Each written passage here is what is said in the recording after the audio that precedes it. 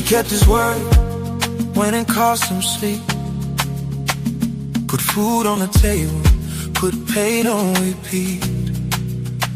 Built a house out of faith and his own two hands. Tried to be everything they said a man should be. He stayed when it was heavy, stayed when it was hard, stayed when the silence cut deeper than scars. Love with intention, love with a plan, but love don't always love a good man.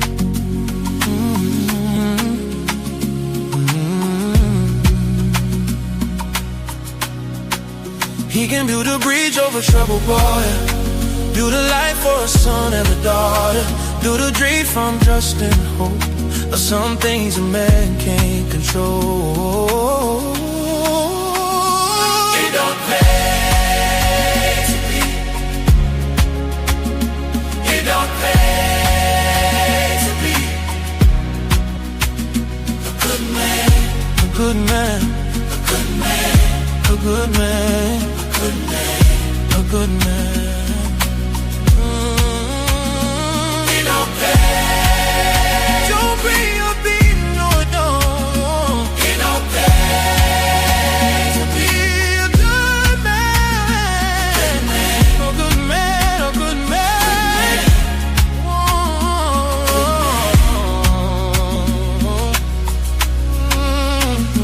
He can build a plane, he can build a boat, build a future off a bearing a note, build security, build a name, still get blamed when the love don't stay the same. We confront the bill, take the fall, hold the weight so she don't feel it at all. Be loyal, be present, be all in, still watch our heart drift away in the wind. He can win a war, save the world, build a crown on the head of his girl. Climb mountains just to prove he can, but he can't make love understand. It don't pay to be, it don't pay to be a good thing, good man, a good man, a good man.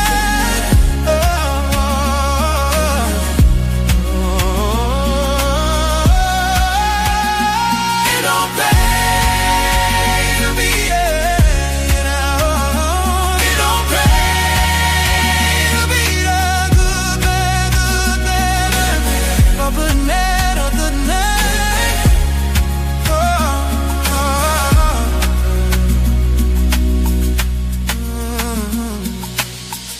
He can love his family, love his kids,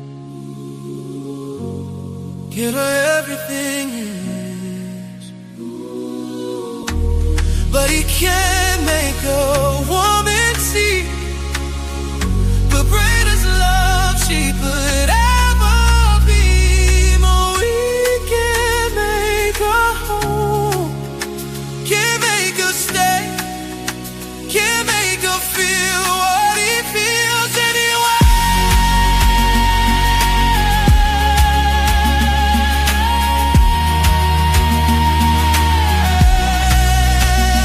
It don't pay to be, it don't pay to be, it don't pay to be a good man, a good man, a good man.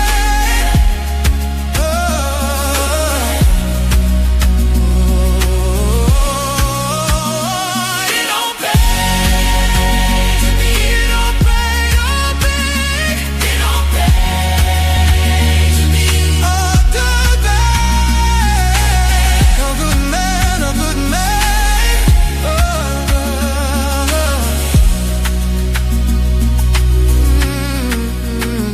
He did it right, still pay the price.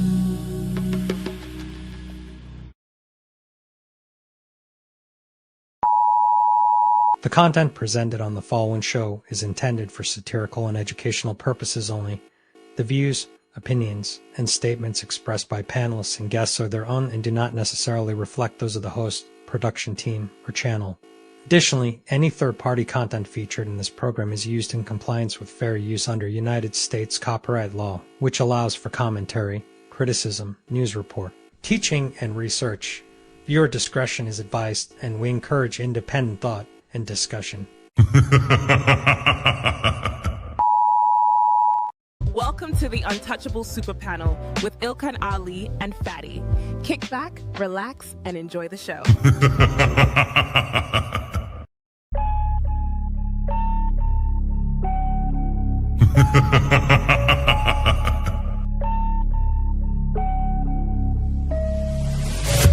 What you're seeing right now with the men is a response to your radicalization. So to try to project that onto us is absolutely ridiculous. And the men are not behaving the way they're behaving right now because they can't keep up.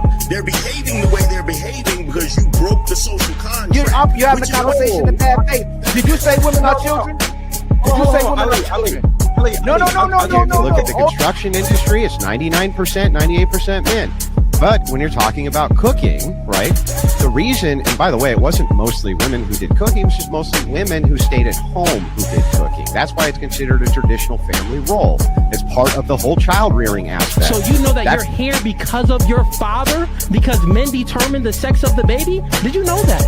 Can we just say, if we're doing men versus women, like, women have infinitely more options. If you download a dating app, like, even grandmas get like thousands of matches. Right.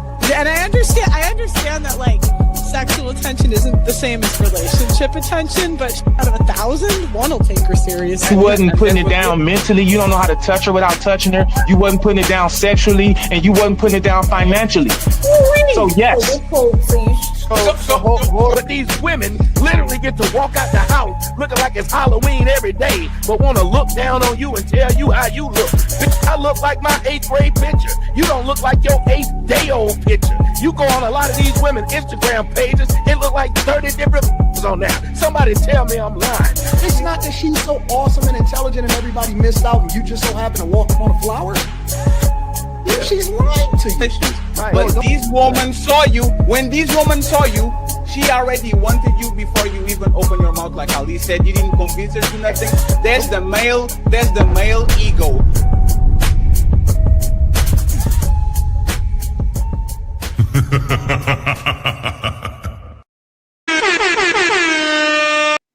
It's time to do. Welcome, family, to another Untouchable Super Panel. Much love to the people, much love to the Untouchables and the dopest chat in the world as well. We see y'all and we appreciate y'all for real. We appreciate all the love and support, and we hope you understand we're doing our best to stay the course as usual. We're gonna try to bring y'all the best show in the YouTube world as well too, including the people we bring on the panel. We hope we bring the dopest people that you see in this space as well. So wherever you at, whether you at work, whether you at the house, whether you in the car, make sure you watching the road, and I hope you enjoy the show. And make sure you like, subscribe, and share. And if any of the panelists are simul streaming, make sure y'all like and share and subscribe on their side too as well. And don't forget to donate to their channels and help them hit their goals as well. Okay, so let's help introduce the panel as well. We have the one and only Lucky Marie in the building.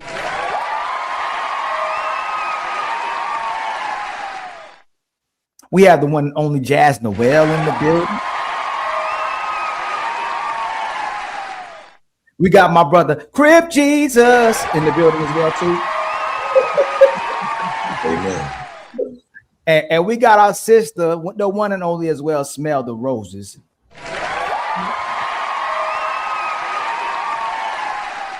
And then we got a sister, man. She a newcomer, but she been hitting hard, man. I think she's gonna be MVP around this way. Mrs. Chris is in the building as well too.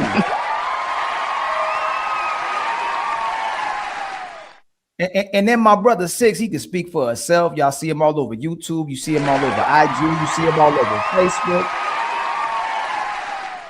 And then my brother, one of the dopest reactors in the space as well too, and a solid debater as well too, man. Much love to my brother JB coming through. And y'all know the one and only Team Fatty, one of the legends of the Untouchables, is in the building as well too. And you supposed to hit the button too. You ain't gonna cheer for yourself. No, you gotta cheer.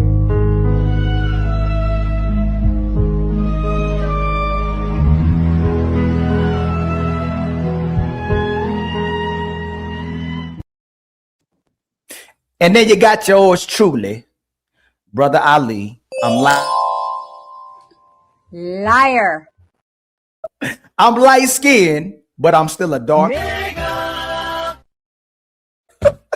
So again, y'all, much love to y'all. Go ahead, Fatty. What you about to say? I played this in advance. That's the biggest lie that you ever said in your life. No, like you are not dark skin even. No, Man, you nowhere. crazy. I'm light skinned, but You I'm are the lightest light skin I ever saw. Like you guys heard the song, almost crying. Good man, a good man. Hey, y'all like the song? Did y'all like the song? Hey, Crip Jesus. Somebody got teary-eyed. Who got teary-eyed? Hey, Crip Jesus. I saw Crip Jesus cry. Crip Jesus, is there some dark skin activities? A good man. A good man. What'd you say? A good man. Hey, you would be. They will change you to the delegation. Good song. Extremely light skin. Friends, once again, I appreciate y'all. Everybody at the end of the show, y'all can find their links in the description. We're going to go crazy, friends, starting tomorrow.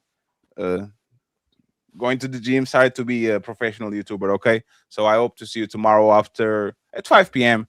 We are going to do a little bit of monkey business, okay? So I see y'all tomorrow at 5. Of course, Ali is going to go live Sunday, and then we have the ladies' first show. During the week, we're going to start February with the bang. Other than that, friends, I think it's time to start the show. And hey, today, this is a lot of ladies' topics, okay? So the ladies are going to talk a little bit more today. It's time to I'm going to play this video, and then Ali is going to read 2 questions that we have for y'all. As you guys know, Erica Kirk being under fire after they leak a couple of videos of her talking 5 days in, 10 days in, after her husband died. So I'm going to play this little 2 for a second, and then we go from there, okay? And then we go from there. And once again, shout out to Miss Bean. She's in the building too, so thank you very much for being here, Miss. Hey y'all. So how you doing? So let's play this for a second, and then I'll pass you the microphone. Oh, look at all the thumbs up. Look how cute that is. Sorry, this is a little bit more informal than probably Charlie would be reacting. How sweet. Again, this was 5 days after the dude got out of here. I didn't know they could do that. I hate suing. I never like suing. Sorry, you guys. I just wanted to say first and foremost. Hi, everybody. Can you restart it? All these emojis. No, it's fine. Hi, everybody. I still love all these emoji Zoom things. Wow.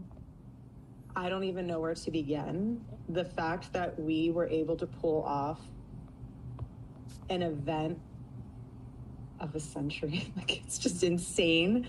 We had over 275,000 people that attended, and stadium overflow, Westgate, insane, you guys. And then you have, was it 100 million?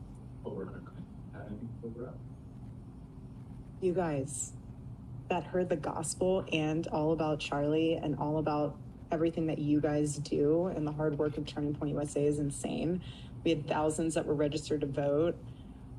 I think we're at like over 200,000 for merch sales. Don't quote me on that because I think it just keeps like bumping up like crazy. But I just wanted to say a huge, huge, huge thank you to the events team, the development team, the graphic design team, the production. I paused you for a second. We're going to go for more 1 minute. Okay. Shout out to Candace for giving us this wonderful audio of a grieving widow. Team, just phenomenal. Their incredible work of leading into the memorial. And honestly, a lot of the staff that worked on the memorial, they had 20-hour days for a week during the time of us grieving the loss of my husband. And honestly, I know several staff that didn't even sleep. Again, you guys are breathing angels. and I'm so grateful for all of you. And obviously, a huge thank you to the Mosaic team. VI, you guys are 10 out of 10. Like, we have the most incredible team. We just do. And you guys know that, and you guys are all a part of that. And I am so, so thankful. And if you do have a moment and you run into any of those staff members that you I would continue playing, but he's like a very I don't even know. I don't even know what the word is. Like I saw a lot of people grieving. I never in my life saw somebody 5 days after their person, not even a husband, dies in like such an egregious way. I see people grieving and they literally are exhausted by day 5. They don't have no more tears to cry. They can barely talk. They are just, so it's kind of interesting to see how she reacted. So we're going to go from there. Okay. And Ali has a couple of questions for y'all. Is it 5 days?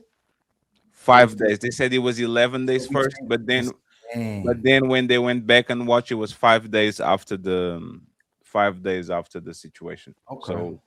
So let's go ahead and let's have fun. And friends, when you see the counter on top, you know it's super chat time. Okay, so let's go ahead. It's time to do. So we can start with my sister, Smell the Roses. If a woman can talk merch, and after 11 days after her man is essentially deleted, do women actually love their men, or do they love what men provide? In this case, hearing her talk about the marketing team, the merch, the production, I feel like it's what he can provide, right? Because it's all about she's supposed to be grieving, but instead she's worried about the money they're raising. You know, it seems like she's worried about all the wrong things outside of her marriage, outside of her children's father. It's off-putting to me. I feel like it's more about the business, more about the money. You're muted, Ali.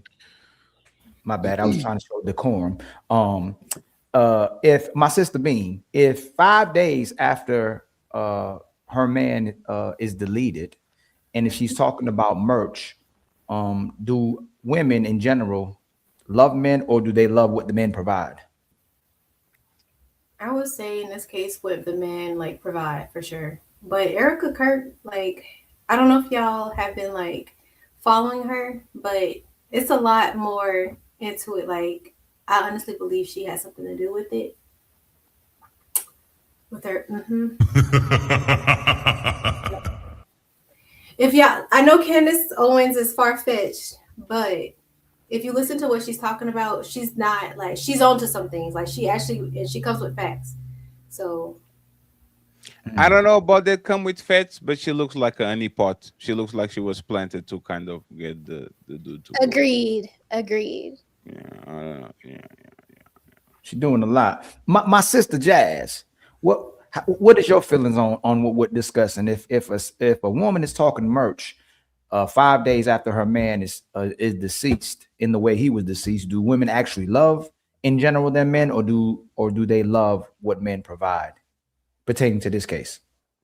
Yeah, I mean, if a woman is moving like that, then she couldn't wait for him to die so she could benefit off of his death. I mean, it's very clear, you know, she is not as distraught as you would think a woman who just had that experience with her husband being assassinated would be.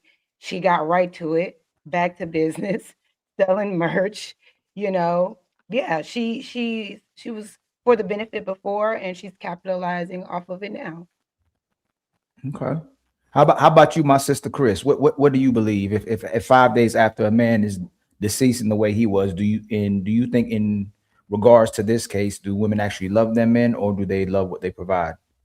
I'm not so familiar with the entire case. I'm familiar with the Charlie Kirk situation, but I wouldn't say that women don't love their husbands because they started talking about merch after. We can't accurately determine how people grieve, and you can't judge the intent of a person's heart, you know. So I'm not going to say that all women who talk about merch after their husband has been deleted, as you said, after 5 days, doesn't love their husband.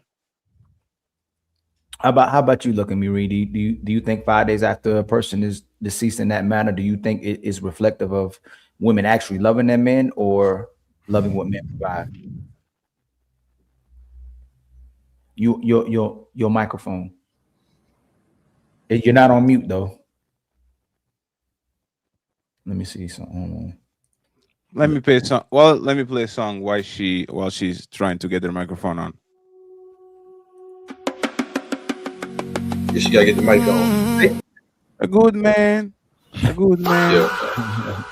Crip Jesus. Go ahead, Crip Can I Jesus. say something though? Yeah, I was gonna say, me personally, I think everybody grieves different. I know when I've had some deaths that was real close to home.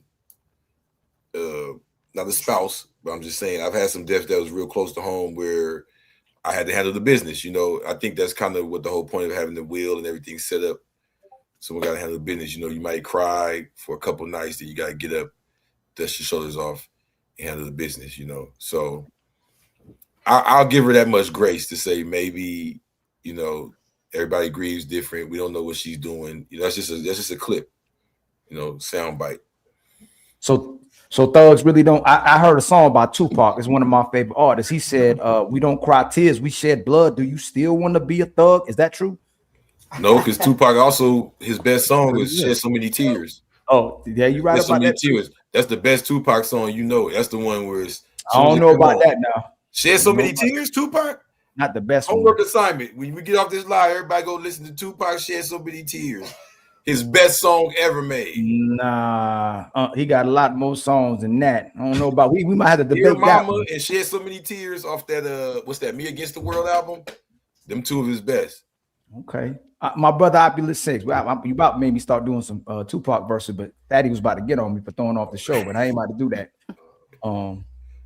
My brother 6, what you think, man? If a woman is talking merch and after 5 days after her man is deleted in that manner, do you think in general, specifically speaking in this case, do women actually love men or they love what they provide? Well, first, can you hear me just fine? Yes, sir. We're gonna have to slice this pie like 3 ways. We all know that everybody grieve differently. So first we have to, let me ask you a question. If the gym you go to and you speak to the person at the front desk every day and you found out that person lost their uncle, would you be a little sad for them?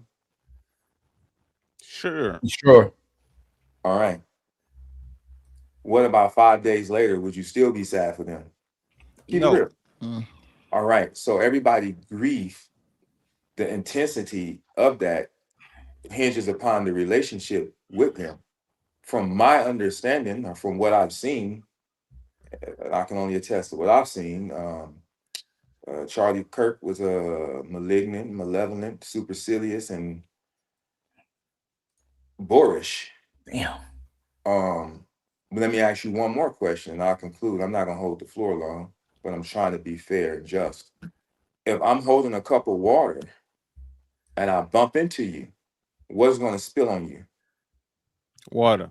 If I'm holding Dr. Pepper and I bump into you, what is gonna spill on you? Dr. Dr. Pepper. Dr. We Pepper don't way know. better, by the way. We don't know what was spilling on Erica Kirk. We know what was in him. We know what was inside of him. And the only thing that you can spill out is the things that are in you.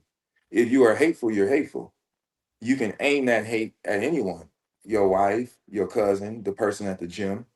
Therefore, and I'm just speaking in general and making this a case because it's possible, because none of us know. So I can only surmise.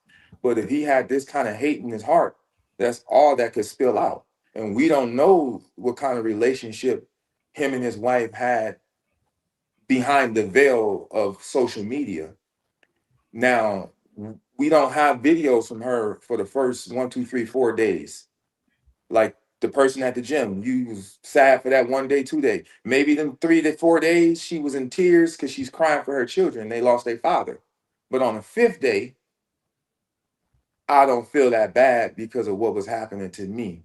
And all I'm saying is that we should also make that a possibility if we're just going to surmise. Again, because I have no idea, but I know you can only spill out what's inside of you. And I know from what I've seen and what I've heard, the guy is supercilious, malignant, malevolent, and malicious in his approach. And you can only pull out of something or what's in at their nucleus. So Six, it's not that I disagree, but your analogy was not good, because if you saw the uncle get shot down in front of you, you would be traumatized probably for the at least you will wake up sweating like she saw her husband bleed out in front of. No, I'll go back to the microphone, but I'm saying like it's not that you heard about it, like there were people that saw that and were traumatized for months, crying, YouTubers crying, people that supported him that was deeply hurt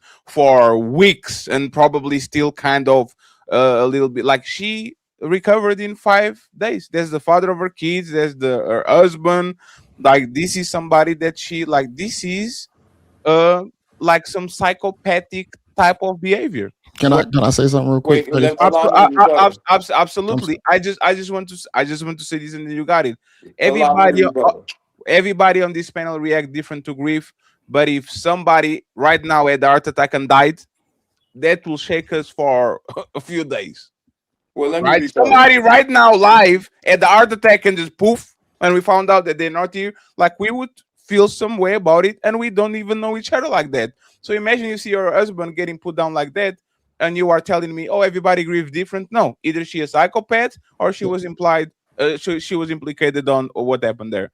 You can tell me otherwise. Six, Jay, and then we have Lucky to if her microphone works. Allow me to rebuttal. Sure. So, Can you hear me? Yes, you're good now, Lucky. Yes. Fatty, with all due respect, it's not that my analogy was bad. It's that you have a rudimentary. We doing it again? Okay. You got it. Allow me to rebuttal. You have a rudimentary. No. I just want to make sure you want to make it personal. Let's go there. No. Go ahead, You tell it. It has to be personal, because my analogy was bad, and that's a personal. So no. So respectful. No. I talk about your analogy, not you. That's not personal. No, listen. I'm gonna need you to do this. No, because you are smart. No. So I will do it. So let me actually tell you something, right? No. One second. No, one second. So this is why you sounding smart actually is not make you smart. Let me tell you exactly what it is, right? I talk about your analogy, not on you personally, right? And you talk about my lack of understanding, which is actually a personal attack. So rudimentarily, elementarily, you are wrong. I didn't attack you. Allow me to. Your analogy is wrong. Just because you feel personal about that doesn't mean that I actually attack you personally. Right now you're doing this. I know, but that's what you do. Hey, Six. Nobody on this panel talks more than you. Nobody. You run your mouth. So now that we are set, hey, sir, will allow you to go uninterrupted. I just want to point out to the crowd that just because people can I finish and then you got it uninterrupted, I promise. I just want to point to the crowd that I didn't attack this man personally, but because he's so smart and he does the poses and the glasses and all that shit, all of a sudden he wants to make it personally. So go ahead, opulent, the 6th number of the Arabic numeration. Go ahead, you got it. Allow me to introduce some common sense to the conversation. You are displaying a rudimentary understanding of emotion. Not only that, you have a very ethnocentric understanding of how people grief is different. Ethnocentric. You just said that you was gonna. That's not even how you use that word. You keep there is no such thing as big words, just small brains, fatty. That was a nice comeback. Oh man, hey, I love you, hey, Chief. hey. You gave an analogy and you said if somebody got their brains blew out, we will all feel something right here. Well, I can tell you, I will feel nothing. I'm semi-emotionally and unavailable. I've lost too many people in my life, to my mother, to my brother, to my father, to a daughter, where I don't feel those type of emotions. So even your analogy from a personal standpoint, I know that's wrong, which is why I'm trying to tell you your understanding is rudimentary. And that's not necessarily a diss if you understand what rudimentary means, but it's also based in your ethnocentric point of view, which is dangerous because the world is different and everybody grieves different. And I also said that you don't know how that he treated her. So the first 5 days, 4 days, she may have been emotionally distraught. She may have felt despondent. We wasn't there, but for her children. Because maybe she wasn't romantically into him. Maybe she did not have a healthy relationship with him. We don't know. We're all surmising. So I'm just introducing something that no one else here probably thought about because everybody, that's why I said we got to slice it up 3 ways. Maybe because from what I've seen, I don't know him personally, he's kind of supercilious and he's kind of malignant. And whatever is in you will spill out of you. How do we know that his household was not hostile as it pertains to them, and that the loving husband and wife was just a veneer? We don't know that. So the first 4 days, which we have no evidence on how she grieved, maybe she did grieve, but just grieved for her children losing their father. But on day 5, I don't really care because I don't really rock how you was treating me. I don't know. I'm just saying it's possible. But to put everybody in one box and say everybody grieves the same or has to have this level of grief is ethnocentric. It displays a rudimentary understanding of emotions because everybody grieved differently. I didn't cry at my father's funeral at all, but I cry every single morning I wake up out of nowhere for my mother. Other than that, I'm emotionally detached because I expect loss. I have a healthy relationship with death. We all gonna die. Earth is having a yard sale. Everything must go. You know what I mean? That's why we got to cherish everything we got when we got it because we're just borrowing it. Nothing is yours. So what if Erica has that kind of understanding, also had a tumultuous relationship, also was money driven, and their relationship was more focused on making money and living in decadence than it was romance and family legacy? I don't know. I'm just introducing this as evidence, but for you to just rule it out all the way and say it's a bad analogy, it just demonstrates that you don't understand the nuance of emotions. That's all I'm saying. I yield the floor. Sure. Real quick. So this is why you get caught, right? You're not talking with the amateur right here, right? I see you talk, and I will literally collect every word that you say. Didn't you say on the show on Ali when you're fighting Fantastic that you didn't have a father grow up? Why the fuck are you bringing your father when your mama, like I say, I cried when my mama, but respectfully, sir, respectfully, if your wife died tomorrow and you didn't cry nothing and you be talking like that woman talking, there's something wrong with your head. Respectfully. I kind of want to piggyback off that. So I want to. So 1 second, please. I want to ask you something quick, and please don't go on a ultra trepidarious monologue, okay? If your wife got shot, is not just passing away. If she was brutalized like this man was, would you be grieving 5 days later, or you be just chilling because you saw a lot of that in your life? The world don't stop just because your wife get killed. Did I say that the world stops? The world doesn't stop. Did I say that the world stops? Allow me to speak. Yeah, First no, of all, but Fatty, please be short. Please be short. Please. For the sake of brevity, I will keep it short if you allow me to speak without interrupting. Like I got you. Go ahead then. I grew up without a father because he was dead, homeboy. But what That's the point. Let me finish. You keep interrupting me, but you want me to be brief. You won't even let me get a full sentence. No, that's the point. If you was dead, how would you cry? Listen, Linda. Go ahead, Annabella. I watched my father take his last breath, and no one knows that but my wife. I saw him pass. I knew what happened. But when I showed up at the funeral, I just didn't feel anything. My mother was on drugs till I was 27 years old. Yet still, when she died, I cry every morning. The way everybody handles grief in their relationship will hinge upon how they deal with it. And nothing you say can pause or suspend that reality. And making word salads and conflating a bunch of different truths and adding a nugatory of truth doesn't make everything you say true.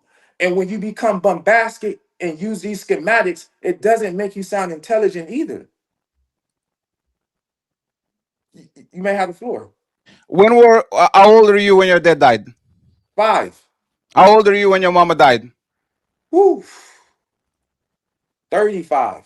So you had 5 years of goo goo gaga. I can barely walk. I can barely understand nothing with your dad. And you had 30 something years of neoliberal teenager, grown up man attached to a woman type of thing. Are you stupid? Are you dumb? Don't you understand that a baby can understand grief like a grown up can? It's not because they were different. It's because you wasn't attached to your dad the same way you were attached to your mom. So now that we got that out of the way, you are going to answer. You now that we got that out of the way, now that you got, hey sir, I told you to stop. If you make my mother and my father a topic, then I'm going to be allowed to speak. You won't disrespect my family like that.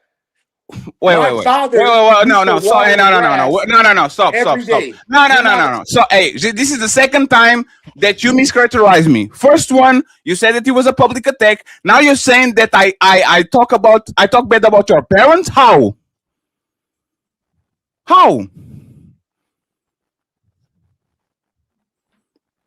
How did I talk bad about your parents? I'm saying one died early, so you didn't attach to him, and another died late, so even though they might have some problems, you got attached to them. How am I disrespecting your parents?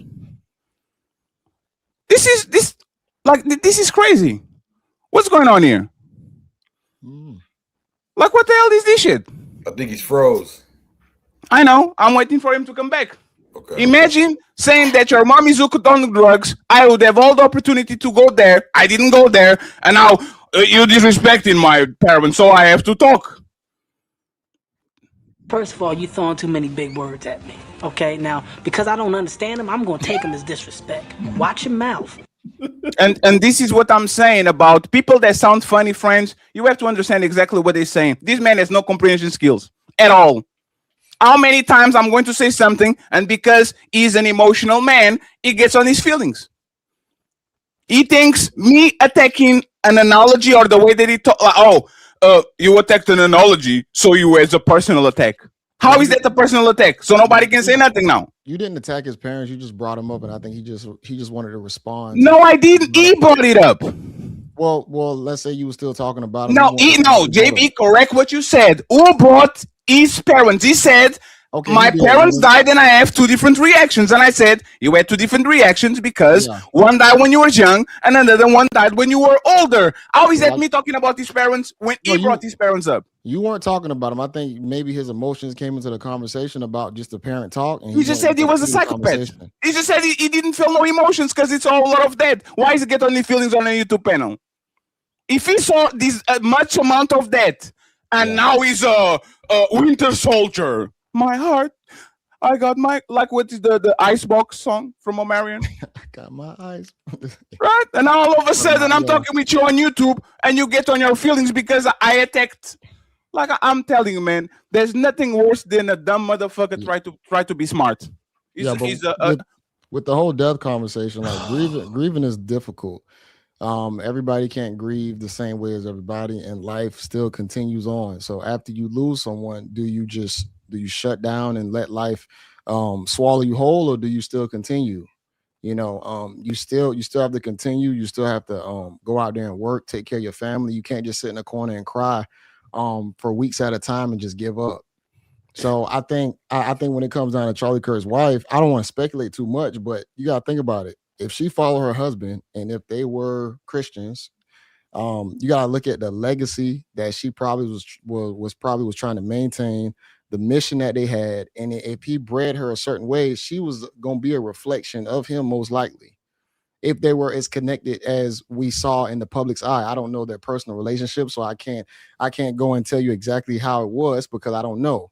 But if she was a reflection of him, she's probably going to try and continue the mission that he was continuing in the public's eye. No woman is a reflection of a man. Woman cry for anything and everything. If my dad died tomorrow, my mama didn't cry nothing, I will look at her crazy. I will look at her crazy because once again, I know woman at this point. Woman cry when they're on your period. Woman cry when they get demoted. Woman cry when they miss the bus. Woman cry for everything. So if you are a woman that cries for anything and everything, and as soon as the most important person in your life disappears from this planet on a gruesome way, you for sure. But no, I get what you're saying, but still under just under the microscope of them being Christians, if she is actually a legit Christian or if she's actually trying to pertain to the mission, then she's gonna follow it as you know. Okay, so what does Christians? Hold on. Yes, hold on.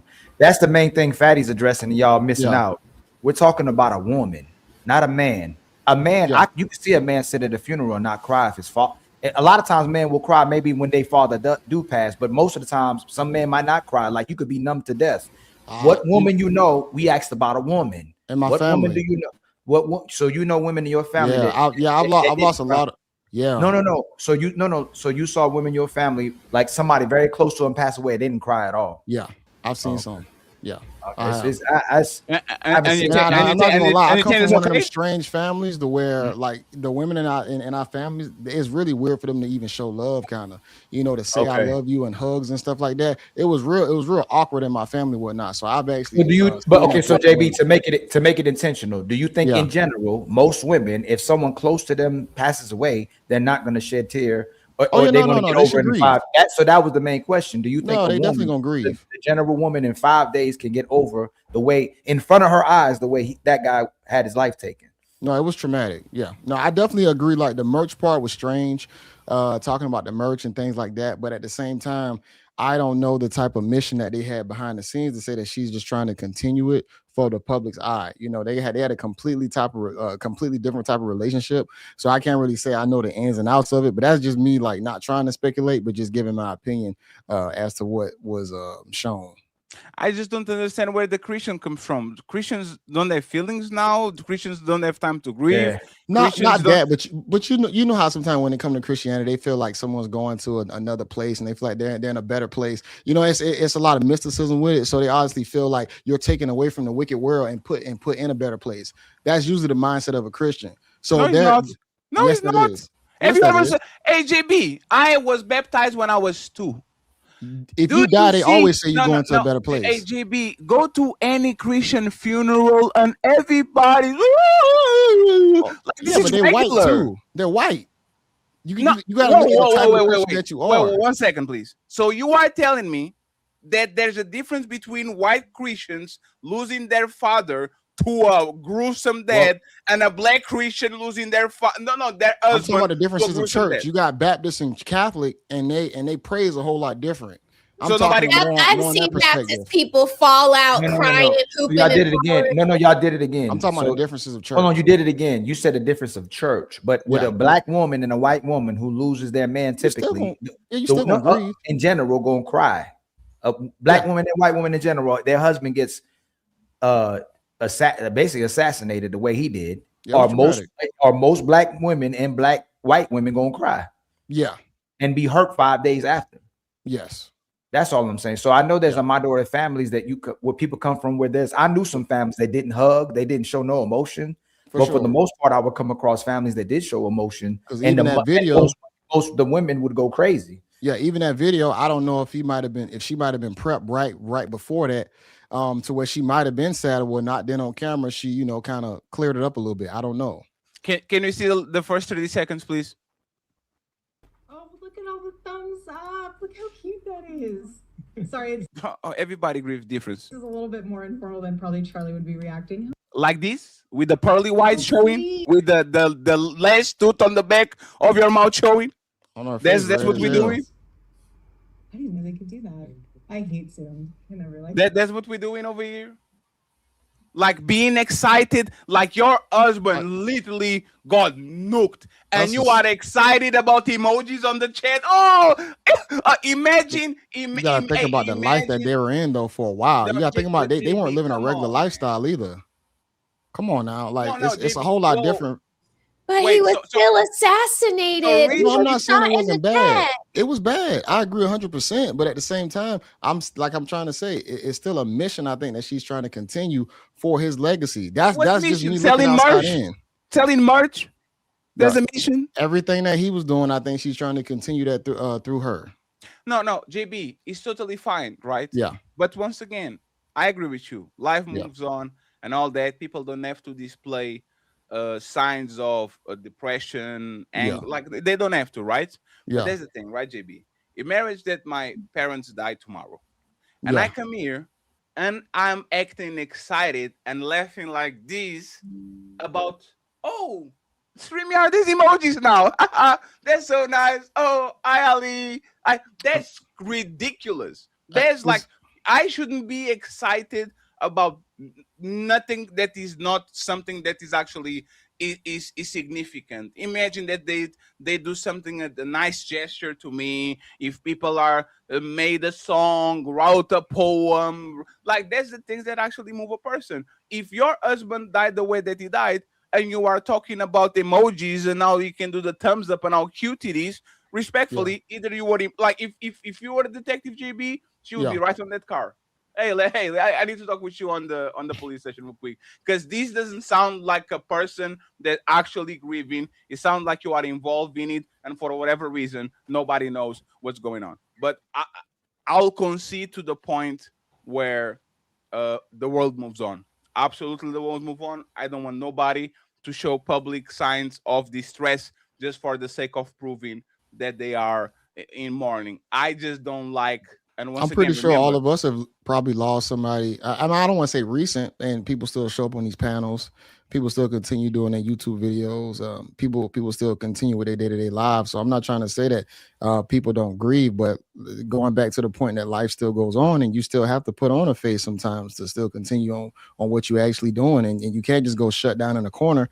I lost my mom when I was young, and people used to ask me this question like, "Damn, bro, how are you still like going on? How you haven't lost your mind yet?" And it's like I'm not gonna do that because she wouldn't have wanted me to do that. So I'm not gonna sit around and shut down because I'm still living out the legacy that she left me because she birthed me. She was my mother. So I'm not going to do that because I would be shaming her in that same breath. But I would have people tell me that all the time, man, if I lost my mom at a young age, boy, I would have shut down, and boy, I would have started doing this or doing that. You just going to throw your life away like a loser at that point. I'm not going to play that game with myself. So that's how I look at it. Crying doesn't make you a loser. Cry actually is good. It's not about crying. It's about giving up. Yeah, if I stop going to school, if I stop going to school continuously during that time period, nobody told her to stop working, JB. We just ask if your husband died. And I had to put on when I went in school still. JB, think about it, right? If your husband died, don't come out like you are Lil Yachty on Conchuela. Don't come out with fireworks on the back like you are a WWE. You are a WWE superstar. No, you're not in Erica Kirk. You're not in her shoes either. So you're not gonna be able to sympathize or empathize or even relate to her situation. And I'm not trying to give her no pass because, like I said, I don't know everything from that small few second clip that you showed. So I can't overly speculate, but at the same time, you still got to understand that you and her life is completely different. You don't know what you would do in that situation, possibly. You're only speculating. JB, there's one thing that I don't like when you say this, right? And I'll pass the microphone to the ladies that didn't talk. You are a reviewer. What I got to do in anything? Everything you do is picking up small clips and reacting to people and assessing their intentions. So? No, continue. I'm gonna let you continue. I'm sorry. Go ahead. No. So you can do that for a living, but now you see a clip and you can do the same thing that you do for a living. Yeah, because some clips need more understanding behind it. Look at what you're trying to do. You're trying to talk about her grieving opposed to her talking about selling merch. How many times have you seen I go off of what someone says on that moment. Crying with dry face. Nope. When I react to dating and relationship things, it's usually someone saying something like, I don't want to date a dude because he's short. but I want this, or I'm single, or I'm having a rough time dating. I'm getting passed around. I'm giving my box up loosely. I'm goofy. I'm impregnating multiple women. I'm reacting to things directly to the situation. You trying to speculate about something where she's talking about merch. It has nothing to even do with what you even talking about. So last question, and then we get Miss Teza and Miss Lucky, right? If you were on the afterlife, GB, watching your wife reacting like her been reacting on the last 3 months, and would you feel any type of way about it? Don't put me in that position. I'm not going to answer that question. Sure. Respectfully. No. Because like I said, if you believe in what you said, you would answer the question because you would be on the better place. That's why I say Wasn't you? I don't What have nothing wasn't? to do with it at No, that no. point. Wasn't you that said that Christians, because they have this perspective? 1 second, please. And this is once again, y'all not talking with the amateur. You literally justify that woman grieving the way that she grieves because Christians has this idea when somebody transitions, they are on the better place, so they're actually happy about it. And now that I put you on that position, instead of being happy about it because you're on the better place and you are answering that question, you are talking like I'm putting some very nefarious thing on you when you should look at that I'm not as a Christian. freedom and as release, right? I'm not a Christian though.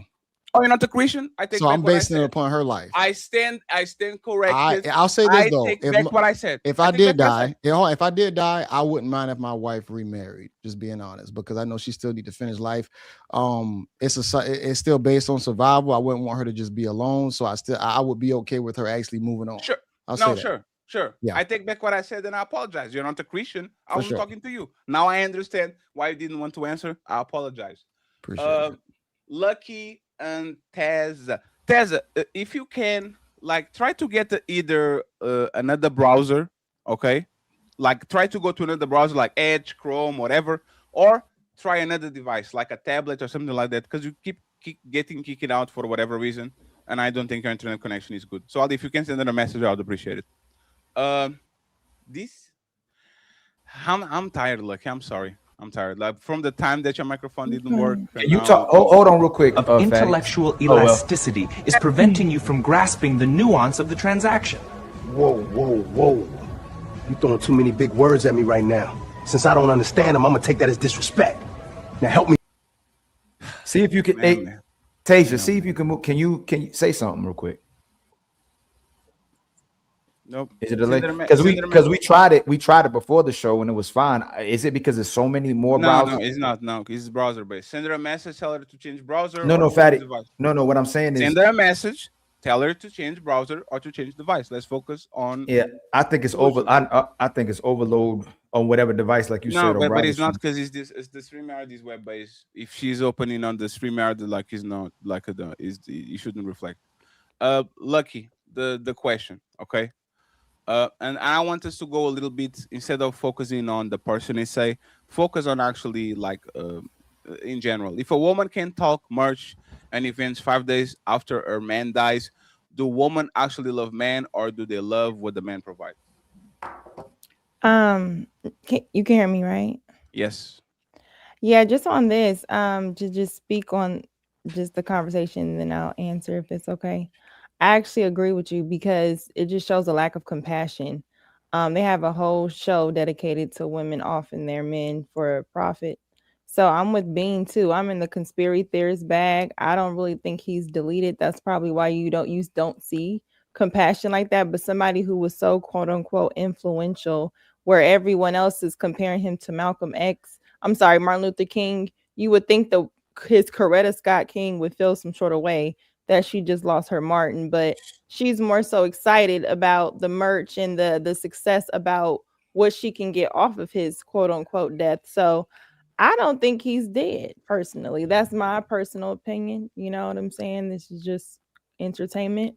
But yeah, I think that shows a lot with those type of people, and I think that has a lot to do with why she feels a way about Candace. So, and You know, I don't think Candace knows the truth, but you know, that's another conversation. But yeah, I think it tells a lot because I don't know why we doing this. Some people grieve differently. If you're at a point where you can't feel nothing for somebody dying, even on camera, you are beyond saving. Like, I don't even know what we're talking to you for. You lack compassion in every aspect of your life that needs it to have a humanistic, you know, connection with people. Every So I clip you think got to that be just shows crying. a disconnect. You said what? Every clip you got to be crying. Why you got to be so extreme? Nobody said crying. There's different levels to show compassion for your spouse that just died. If you can judge a baby mama or a balloon pop person's preference, you can judge a woman not showing compassion for her husband who's so influential to conservatives that the conservatives on YouTube are showing more compassion than she is. That you can question that if you can question a baby mama. Every clip though. Every time they're on camera, they Can I always say gotta something be- though, Jay? Like you said, it's a clip. So what people would in this day and age, what we gotta be careful is I could be fully grieving. I could be crying for 10 hours and lighten up for 1 hour. If they get a clip of that 1 hour when I lighten up and try to say, yeah, you know, it's not too bad, then they can paint it however they want to. And in this world and time, the way that we consume a lot of our content, we kind of normalize that. So it's like, here goes the clip, here goes the person, here goes the situation. But that clip doesn't represent, you know, what she feels and what she's going through. And it's not like she's jumping for joy in the clip. She's just discussing the merch and the numbers.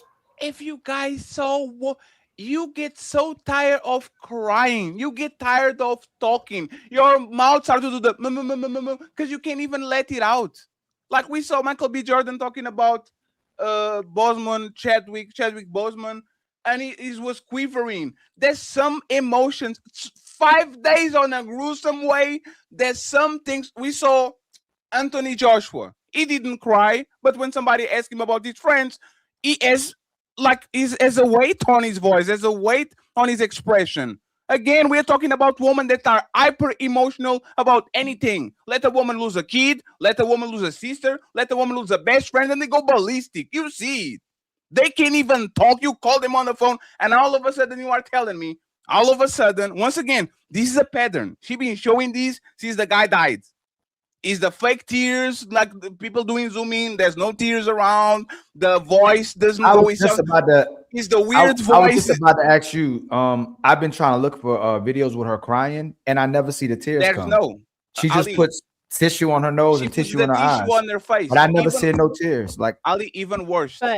Actress literally was reviewing her videos, and she said that if I was to taught somebody how to cry and do the pauses and do the that's exactly how I would go about it. Is how she goes about it. She pauses, like there's no video of her actually expressing herself, quivering. Is all performative, but all of a sudden, let's not judge. So, like Lucky said, if y'all can judge motherfuckers going on Pop the Balloon, doing a goofy stuff, like literally goofy, and do a whole characterization, personality, if she's a good woman, a bad woman, a righteous man, a respectful man, you can do like psychoanalyze that whole thing.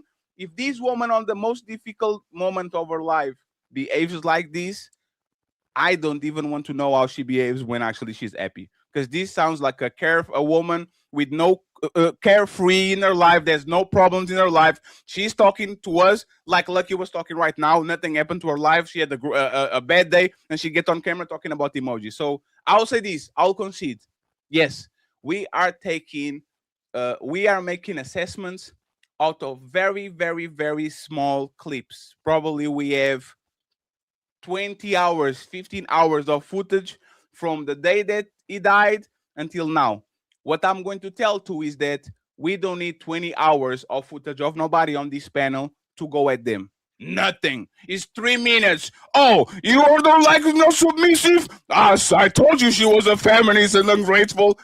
I don't get it. One day we wake up and we judge everybody. The next day, who am I to judge? Me? I don't know, to be or not to be. That's the question. I don't get it. I just wanted y'all to be a little bit consistent. Anybody wants to say What anything? do you mean by that? I mean, if it's my job, if it's something that I do on the daily basis, right? Yeah. If it's something, imagine that I am somebody that is. Let me give you an example, right? Imagine I'm somebody. I'm the master chef. I'm a jury on master chef, and every day 7 motherfuckers come around, and I'm saying this is trash. You don't know how to cook. How dare you bringing me this here? You don't know how to fry eggs. And then Creep Jesus comes along and says, "Hey, sir, here's my plate. Can you taste it? You know, I need more understanding because I need to understand how you cook. Can you show me a video of how you put the sauce on it and you flip it? I can't judge your cooking like that. I'm going to look at you funny because motherfucker, you are a judge on Master Chef. You should know now at this point how to judge a plate. So if you refuse to do it, I will. Why don't you react? Why don't you react? Why don't you react to a clip of her actually talking about Charlie Kirk, or explaining how great of a husband that he was, or bad of a husband, either or? Why don't you react to something like that opposed to her talking with a team member for the business on what is being done for his mission? It's a little bit different. Like that's what I'm saying. When people react to things, usually it's going to have a little bit more context as to what's being said. She wasn't talking about her husband. React to something where she's either saying something bad or good. No, she mentioned Charlie would like this. She said Charlie would like this. No. Oh, look how much we've so. You want me to show you this? For her. No. I'm just saying, JB, let me show you this. Let me show you this, right? Let me show you this. Hey, see the weight when she talks, okay? Yeah. See the weight when she talks about merch and when she talks about her husband, okay? It's the same footage. I'm going to jump into the end and you are going to see exactly what it is, and we're going to talk, I'm going to play more. There's an 8-minute video. I'm going to play more than 3. And I feel very honored and I'm grateful for all of you. So I just wanted to take some time to hop on and did share she sniffle my condolences. I'm grieving too. Look at me. Did she sniffle? I'm not capable for it. It's just funny, man. I'm like, bro, it's not something I would even react to, but I get what you're saying. So you can fake sniffles. Where's the tears? Do you saw her wipe her eyes literally a second ago? Where are the tears? What is she wiping? I'm very honored and what is she wiping exactly? So I just wanted to take some time to hop on and share with you my condolences. I wish I could help. I ain't seen her cry yet. But again, the fact that there's a lot of them in the office on today. The fact that a lot of you guys are here in office, that's what he would. With the mission, he doesn't want you to just be sitting on the couch alone in your room. He wants you to, obviously, I mean, we will all mourn, but he would want you to build. Sad. I don't know. And so that's what we'll do. We'll have a sword in one hand, and we'll have a hammer in the other. We're just going to build. Okay? I love you all. Deep breaths. Usha. It's like she reading the script. That's bad. Who does this and says deep breath, exhale, inhale? Like who literally narrates their emotions? Who? This looks like she's reading a script. Deep breaths. Usha, I just wanted to share this with you all. I asked her when we were on the tarmac. I said, I don't know how to get through this.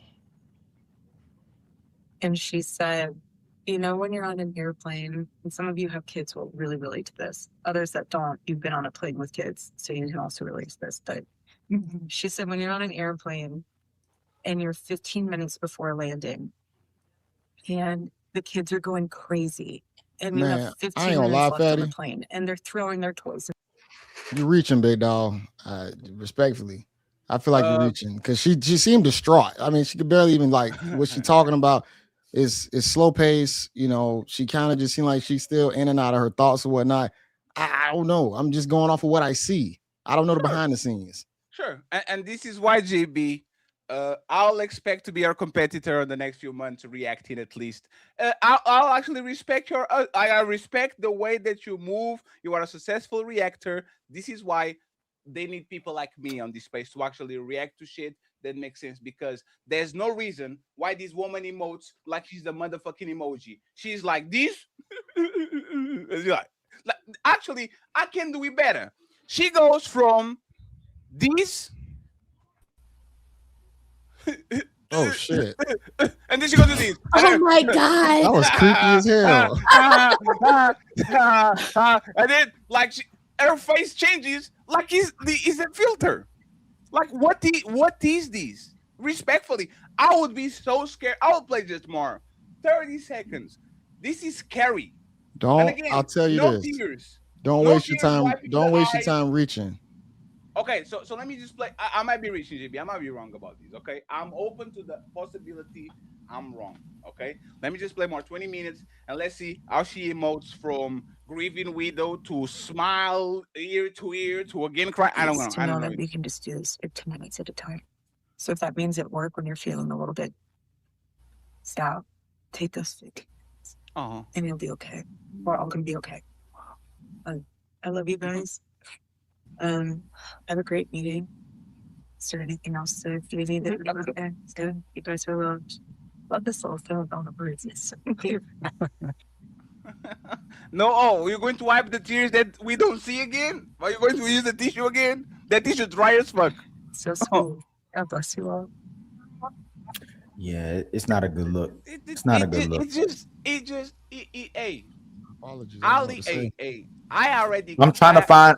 Hey, JB, just look for her crying, like tears coming down at all, like. Unless she got some of the softest tears in the world, where like when she cries, it just like nothing really comes out. She just gets emotional. But I can't. She has a medical condition. She has a medical condition. Oh, I'm not sure. I don't. Oh, deep. Hey, you know what's funny? When Six was saying that I was attacking his parents, I should have said, deep breaths, deep breaths. No, you wasn't attacking his parents. He just got emotional about the conversation, and he wanted to keep speaking on his parents. Yes. So I will say what happened, right?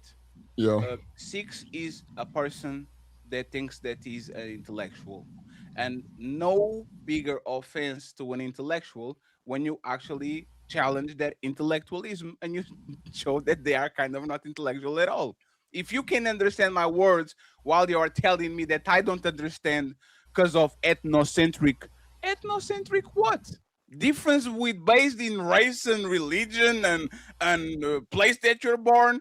Everybody deals with that. You go to any part of the planet, and if their wife died or their husband died on a terrific way, everybody's crying above the casket or the fireplace, whatever you do with the person. So again, I don't understand how people use so many words, but they don't have a basic understanding of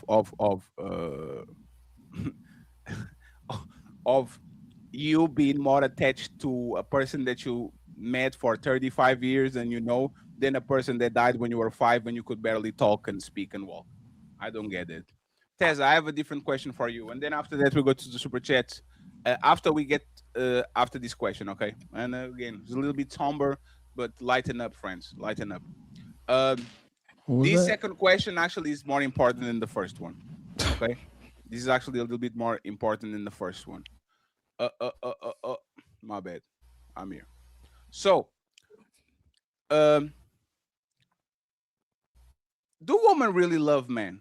And can I expect this from most women that will move as fast as possible and move to the next person? Okay. When it comes to dying, of course, people are going to grieve and all that, but we know that women are infamous for example, breaking a relationship and a few weeks later already be with the next person, right? Is this, I know this is an extreme, even if we're giving the benefit of the doubt, but is this what men should expect from their woman if they passed away and their woman goes about their business and does what he needs to do? Go ahead, Teza, and then we go to the rest of the panel again. Damn.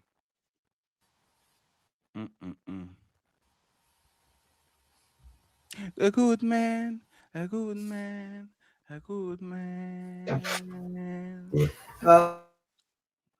Nope. Ask her to I don't know what happened. I did. I don't know what. I'm telling you. I don't know what's going on. Tell her to Got your change. camera.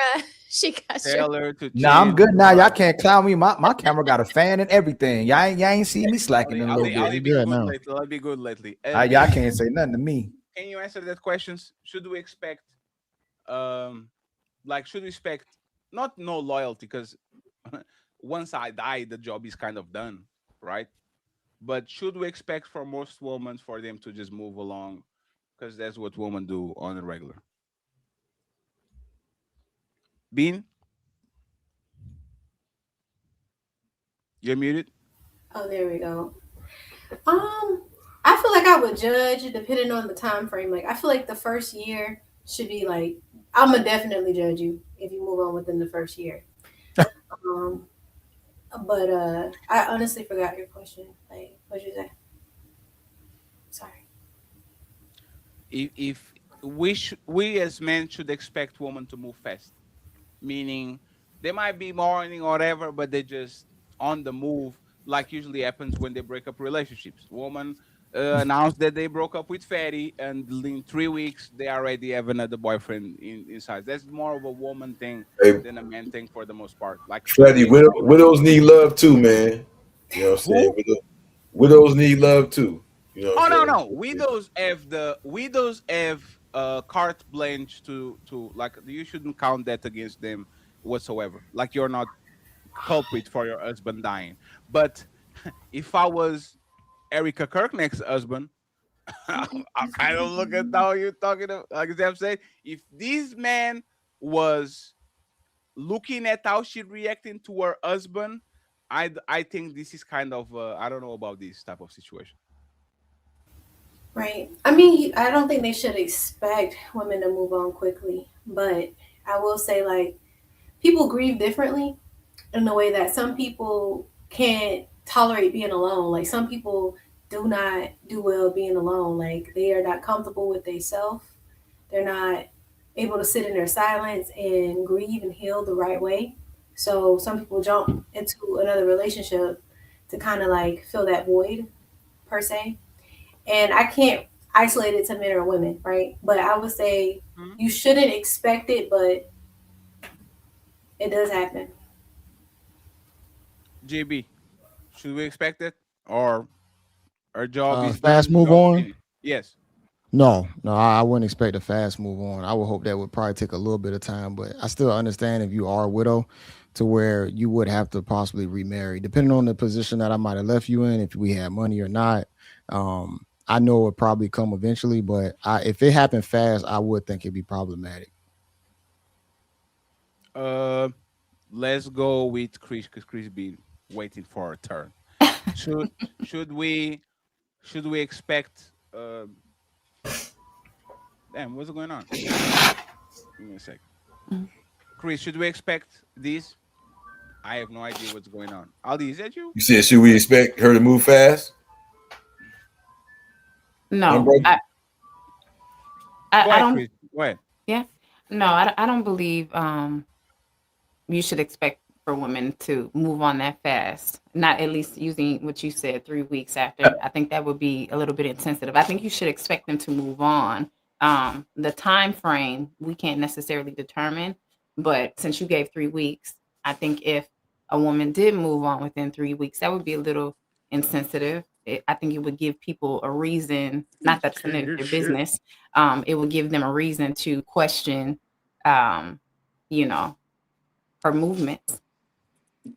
If that person was there before, actually, in my opinion. Say that again. 3 weeks is not time to develop even a friendship. No, it's not. Absolutely not.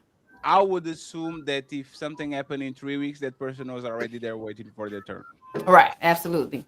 That would show extreme insensitivity for sure. Crip Jesus, what do you think? It's a lot of variables here, man. Depends on what their relationship was.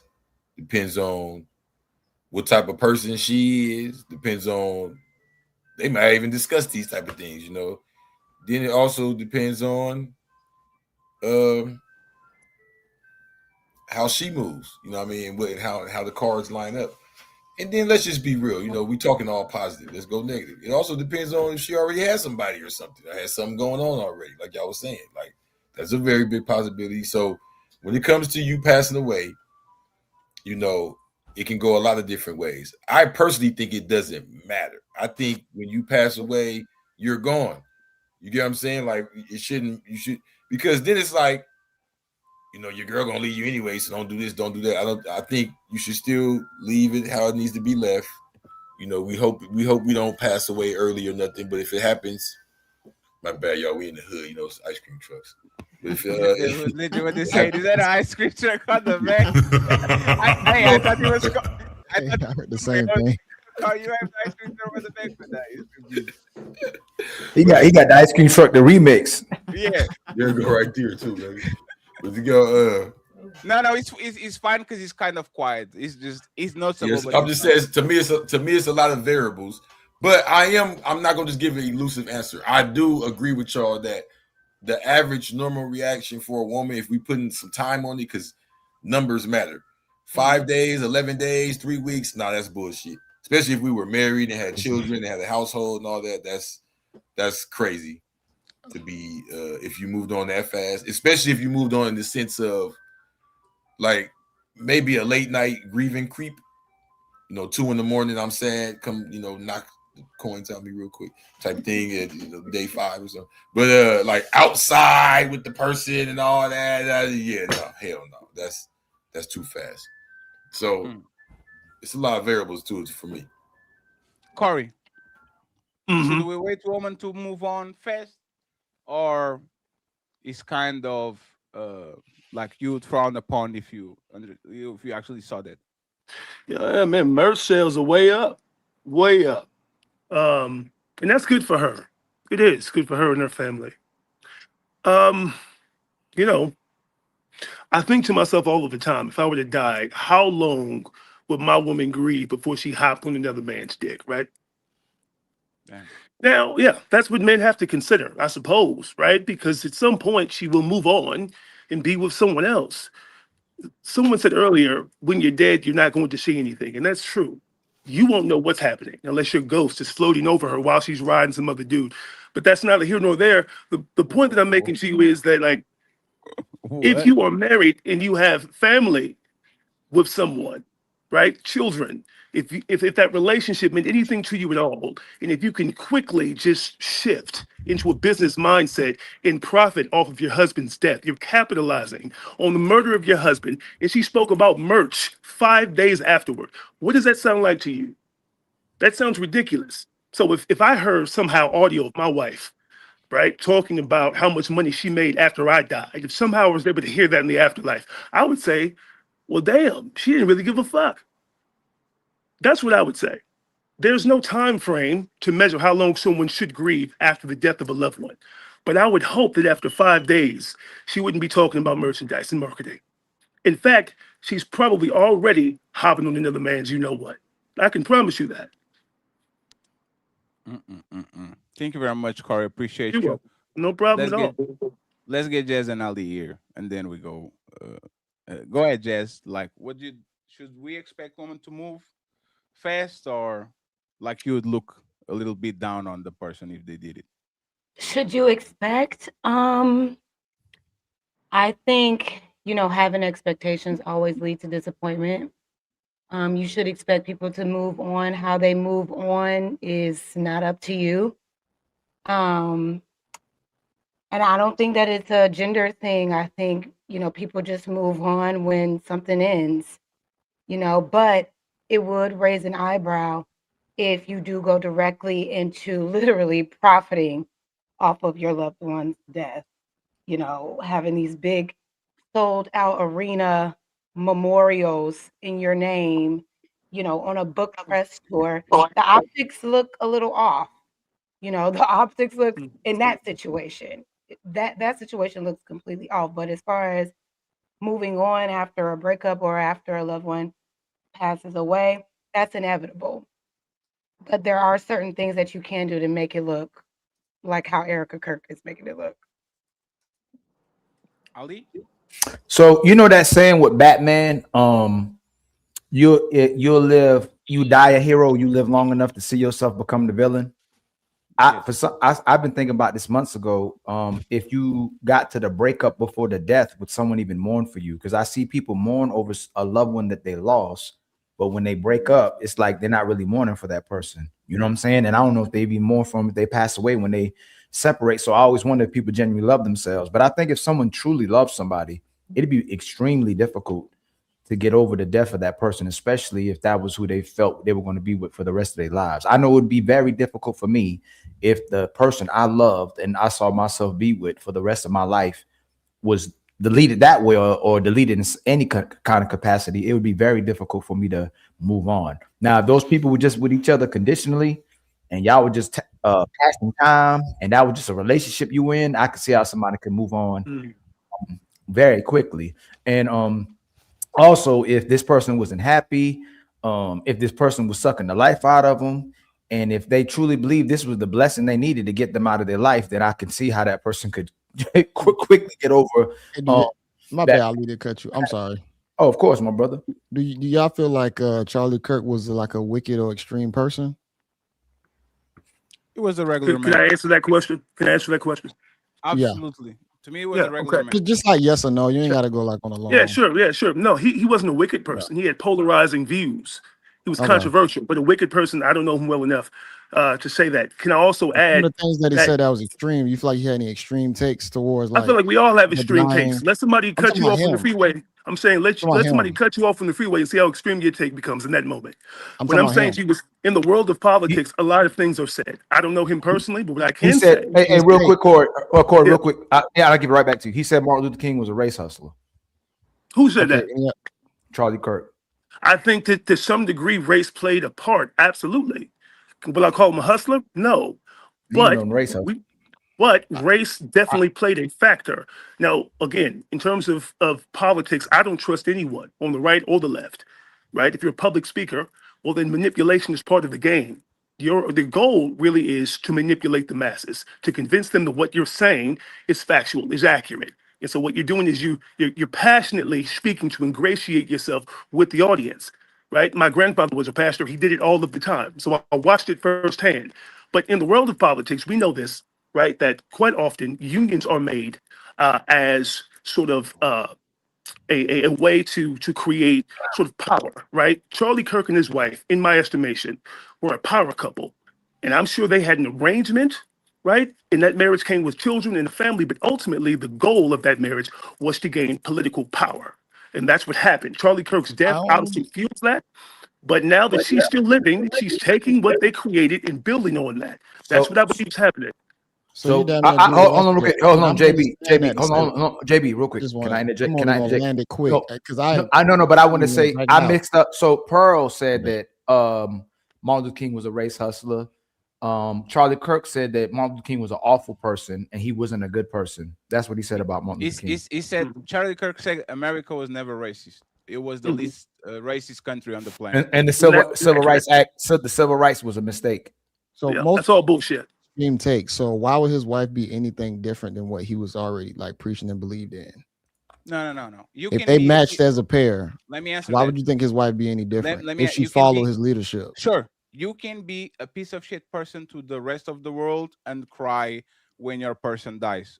What if she was super wicked? No. But that's the thing is. Even Harley Quinn wants to blow up the world, but if Joker dies, she will grieve for 1,000 years. And she's gonna follow Mr. J's plan. Bonnie and Clyde. Every of these women that show toxic traits towards the world, a lot of times that's the only person that actually can love is their man or their person, right? So I'm not expecting her to be as cold-hearted as a man talking about strangers in a room full of strangers. You see what I'm saying? Like I'm expecting her to have a level of grief. Is that fair, GB? That's fair. One more thing. Just like the way Pearl switched up, just like Candace Owens switched up, just like Trump switched up. When in early in his career, Charlie Kirk called Martin Luther King a hero and an icon, and then he switched up later on. So I don't know if they're like grifters, which I think most of them are, but they make a lot of money. Just like the Hodge twins switched up, everybody's switching up to make money. If me and Fatty and the Untouchables switched up, and we started tearing the black community up, you know how much money we'll make to start talking down on the black community? It's a lot of money in talking bad about black people. We gotta admit it. Like we gotta be real about it. If you switch up your politics and you start talking bad about black men and black women, you'll make a lot of money in this space. I say that all the time. Shout out to Jesse Lee Peterson. Shout out to Officer Chatham. So, shout out to every and they know it. Like people say they'll know in private in their private life, and they really don't think like that. But it makes so much money they come on public and they'll talk like that. Roses and Lucky. Should we expect women to move fast? So you saying like, so you saying Charlie switched up his tone or whatnot? Yeah, Like his views? Yeah. No, it's On, his I mean, because he had rhetoric. On Martin Luther King. He switched So up he's his talking rhetoric about just on Martin Luther King, but when it comes down to like, you know, other political issues, I feel like he pretty stays straight across the board. Like especially his extreme, like I would say, like what they call it, like white national Christian ideology. Yeah, I but mean, he he was, pretty much stayed with that the whole time. but he was a very, like, he was a highly like Israel supporter, IPAC type of Yeah. dude, and he that's why they kind of saying that he might get out of here because can't hear anything. he started to talk like he started to denounce the group. So it's natural for you to evolve positions, right? Yeah. And you can see the track record of the person actually evolving. Is not regular for a person to be a staunch like Candace Owens, right? Be have a Donald side calling out Donald Trump, all these things, and all of a sudden she's on the other side of the aisle, right? So I believe that evolution. I don't believe in you were keeping up on that day and you shape shift completely. Okay, let's get lucky and smell the roses. Moving too fast should be expected, or would you look some type of way to that person? No, I get the semantics of it, but I just think it's dishonest. If you actually got love for the person that you're with, you're definitely gonna show some remnants of it. I mean, I remember when Nipsey Hussle died and people judged Lauren London heavily based on her lack of showing emotion, even though she went into hibernation. Like she didn't really want to talk. So she's still judged based on how she should react. So, and he was very influential to however many people think. So it's like for somebody like Charlie Kirk and you be his wife standing by his side, I just think that's being dishonest to think that you're not supposed to have some sort of, somebody's going to see something. I mean, she had her speech, but it just looks very PR. And I think there's nothing wrong with judging that. So, like we judge everything else. Like stop trying to save the white lady.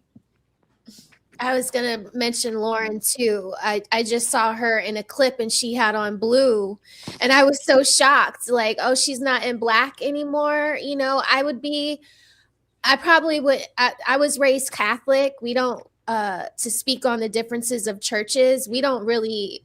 You're not going to hear a whole bunch of hooping and hollering and crying in a Catholic church. It's more like structured, and people do their mourning in private. But when you're rich, like Charlie Kirk and his wife, you have people to move your merch. You have a whole team to speak on your behalf. You can designate someone. So it didn't need to be her on that Zoom call or whatever that was that we just watched. She didn't say anything monumental, so she didn't have to be in that meeting. You know, she has 2 children that just lost their father, and she's talking about emojis and wiping away fake tears. It does look very disingenuous, and it would probably take me years to move on. Years, and I definitely wouldn't be able to be talking about it 5 days after. I mean, they judged, didn't they judge Kobe Bryant's wife as well? Even after the fact, when they thought she was pregnant, what was it, a year after? Oh so? yeah, they said like they're still judging if she moves on. Stop, as they should. Vanessa Bryant, the person that touched Vanessa Bryant, is a traitor and should be eliminated. She's not pregnant though, right? Well, they also judged Masika when her husband passed away because she was can do overly whatever dramatic. she wants. Vanessa Bryant is LA Lakers fans' property. Nobody, like, she can have no man. She might. We put $1 billion on her pocket. She will die as immaculate. Nobody will touch her after Kobe. Thank you. Well, let me ask, how quickly can she move on before she's not judged? Never. She's rich. Never. You can never move on. She can do things at 3 a.m. in the morning that nobody will see. If she pulls up in public, I'm catching the flight to LA with my friends. So, okay, let's take it off her. What about Lauren London? How long could she move You can on? do whatever you want, Lauren. Go ahead and get the train running. Oh, okay. So you're just it's a Kobe Bryant thing for Fatty. Okay, got you. No, respect. No, there's some people like. Did Coretta married afterwards? I don't think so. Who is Coretta husband after Martin Luther King died? Old school women didn't do that. Old school women went to their grave. Lauren London hasn't been with This is anybody. new school women. They be like, shit. I ain't about to go to my grave with no man. Lauren London hasn't been with anyone since. So And I don't she think said Laura she London. would never. She said We she don't would know. never. We don't know I what don't these think she people has. do. I don't think she has. One second, We friends. don't know these One people. second, friends. Thought she We was don't the know goodies what they to do. do. We don't know what they know in private, right? Let's not be naive that these people be celibate or not celibate, but they be regulated for like 40 years after their husbands or wife dies. What we're saying is that there's some people that have so strong connections to like gigantic figures that the most they should do is Netflix and chill on the back without nothing knowing. You shouldn't be remarried. You shouldn't be saying, "Oh, this is my husband now," and now I'm not Vanessa Bryan. Now I'm Vanessa Castro because he's my husband. Like some people actually have that type of. I'm kind of joking with the Kobe thing, but I don't understand. I think you understand. And Lucky's from that area. Like I think you understand the weight of people like Kobe Bryant and the way that he died. If she pulled up with a new man, is stupid that people will do that, but it's understandable because it's Kobe Bryant. So It'll be bad for her too. Like the optics, they would definitely shame her if she was to get with someone after Kobe. Do you think they judge men the same for moving on after their wife? Absolutely not. But we are No. not. We are not woman. What? Yeah, we're not the same. Tell me, especially if the dude built his Lucky, legacy. I mean, Lucky. Tell me a woman. Tell me a woman that is so iconic that you are not expecting her husband to. You gotta be iconic. Jackie You chose her, Onassis. though. Hey, I would think that if you chose her, she was good enough. So now she got to be some super bitch. Oh, I Hey, would look, want- get let me some tell love. let me tell you something. Let me tell You won you Super before me. Hey, Lucky, let me tell you something. Y'all are insufferable. Hey, let me tell you something, Lucky. Jay-Z didn't even wait for Beyonce to die to fuck another bitch.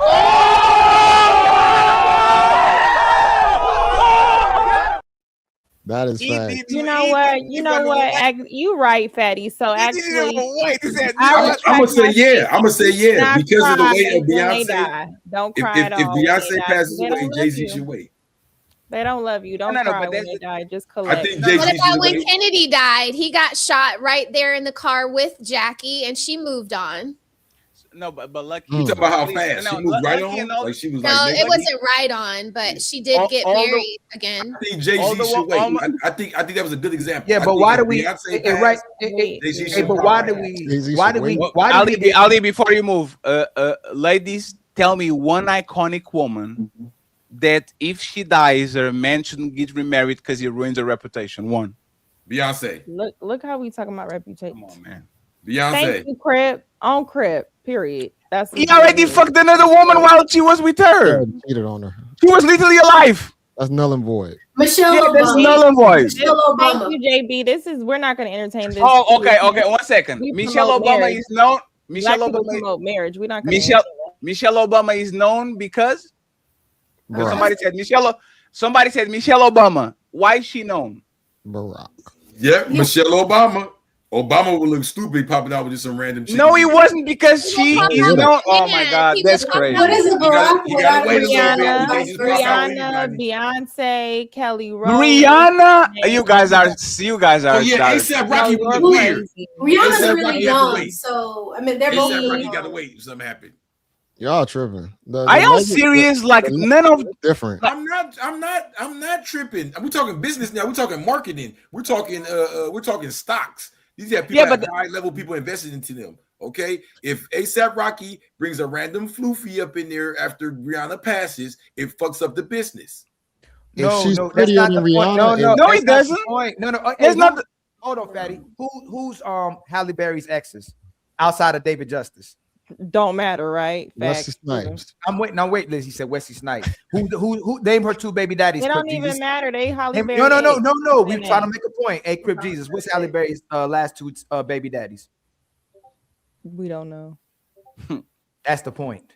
That's Like the, men make the women famous. We It's just the got music dude, ain't it? What's his name? Amber Rose was Wait, a nobody. how you don't know their name? They gonna turn around and say he made her famous. Because you only know Michelle because of Obama, of No, I Barack. thought he said Halle Berry's You only know exes. Amber Rose because of Kanye. You would have never known Amber Rose without Yeah, Kanye. like That for wasn't the example, question Halle though. Berry, That wasn't though. the question. No, The that is question was what woman has stood tall enough to where her brand is important enough to where if she passes away and her man pops out with another random woman, it hurts. You can't. We named them. we named them.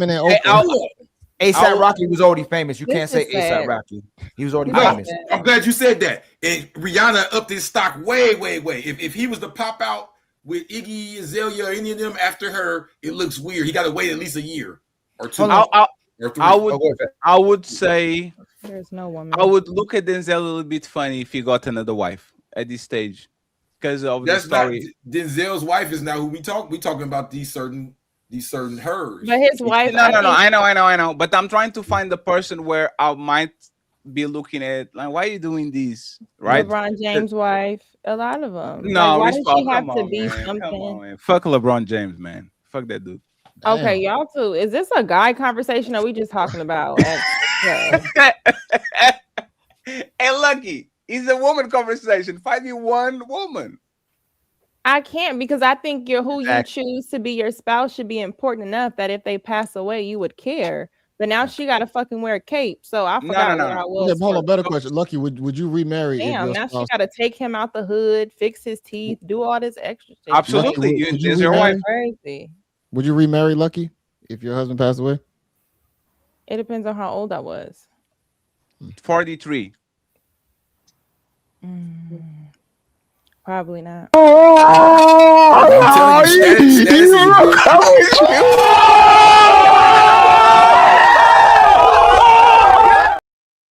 Got your ass. We have a new clip. There's Ali. No, there's Ali new clip. You didn't see it. That's it's crazy. not for you. It's for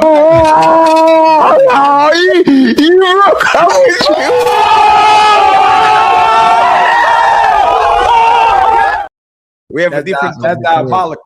We have a different clip now. So I will say hold this. on, Right? real quick. Hey, Patty, hold on real quick. Oh, so I'm sorry. This is My the- bad. Hey, Lucky, this is the main point. If most men, if you were married to Michael, who's that? Oh, is that Crip Jesus? Hey, Jesus, man. Tell Mary she got to hold on. Most men, if they knew you dated Michael Jordan, don't want to go behind Michael Jordan. Like it's not going to do nothing to our reputation. It's going to make us look bad. We don't want to go behind Michael Jordan. We look some type of way, and you know it too. A woman wants to date somebody equal to Michael Jordan or higher, and when she dates another guy, he looked like a scrub because he came after Michael Jordan. I don't know if I can agree with you, Ali. No, it is like that.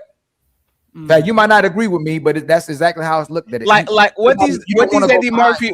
What is the name of Eddie Murphy ex-wife? Fatty. It's Tom Brady. Is the guy? I'm definitely going after Eddie Murphy. I'm sorry. Come here, baby. No. Is Tom Brady is the jujitsu person looked as a cornball, or he looks like, oh man, that's better than Tom Brady? But there's the thing. It looks like a winner because he's taller from the winner. Exactly. No, he doesn't. No, Ali. Ali, 1 second. Ali, just one second. Ali. Maybe. Hold on before you. Hold on, Fatty. No, I'm gonna clear it up some more. And you just already did it, Fatty. You can't change it. If this woman, if Smell the Roses was married to Kobe Bryant, you don't want to go behind Kobe Bryant. You don't want to. We ain't seen Bobby Brown. Why we ain't seen Bobby Brown new woman? No, because he's Kobe. Why we don't even know who Bobby Brown new woman is? No. Let me just say this, right, Ali. You have one thing you say is if there's 10 married men in the room and one man comes in and he fuck all the woman, he's the bigger man in the room because he had all the woman of those men and those men married her. If Tom Brady had a wife and she literally had grown kids, she wasn't having kids, no nothing, and you come in and steal the queen to the king of the world and put a baby on her on first year, respectfully, man, your stock went way up because nobody knew about you before, and now you are the motherfucker that stole Tom Brady, bitch. No. Ali, think about it, right? I know what he looks like. You know what he looks like? No, Ali. Nobody knows who it does. Nobody knows. But there's the point. No, Ali, but there's the point. There's the point. Is if you steal the bitch is king, the queen. Oh shit! What the fuck? Who is this person? Like, who is this person? Your status definitely going up because it was an exchange. It was not somebody died and you got with her. You literally took a woman that was the world's highest paid a model for 20 years from the king of the world, and you took her by being a regular man. That's wrong. She looks stupid.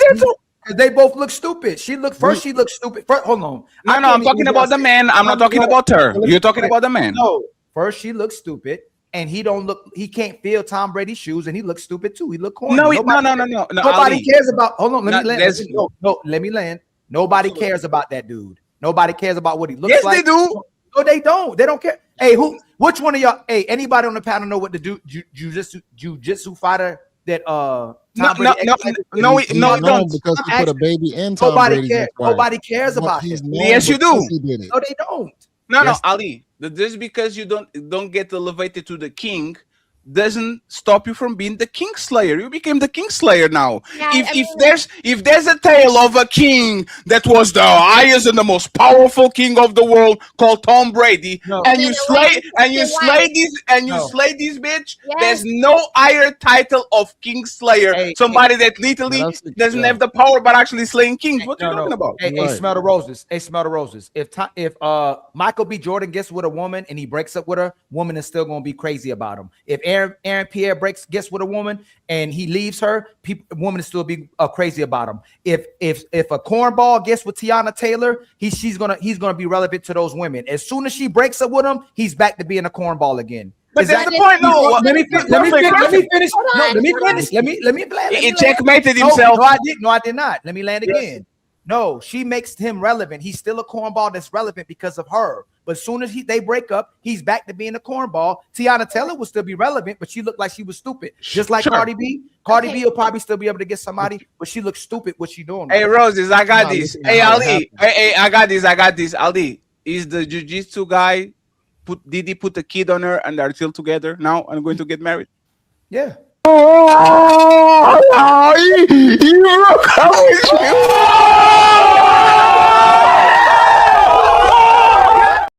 That's the point. How's that That's because he's still with her. Because you made no, hold on. No, one second, please. One second, please. Now, didn't you ask let me land? Go ahead. We made a point about reality. If one dude comes in and he steals the world's biggest top model woman from Tom Brady, which is one of the most known people on the planet, that man becomes the king slayer and his value skyrockets. And your point was, yes, skyrockets. But if she drops him, he becomes irrelevant again. That's a if. Right now, not only is with her, but he put a kid on her, and this woman was out of commission for more than 15 years. So he's still the king slayer. He's still relevant, and he still has way more value than they had before he met her. Doesn't he? He's valuable to her, and he looks valuable to women because he's with her. If he breaks up with her, listen again. Your opinion. Your opinion. This man was a known jiu-jitsu instructor. He got Tom Brady bitch. Not only that, impregnating her, and now his stock is super. Like, does he has more value to Ali? No. So Ali. So 1 second. So how do you? So why did you say that if a man walks in the room and he fucked the woman of 10 men that had their wives dead and he had his way with all of them, how is he a winner? Because he's valuable. That guy's valuable. If that man walks in the room, the guy that stole Giselle isn't valuable. Listen, I'm gonna say it again. Tom Brady. Hold on. I also say that Brady lost his wife. No, I'll say this again too. This man that we don't know. I'll say this again too. Let me land, please. Women date down in this generation to control men. She dated down because she don't like being inferior to Tom Brady. She felt like she should have. That's irrelevant. I agree completely, Ali, on that. Can I land, please? Can I land? Still don't know. Can I land, please? Yes, you can. She didn't support Tom Brady's choice. She thought she's better than Tom Brady. So to make herself look good and validated, she just got with a jiu-jitsu fighter. That didn't make her look good. It made her look bad. Actually, she should have supported her husband. He's still going to get beautiful women and top women if he wants to. That guy happened to be the woman that she picked to make Tom Brady look bad. She tried to make him look bad and she tried to embarrass him, but it didn't work. It looked a certain way that he lost his family, but he's still the GOAT and Tom Brady to a lot of women. They still want Tom Brady. Time to move the goalpost again. On 3, fellas. 1, 2, 3, push. I'll let you land just to make sure that you wouldn't move the goalpost. Okay, go ahead. Tom Brady's talk when it comes to relationship is highly highly damaged because you lost your bitch. That's not true at all. Nobody. No, Ali, respectfully, man. Ali, That's not true at all. Ali, can I finish, Ali? Yes, but that's not true at all. Ali, if your point is, I get into the room. You go next, Roses. If I get into the room and I add my way with all your wives, I am the winner. How is he not the loser? No, please. No, Ali, please, 1 second. That's the question. You asked. That's a horrible conflation. That's not. I just told you. No. 1 second, Ali, please. Can I add something? One second, Ali. 1 second, please. 1 second. I'd like to add something. I got you, Corey. 1 second. Hold on, Fatty. If you're hey, no, hold on. Hold on. You hear me talking? Come on. But I'm saying you guys have been talking for a while now, so I'd like to add and we're going to continue talking. That's what I'm saying. If your theory were correct, we are going to continue talking, please. I ask you. What do people say about Russell Wilson right now, sir? I ask you to respectfully. You see what I'm saying? You interrupted me to do a terrible point. It's not a terrible point. Let me explain why it's a terrible point. Okay. Future thrower back to the streets. He didn't want her. He didn't want her. Is that what happened? So now you're moving the goalpost. Please. Now you're moving the goalpost. Please. Future was the one that didn't want her to the point where he doesn't even want his kids. And Tom Brady didn't want Giselle. That's why he made the decision to play football instead. No, he did. No. Let's stop. Let's stop here. Let's stop here. Tom Brady. Hold on. First of all, if you were no. You asked a cool. 1 second. Hey, 1 second. If you read the report, please. Hey, respectfully, sir. You refuted what I said. So allow me to retort. What the fuck? Like what? No, allow you what? Let me finish my point. What the hell? It's like, can we land the plane? No, me and Ali was having a back and forth. Then it's Roses, and then it's Corey. Right, man. Thank you. It is your show, so it's not about being my show. It's about saying, I'm saying it's a bit long-winded. Can you stop talking then? Can you stop talking if it's my show? Can you stop talking? Thank you, Ali. Who is the winner? Tom Brady or the guy that stole Tom Brady bitch and put the kid on her? Tom Brady. Still. Tom Brady. No. On yes. That. I'm gonna say it. again. Ali, ask this question. Can I? No, Ali, you can't ask me a question. You can't do that. Because you are not answering. It's because you are not answering. I did. Okay, so am I talking about the specific? Am I talking about the specific situation or about the overall value of both men? Which are you talking about? The overall? And that's why I wanted to interrupt you. Okay, so okay, go ahead. Let me make it specific so we actually having the same conversation. Okay. Tom Brady is way more valuable than that man still. Okay. On that situation, who is the winner and who is the loser between both of those men? So you asked the question. Let me answer. As an individual, he got his heart broken. He lost his woman. He lost his woman to that man. As a whole, which we've been talking about the whole point. So that's a moot point to talk about individually, Fatty, because we talk about in general to the women, to the public. We're not talking individual base. He's still, now that he's with her and he's by himself or he dating a model, all the women still want Tom Brady. They don't want that jiu-jitsu fighter. That's what we're talking about. We're not talking about the individual. We're talking about. Can I interject now? No, you can. Okay, so Ali, this is according to reports, Giselle. Be quiet. So I don't like this. Be quiet. Who are you talking to? To you. Why are you getting in the middle of me? Be quiet. You need to chill on that, okay? How? Why? Chill on that. Now hold on. Why? Didn't I say on the beginning of the show when there's a one-on-one for people to let the thing expire to the people that got here in time? Did I say that or not? I think I said that, right? He wouldn't hear that. Yeah, and there's the point. If you come in late, right, and people told you the rules, you have to chill. If you don't chill, you can leave. Because I wouldn't do this on your show. I'm sorry, I wouldn't do this on your show if the host told me, please, Fatty, get out of it, let them extinguish the situation, and then I can go ahead, I will do it. And he's still babbling on the back. He's been stressing this point. No, Corey.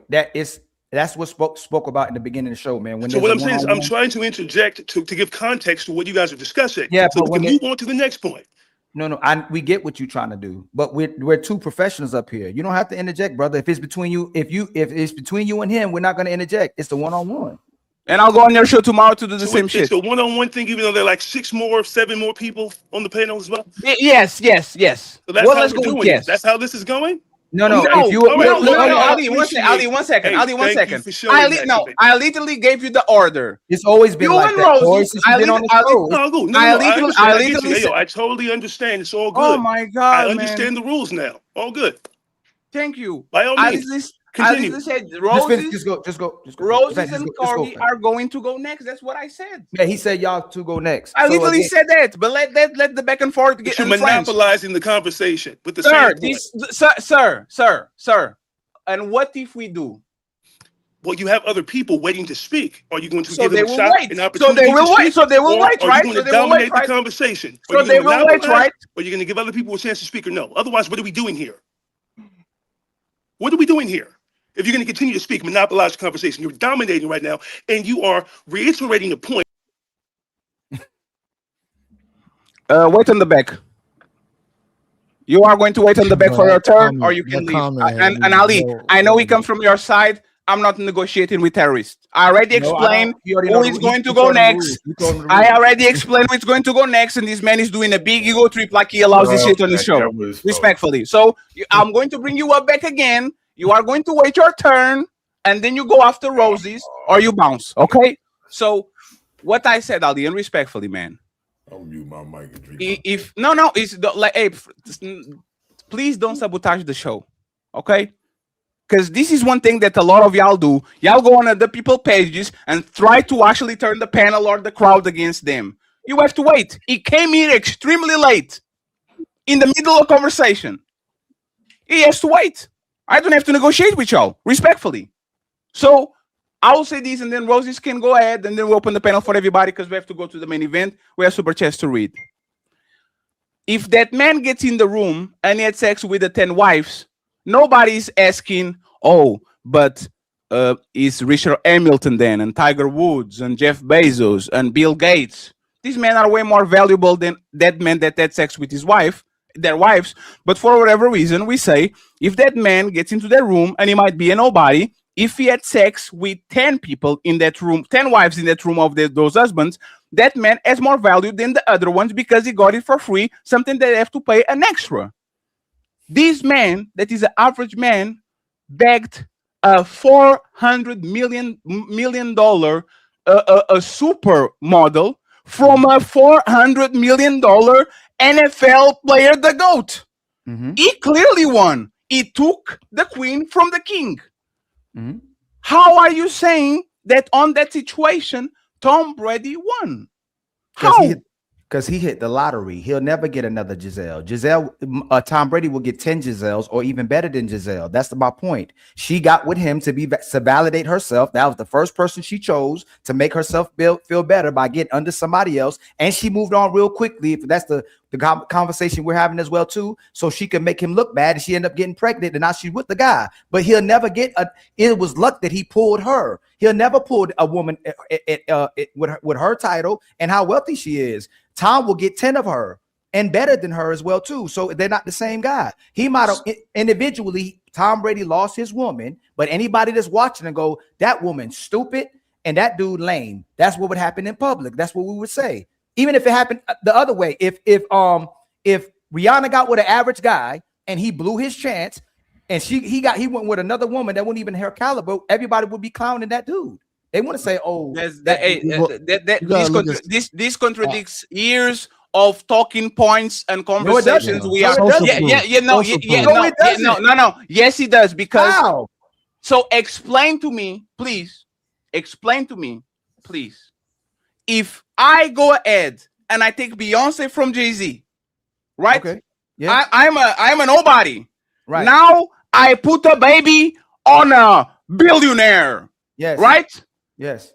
You are telling me that Jay-Z, that lost his family, lost the mother of his kids, lost his wife to a nobody that is going to benefit tremendously either with clout, money, and power, and now I can fuck anybody I want because I'm Beyonce X, even if she leaves me. You are telling me that Jay-Z is the winner.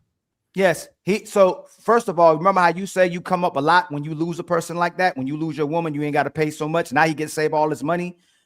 Beyonce, anybody on this panel would see that as an L if she went with an average dude and got rid of Jay-Z. She took an L.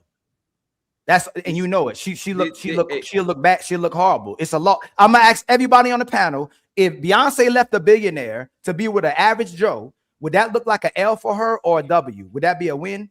No, moving the goalposts. We're talking about the man, not because we're talking about the man, not the woman. No, we're not. Listen. What you're saying, that's your point. That's not my point. That's your point. No, Ali. No, that wasn't. I said in general. No, Fatty. I said in general. Compare both men, not the woman. You keep going to the individual. I said in general, when I spoke about it, you made it. You moved the goalpost first. Wow. I said in general, both them look stupid to the public. I never said the L. I never said nothing about him losing his woman to the jiu-jitsu fighter. And to the public, he looked corny and lame. You left Tom Brady. No, I did not, because that's my. You can't tell me I moved my own point. That's my point. No. When I ask you who won and who lost, you said that Tom Brady won, and you move into, oh, now he's free to do whatever he wants, and she's not going. He was going to fight another Giselle. I'm going to put this to bare bones so we can move on the conversation, right? Can I chime in? I'll say this. I think. Please, 1 second, sir. I'm sorry. I know this is bad, but please, just 1 second, man. Ali, who is the most powerful, respectful man that you know? The most powerful, respectful man that I know? Yeah, that you know. Like, give me one person. Can be a historic figure, Muhammad Ali, like a historic figure. You could do Muhammad Ali. Muhammad Ali. If I'm his pool boy or his driver and I'm fucking his bitch, who won? Me or Ali? And individually? On the situation, who won? Individually, you took his girl. He won. You took you. I mean, he won. The guy that took. That was never my point. That's your point. Nobody disagreed with that. I never disagreed with that. I never disagree with that point. Yes, you did, because when I asked you who is the winner and loser on that situation, you said Tom Brady. No, you made a different point. You made a different point, Fatty. That was never my point. And if I then I misheard you when you changed the point. You changed the point to that. All I was talking about how it looked to the general public.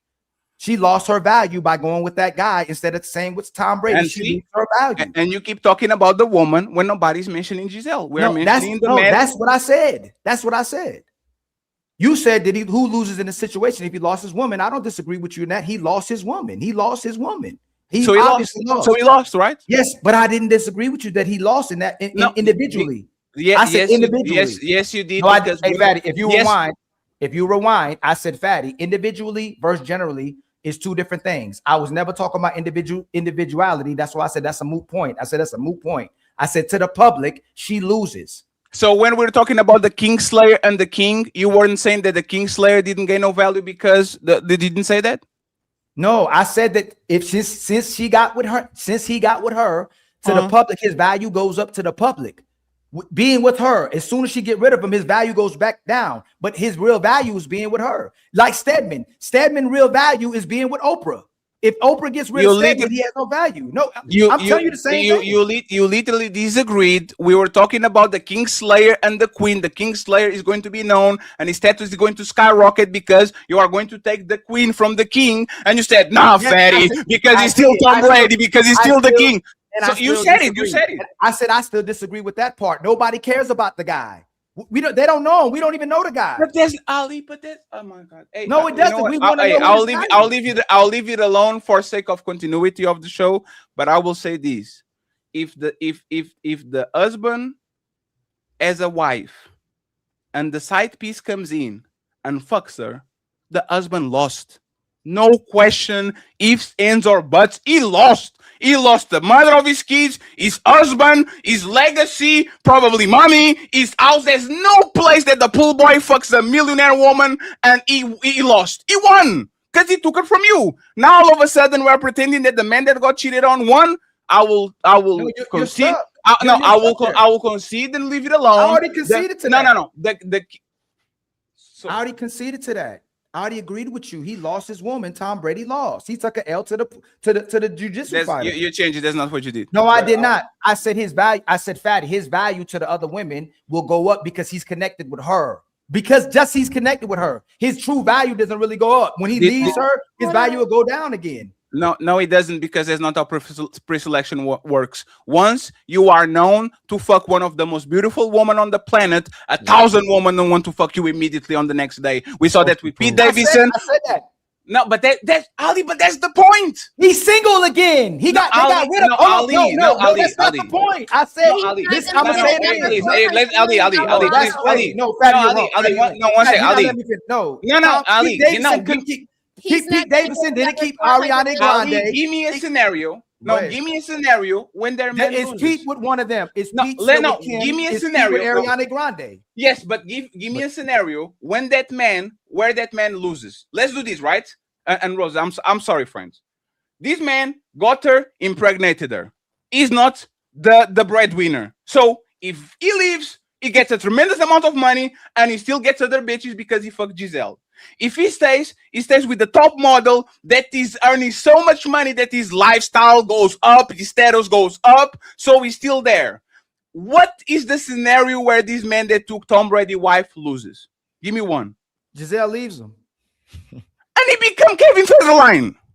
How? People don't care about that dude. What are you talking about? Nobody. They only man. This is crazy. Getting like 50. This is crazy. This is crazy. No. Listen, what we talking about is their value goes up, right? After they date with the person, right? But after they're done with the person, their value goes back down. Their value. No, he doesn't. Their names are embedded in history, though. It will never go down. Yes, it does. His name embedded in Pete history. Davidson went from Ariana Grande to Kim Kardashian. Come on, man. Hey, hold on. All of y'all love and revere Tom Brady.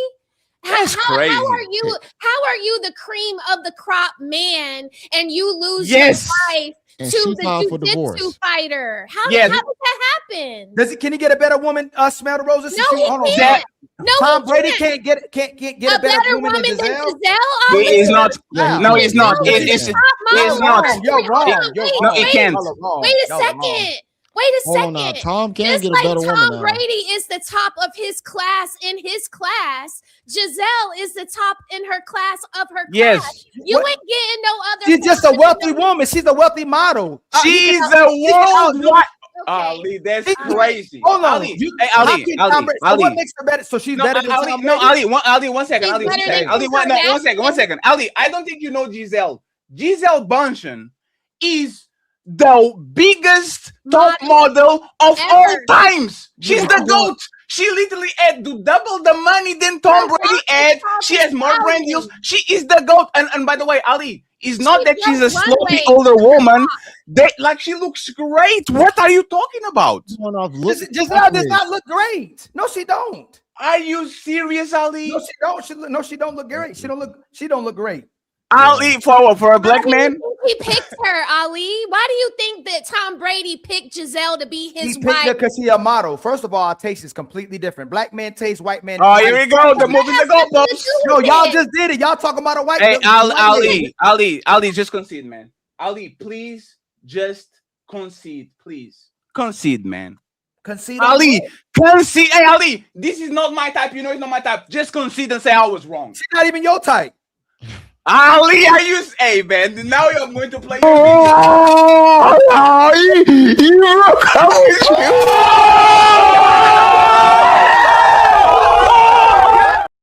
Ali, are you? Come on, man. How are we doing this, Ali, today? That's what we're doing today, Ali.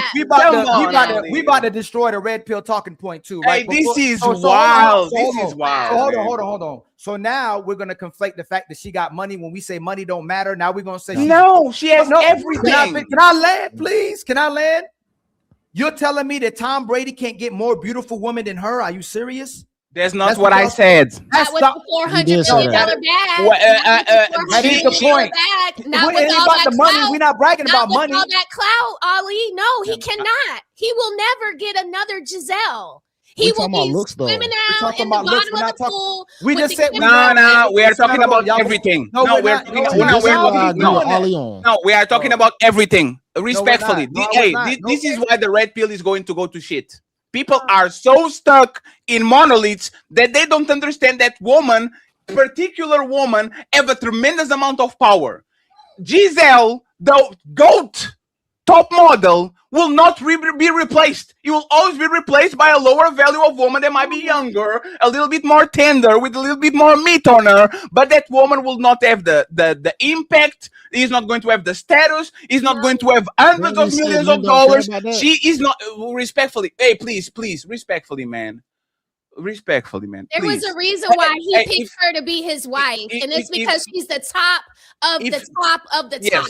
If there's something like alpha male, like the top of the line, the top, she's the top queen. She's the top on the woman's side. She is super on looks. She's super on money. She's super on status. She's super on everything. That you can't replace a woman like this. Respectfully, you can replace for a woman that loves you more or likes you more or all. But if you look at the value of this woman, you are not going to find on a planet somebody that can replace Giselle 1 for 1. Like Giselle is not going to find somebody that replaced Tom Brady 1 for 1. Can we agree on that? Can we agree? She's so amazing that she got the jiu-jitsu fighter. Like that, she gonna get enough Tom Brady. No. Checkmate. She'll never get another Tom Brady. Another high-class guy would never date her again. Another Tom Brady will never be with that woman. Because you literally said a couple of minutes ago that she downgraded because she wanted control over the guy, not because she can, but because you. Because you're saying, Ali, you made this statement, right? You made this statement. Oh, she has all this value. And she chose the jiu-jitsu guy when you literally said 10 minutes ago that she chose the jiu-jitsu guy because she wanted to go lower so she can have control over the man. So he's a check.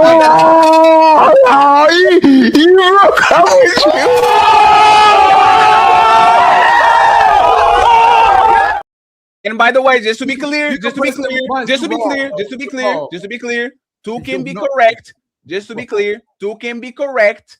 Tom Brady still can't have any woman in the planet. He technically, in terms of looks, he didn't lost nothing. What he lost was his legacy, his family, his wife now as a second man and a second kid, which is very frowned upon, because if I have a woman, I'm the king of the planet, and somebody puts another baby on her, is bad for my reputation. All of a sudden, we are letting kings getting fucked by other people. If Adam 22 is a cock, if everybody that lost their woman to another man loses value, all of a sudden Tom Brady is the only one that lost the.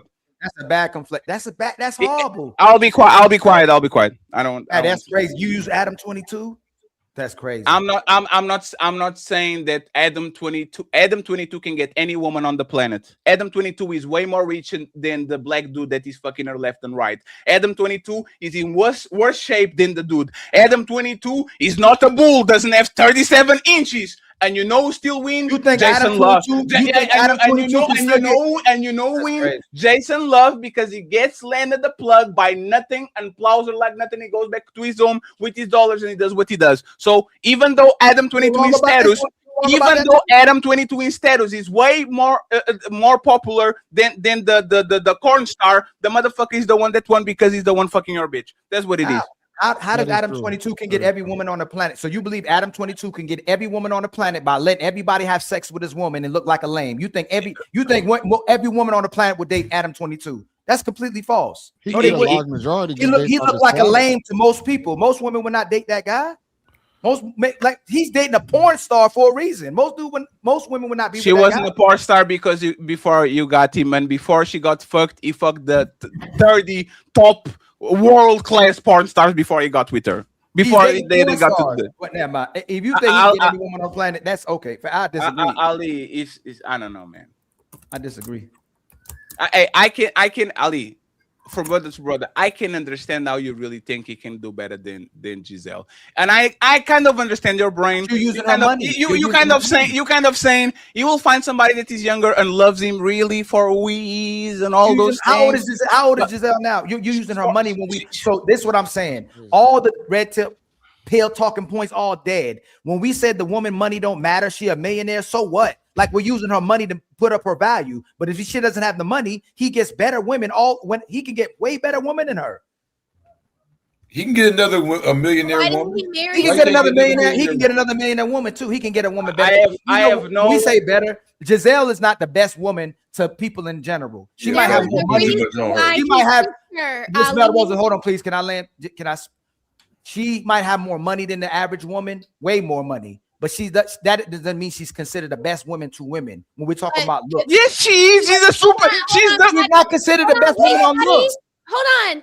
But Ali, he picked her and she left him for the jujitsu guy, and you don't even know his name. Because he's the nobody. He's the nobody. What does that have to do with the fact that he lost his wife? Tom Brady lost his wife to a we nobody. already went away. Listen, we already He didn't went lose away. his wife. He read up. We already went away from that point. She had to date down to make him look bad. She dated a nobody. That don't increase her value. It actually reduces her value. Exactly. She couldn't even do good. Most now that she did that to Tom Brady, she'll never get a caliber guy like that. Did they see it? Damn, you compromised the GOAT. Never. Yes, she does. No, she doesn't. Why she got with him then? Why did he get with her? No. Why did he get with her? He could have picked anyone younger. You guys are talking about she going through menopause. You contradicted yourself. I'm not contradicting myself. Listen, you said Giselle because he's a winner and he wanted to get with the winner. You see what you're doing, right? This would have been happening, right? Can I land? Now you're gonna pick another winner. You said, why would she pick him, pick another Tom Brady when she picked Tom Brady? Y'all have a type. You did it again. Can I finish, please? She can't get another Tom Brady. Can you stop doing that too, please? We being disingenuous. Everybody on this panel has a type. You know your girl type. Your girl knows your type. If she walk in, you know who that type is. If she picked Tom Brady, that's really her type. She wants to date that guy. She wants to date the most powerful man in the room. She just thinks she's better, and she thinks she's better than him. So she got rid of him for a lesser guy. That's her problem. And again, so let me ask y'all this: does it increase her value or decrease her value? It decreases her value, but we're talking about the man or the woman, and you repeat it again. It decreases.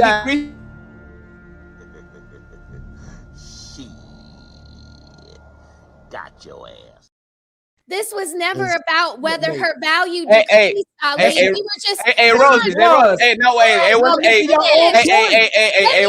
Hey, Rosie. Just you got it. It's 3 seconds. Okay.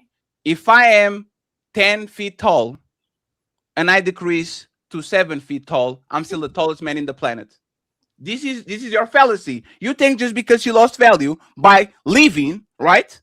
You think that, now that you lost value, she's below the other woman. No, she's not. She's the trifecta. She was picked by the king of the planet, which made her a queen. She was picked by other woman that she's the most beautiful woman on the planet, and she got $500 million on her bank account, which give you value in any country of the planet. So by man picking her, by woman crowning her, and by her bank account and how she looks, this woman still is on the top of the line. There's no room where Giselle is going to get in where she's not the it girl. There's no nightclub, there's no party, there's no modeling agency, there's no party, there's no Super Bowl where Giselle walks into the room and somebody's saying, oh, Giselle is jealous of that girl over there. It might be in 10 years when she gets older, but not right now. So once again, she decreases her value. I agree. Tom Brady can still have the same. Any woman in the planet, I agree. But you know how I know she won, Ali? She left him. How does it? What? Ali, she. Red talking points is done. Ali. You remember Ali? Ali. Oh, this is crazy. I know, Ali. 1 second, Ali. You know the best way a woman can tarnish a brand of a man is fucking on another man while she's with him and then get a baby from him. Because you know what I'm going to do to motherfucking Tom Brady when he comes on my podcast? Oh, you are taller than me, have more money than me, and an ass than me. At least nobody fuck my bitch. Yo. And now we start the conversation. Every time you put me down, I will remind you that somebody stole your bitch and put a baby on her. Every single time. You are not better than me now, sir. Because once again, at least my bitch didn't got. Final thoughts on this situation so we can read the super chats and go to the main event, please. The most powerful men in the world always upgrade from their exes. That we know that. Men always upgrade. Women have to downgrade. She'll never get somebody just like him again. You can use her money, you can use the look, you can say whatever you want to, but Tom Brady will upgrade just like most powerful men will upgrade. She has to downgrade to get a man now. She's not going to get those caliber of guys, especially when she's going up in age as well too. She is not the same Giselle. If you can keep using her money, you can keep using her finances, finances and wealth and saying she's just powerful, most beautiful. She's not the most beautiful. She might be the most wealthy, but she'll have to date down from now on while he can still date up. Yes. Man keep woman, winner.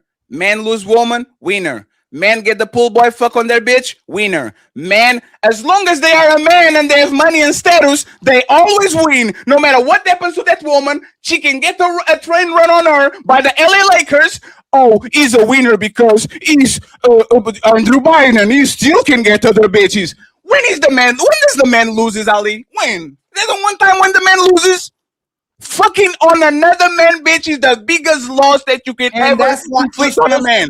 You still stuck on your point. We already conceded to that. If I lose my woman, I can have the ugliest woman. If I lose her, I lost my woman. I took an L individually. That's not my point. That's your point. I said in general, she looks. If a woman leaves the best man on the planet, she's stupid. For lame, she's stupid. They both lose their value publicly. You could say his value go up, her value go up because he's with he got a wealthy woman. I can give you that. That's fine. But she looked dumb and he looked dumb to public eye when you left one of the greatest men on this planet, walking on this planet, and his value will still stay up. He did lose. He took a hit. He lost his woman. Nobody disagree with that. He takes the L there. I conceded to that. No, you didn't. Yes, I conceded. Player one, go back. Player one is going to clip you. Player one is going to clip you. Is going to go back on timestamps and see the point where you're over pursued. No, you over pursued.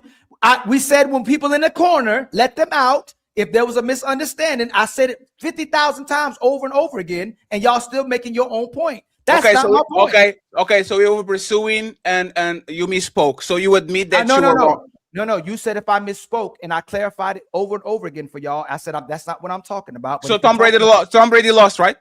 He took an L. Yeah, I already said that. That's no.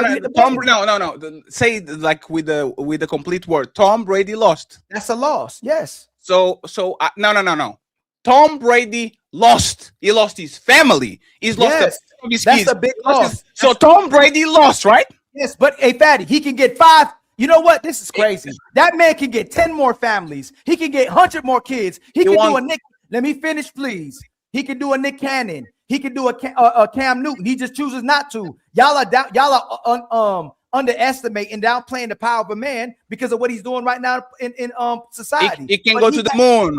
He can become an engineer. He can become a soccer player. He can go ahead. No. You keep talking in ifs. He can become anything, an astronaut, a science teacher. Listen, Ali. You're doing the if again. You're doing the if again. No. You did, Ali. You did the if. Ali, you did that because it makes sense. Ali, you are out of it. Ali, you said you made a bunch of ifs. It can be Nick Cannon. It can get most. No. You know what's wrong about what you're doing right now? If Giselle was still with Tom Brady, it's a logical argument to say if she leaves him, he will take a loss. That's logical. You can't keep pigeonholing the if conversation when we're given the scenario. So no. You can't do that. But I didn't do it. No, but I didn't do it. No, but I didn't. But I didn't do it. I'm gonna say I didn't do it. No, you said he lost. No, you say he lost his family. What powerful men do typically, what they used to do in the past, they don't do now. They'll get rid of the woman and those kids, or he still stays with those kids. He's doing the if. Is me or you? Can I land? Who is doing the if? Is me or you? There's nothing wrong with my if though. You're taking away from No. You are saying that I'm doing the ifs. You are doing the ifs. I'm basing this right now on reality. No, I am basing it on reality. No, you're not. You're talking about Nick Cannon. No, he can do a Nick Cannon or a Cam Newton. He What is that? Is that the if? He can do a Nick Cannon if he wants to. There's nothing wrong with me saying if though. There's nothing wrong with there's not, Ali. There's not the point because you're always going to win if you do the if. If is a perfect scenario. Ali, just one second. I promise. And Roses, please take us out of here, Rose, because this is actually the most stuck we ever got on the show, right? We are talking about reality. That man lost his person. Even if she wasn't the most beautiful woman on the planet, even if she wasn't one of the richest women on the planet, this man lost his person. He lost his wife of 20 years, the mother of his kids, and the person he literally built a legacy with, right? There's no ifs. He didn't replace her. He's not going the Nick Cannon route. He's not having a bunch of kids. He sounds like he's a little bit depressed. Tom Brady lost. And the people that literally are saying on the chat, for example, that you won, I know you so well, Ali, that if I actually ask you, is a man that loses his family of 20 years, his mother of his kids, the person they build legacy, had kids with, and all that, did that man lost? You would give me a resounding yes. Is the biggest failure that you can have on your life. Hold on. Let me just land. Crazy. Let me just land. And Roses, don't let me interrupt it. You go after Ali and nothing happens. You can drop us, whatever you want. The biggest L on a man's life is losing his family. Period. He did it again. No ifs, ands, or buts. Know what he's going to do afterwards. The biggest L a man can get in his life is building his family for 20 years and get his wife token, get another kid that is part of your lineage now, but is not your kid, and all these. Do you agree with that, Ali, or not? And if you don't, explain. If you agree, let's concede. And let's get Rosie's take us out of here so we can go to the main event, Nicki Minaj. He took a L, but he didn't lose technically. If you have kids, all the women on the panel, this is crazy that he said he took a loss because Giselle had kids with a jiu-jitsu fighter. Is it a W for having the kids of Michael B. Jordan or Morgan Freeman? All the women on the panel. Where's the W? Chris, is it? I know I'm asking. No, because what's funny is this woman had a baby with Morgan Freeman. And technically, we talking about white people. She had a look with a lesser value guy, and y'all saying that Tom Brady lost because she had a baby with somebody that nobody would want to have a baby with compared to Tom Brady. So again, I'm asking you again. Would you, everybody on the panel, real quick, would you rather have a baby? And you see how he moved the goalpost again. No, you do, look, Fatty, you did every time. You and Smother Rose. Yes, Ali, you are not even paying attention. Ali, Hold on. Wait. I keep talking about the man and Tom Brady, and he keeps talking about the woman. He keeps going to the woman. I keep talking about the man. And he says, you know what? Who is better, having a kid by Morgan Freeman or Michael B. Jordan? You're pigeonholing the argument. I'm talking about you're pigeonholing. If a woman has a kid by me, and then she picks some lower average dude has a kid by him, I took a loss, but I didn't lose. Keep talking about the woman. Y'all are pigeonholing the argument. I took an L, but I did not lose. I lost my woman, but she lost. But she started a whole oh my God! You keep this is the problem. This is the problem with English. And Ali, today you are tripping. No, you keep cutting me off. Ali, you don't cut me off 10. No, you didn't even let me land. You done cut me off 10 times. Ali, can you address my point? And Smell Roses is co-signing each time too. I'm not. Yes, you are. It's between me and Fatty. Every time he cuts me off. I told her to go next. He was I haven't even landed. Ali, but it's not about landing. If I'm talking about the man, and you keep saying, but Giselle lost too, but Giselle will never get a man on that side, but Giselle is literally what we do. I'm talking about the man. This is about Tom. Let me help you. No, please. Hey, Ali, one second. No, I got you. I got you. I'll say this. Ali, you keep telling me to wait. No, Ali, I got you. No, I got you. I'll say this. Ali, it's for you. Ali, Ali, hey, Ali, do your point without talking about Giselle. I'll be on mute. Hey, if Jay Prince takes my girl, who wins? Jay Prince. Yeah, see, you're wrong. And that's what I'm talking about. He broke your family. You're wrong. No, you're wrong. He fucked up your name. He fucked up your legacy. And he broke your family. He did not. I just started another family. You know what's funny? You cut me off again. You cut me off again.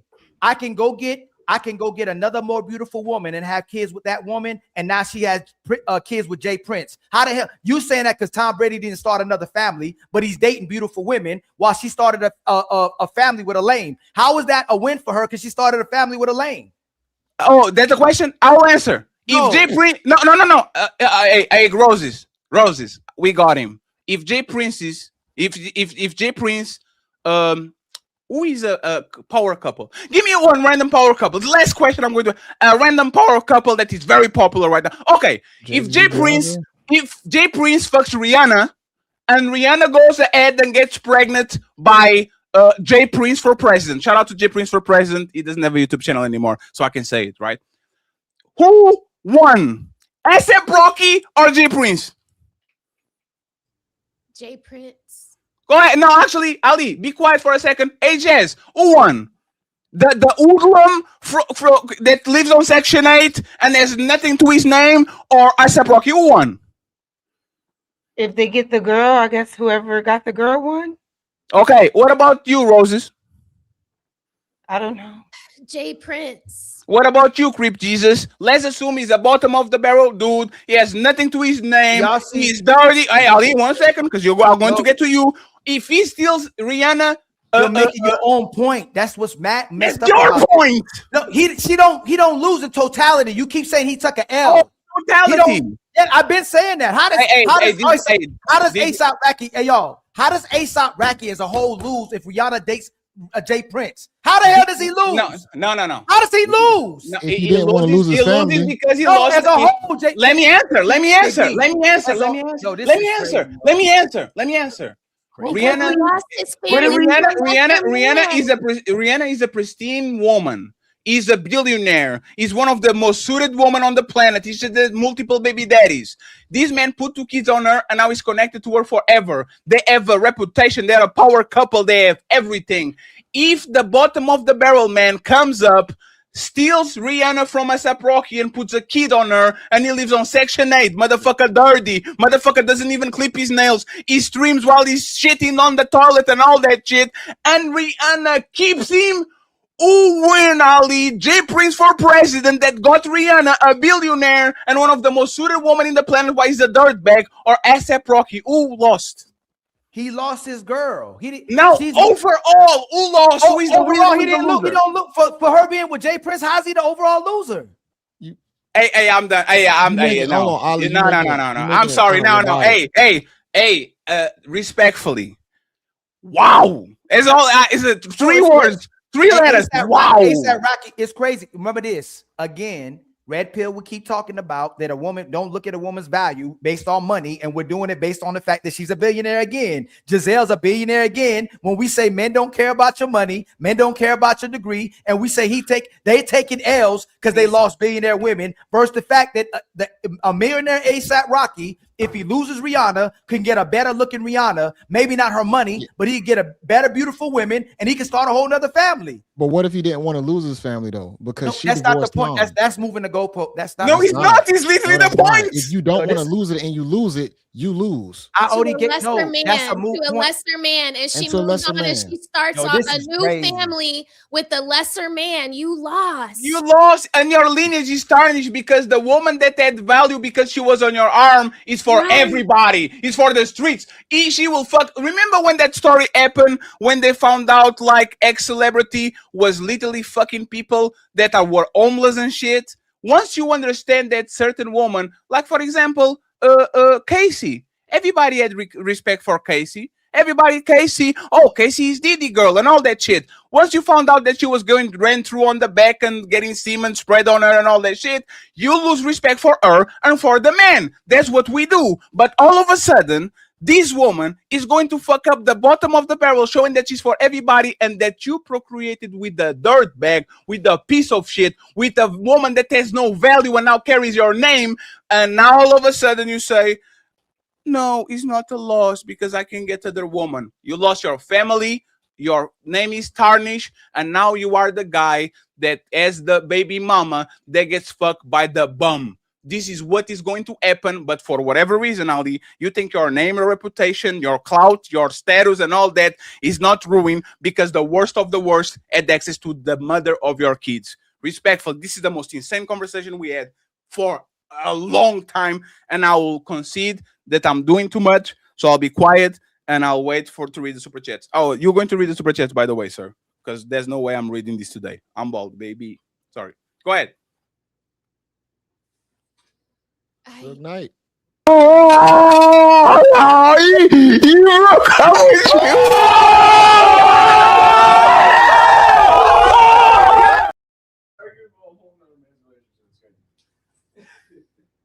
ahead, somebody. Buckle up, everyone. It's time. Okay. Silence. Okay, I thought Smell the Roses was about to say something. Yeah, take us home, Smell the Roses, please. Nicki Minaj next. Hey, Ali, you need Red Pill Academy. Nah, Fatty, you took that L, but I ain't gonna say nothing. No. You are talking to Y'all Red lost. Pill. You are talking to Red Pill people that every time is a L is on the woman side and never on the man. Losing I your did not. family. I already gave you that. I already told you that. Losing your family should be a tremendous L. And But that's how as soon as it's already no, we don't. Go ahead, Rose. I said that was a loss. I already said that Can was I a just loss. say that So we you are wrong. Go ahead. Rose. We started this because we were talking about kings. It wasn't about Next. the lady. We were just talking about, this is probably what Drake's problem is. He's the bigger rapper, but he lost Rihanna to ASAP Rocky, and he can't seem to get over it. That was what I was trying to bring up. Like, it is a loss. So whoever gets hold on. This is what I'm talking about. So whoever ends up with Lori Harvey, they get the W. They get the win. No, we're gonna use women. No.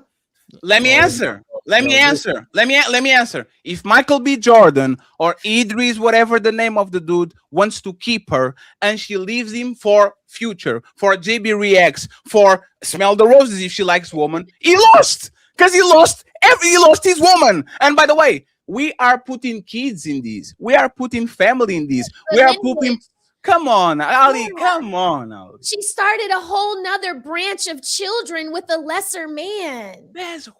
No. Y'all are using the fact that if they cared about the person or not, instead of how they look at. I talked about general. If he didn't want the woman, you'll say he didn't lose, right? He wanted her. No. See, exactly. That's why I'm telling y'all that where I agreed with that. That's not the general point. They're using how he felt about her to say whether he won or not. When I was talking about in general public. That's what I'm talking about. I've been saying that. They're using the fact if Tom Brady didn't care about Giselle, you'll say he won. He didn't lose. She wanted to get out of it though, but he wanted to keep the marriage. Yes, but that wasn't my point about the. I already conceded to that part. That's individual basis. In general, he didn't lose. But there's a point you shouldn't concede and move the goalposts. I didn't move the goalpost. Yes, you did. Yes, you did. No, Because you made that Ali, point. You know what? No. Ali, this is actually on tape. When we were talking about the Kingslayer and the King, you should say this. Oh, we were talking about that. That was not what I was talking about. I concede. I did it 30 times. I did it 30 times ago, and you still stayed at your point. I said if you misunderstood me or I misspoke, then I made my point clear about 30 times. I did. This is a good one. This is on camera. If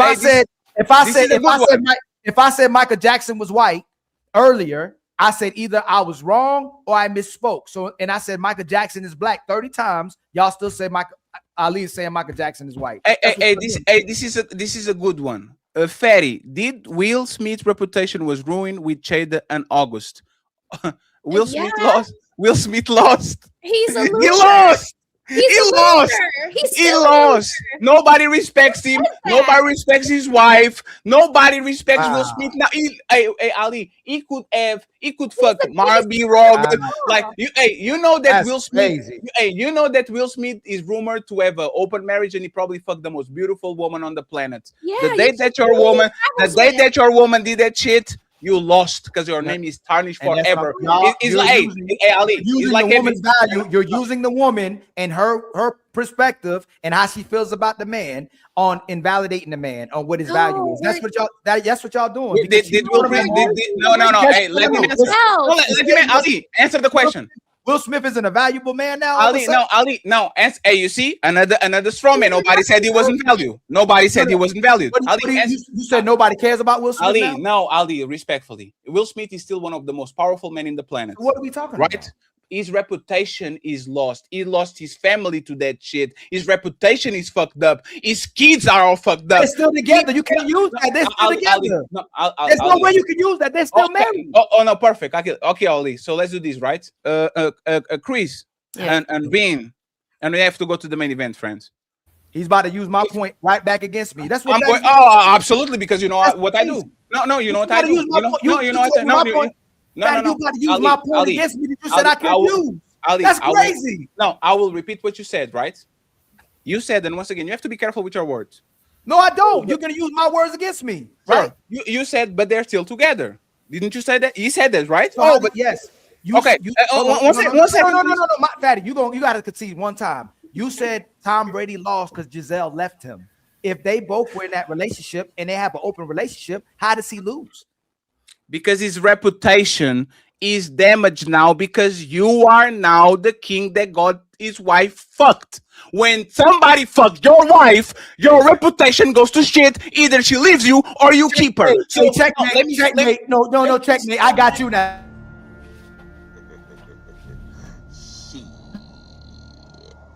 Got your ass. I got you. You just said Adam 22 is one of the most powerful men can get any woman on the planet, and he let his woman get and he lost. And point. No, you said he was a winner. You said he's a winner. No, I didn't know. I said you were bragging about Adam. You were just bragging about Adam 22. What I said was this. It was a comparison. I mentioned Adam 22 with another loser. I said, once we know that people are fucking your woman, you now are going to be lose respect because you go from that. No, Ali. No, Fatty. Ali. I said that he lost his value because no, Fatty, don't do that. No, I said Adam 22 lost his value to public because he was letting his woman get smashed, and she's a porn star. You said he was valuable. Fatty, you said he was valuable. Fatty, Ali, can you stop talking, please? Because it's my turn. Let me land. It's because you are no, Ali. Words have meaning. Ali, hey, how many times did I say losing value doesn't mean? No, Ali, it's because you're not even listening. I literally used an analogy. Stop for a second. I literally used the analogy. Just because you are 10 feet tall and you go down to 7 feet tall, you're still the tallest man on the planet. I literally said that. So Adam 22 lost value, but he still can get any woman in the planet because he's a rich, wealthy man. That's literally what I said. On this situation, you literally said on tape, oh, but they still have together. Ali, if you had your woman and with Chris figured out that your woman cheated on you twice and you took her back, your reputation will be shattered too. If she leaves, your reputation goes down and your status. Let me finish because you lost your family. And if she stays, now you're taking a woman that was violated by another man. So now your status lowers because you have no self-worth and you still stayed in a relationship with a woman that did you that. Where do you disagree? No, one second. Where do you disagree? What is the disagreement? Because I want to know, like, I know you're going to talk. What is the disagreement to what I said? There's no disagreement? Just to make sure. Nope. So we good. No. See? So did Giselle value go down or go up? Did she ruin her reputation? It went down. So why you saying you're saying he lost, but won't say she lost too? This is not a zero-sum game. For one to win, the other one doesn't have to lose. Tom Brady lost his wife. He was the one that lost the most. Giselle lost her family because she quitted on a man that she could never replace. So she lost too, and the motherfucker was on the bottom. He's the winner because no matter what happens, he's going to be the end-all be-all winner because he put a baby on a supermodel with $300 million. What is the problem with this? What is the problem? That you keep using what that guy did as winner and loser. When we stopped talking about that 50,000 times, I said in general, she left her man, she broke her family, and she had a baby with a guy less valuable than Tom Brady. She'd have to be the biggest loser in all of it. How is he? He had to be wait, bigger loser than Tom Brady? Yes. So Giselle. One second. Giselle, that was the aggressor. She chose, she left, she got a baby. She's already in a relationship. The woman that literally quitted the end all be all because she doesn't want to be with him lost more than a man that is the king and lost his family and got his wife get pregnant when she didn't have kids in 15 years. That man lost less than Giselle? From the perspective you keep talking, out the eye of the man who got his woman, Giselle broke up her family, lied about cheating because she was cheating with the guy, and then let the guy impregnate as well too to make Tom Brady look bad. And you trying to make him look like a winner because he took a woman who tarnished Tom Brady's legacy, in your words. So how is she the biggest winner outside of you using him? You're saying he's a winner. How is she the winner? Did I say that she was a winner? I'm saying when you keep using you see, no. Ali, I literally explained you word for word. I'm gonna say it again. You are not listening. I'm not. You wouldn't smell the roses. Kept talking about. No, who did I say was the winner? No, who did I say was the winner? No, repeat my words. Who did I? No, Ali, repeat my words. Just let me land. Just let me land. I kept saying this whole show, when you rewind it and watch it back, I'm talking about how they're viewed in general, and you keep talking about the fact whether he won or lost. You keep talking about him. I wasn't talking about him. You were. I conceded to that 50,000 times. I was talking about the way she looked and how she tarnished their reputation. And you say he lost his legacy and family because the guy took his family. But I wasn't talking about him. I was talking about how they both look in general to the public. So you didn't talk about the Kingslayer and the You said, I never say Kingslayer. You said King. I said it, and you didn't say that the Kingslayer didn't win. You didn't say that the other guy didn't win. Didn't you say that, right? I said he took Fatty. I said when he took his girl to him, he won. He won to him individually. Last question for you, Ali. Repeat who I said won and who lost. You said Tom Brady. Of the three of them. You said Tom Brady lost and that guy won. And Giselle, did I say she won? No, that's what I said though. So that's your point, right? You're debating yourself, right? No. That's the point I've been making. You keep going right back to that guy. That's what you did. Okay, so if I go to this conversation, I'm not going to. Oh, one second. So if I go on this conversation, I'm not going to hear you say that Tom Brady won and the guy didn't win anything. You said what? Say that again. If I go back on this conversation, I'm not going to find a place where you are saying that Tom Brady won because now he can get other woman and he can do whatever he wants, that she lost and the guy lost. I'm not going to find on this conversation you contradicting yourself right now and saying that Tom Brady was the winner. You didn't say that. It's going to be my third or fifth time that I said that if I said that, I misspoke. And that when we have conversations and debates with people and they're in the corner, you have good faith argument, you let them out the corner and saying what they actually meant. I said it. I said it 5 times. If I said it, I misspoke.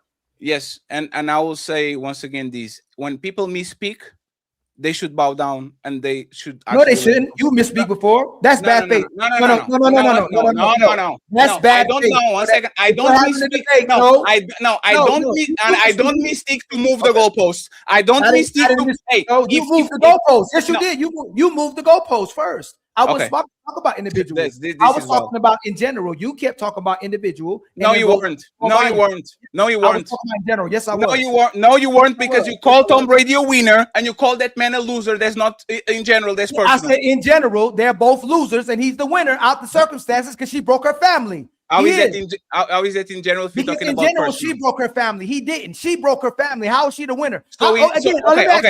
I'm asking. It's my turn. How is she the winner for breaking her family and leaving the greatest football player on earth? Tell me how she's the winner. I thought she was the loser. I thought she. No, sorry. No, 1 second. 1 second. English. Wait, can I said she lost. You said she lost. No. But again, English is your first language, not mine. I said, and Jez, you can go afterwards, so we can go to. I'm sorry, everybody dropped. And reasonably. In general, in general, let's go with your thing. In general, not personally, who lost?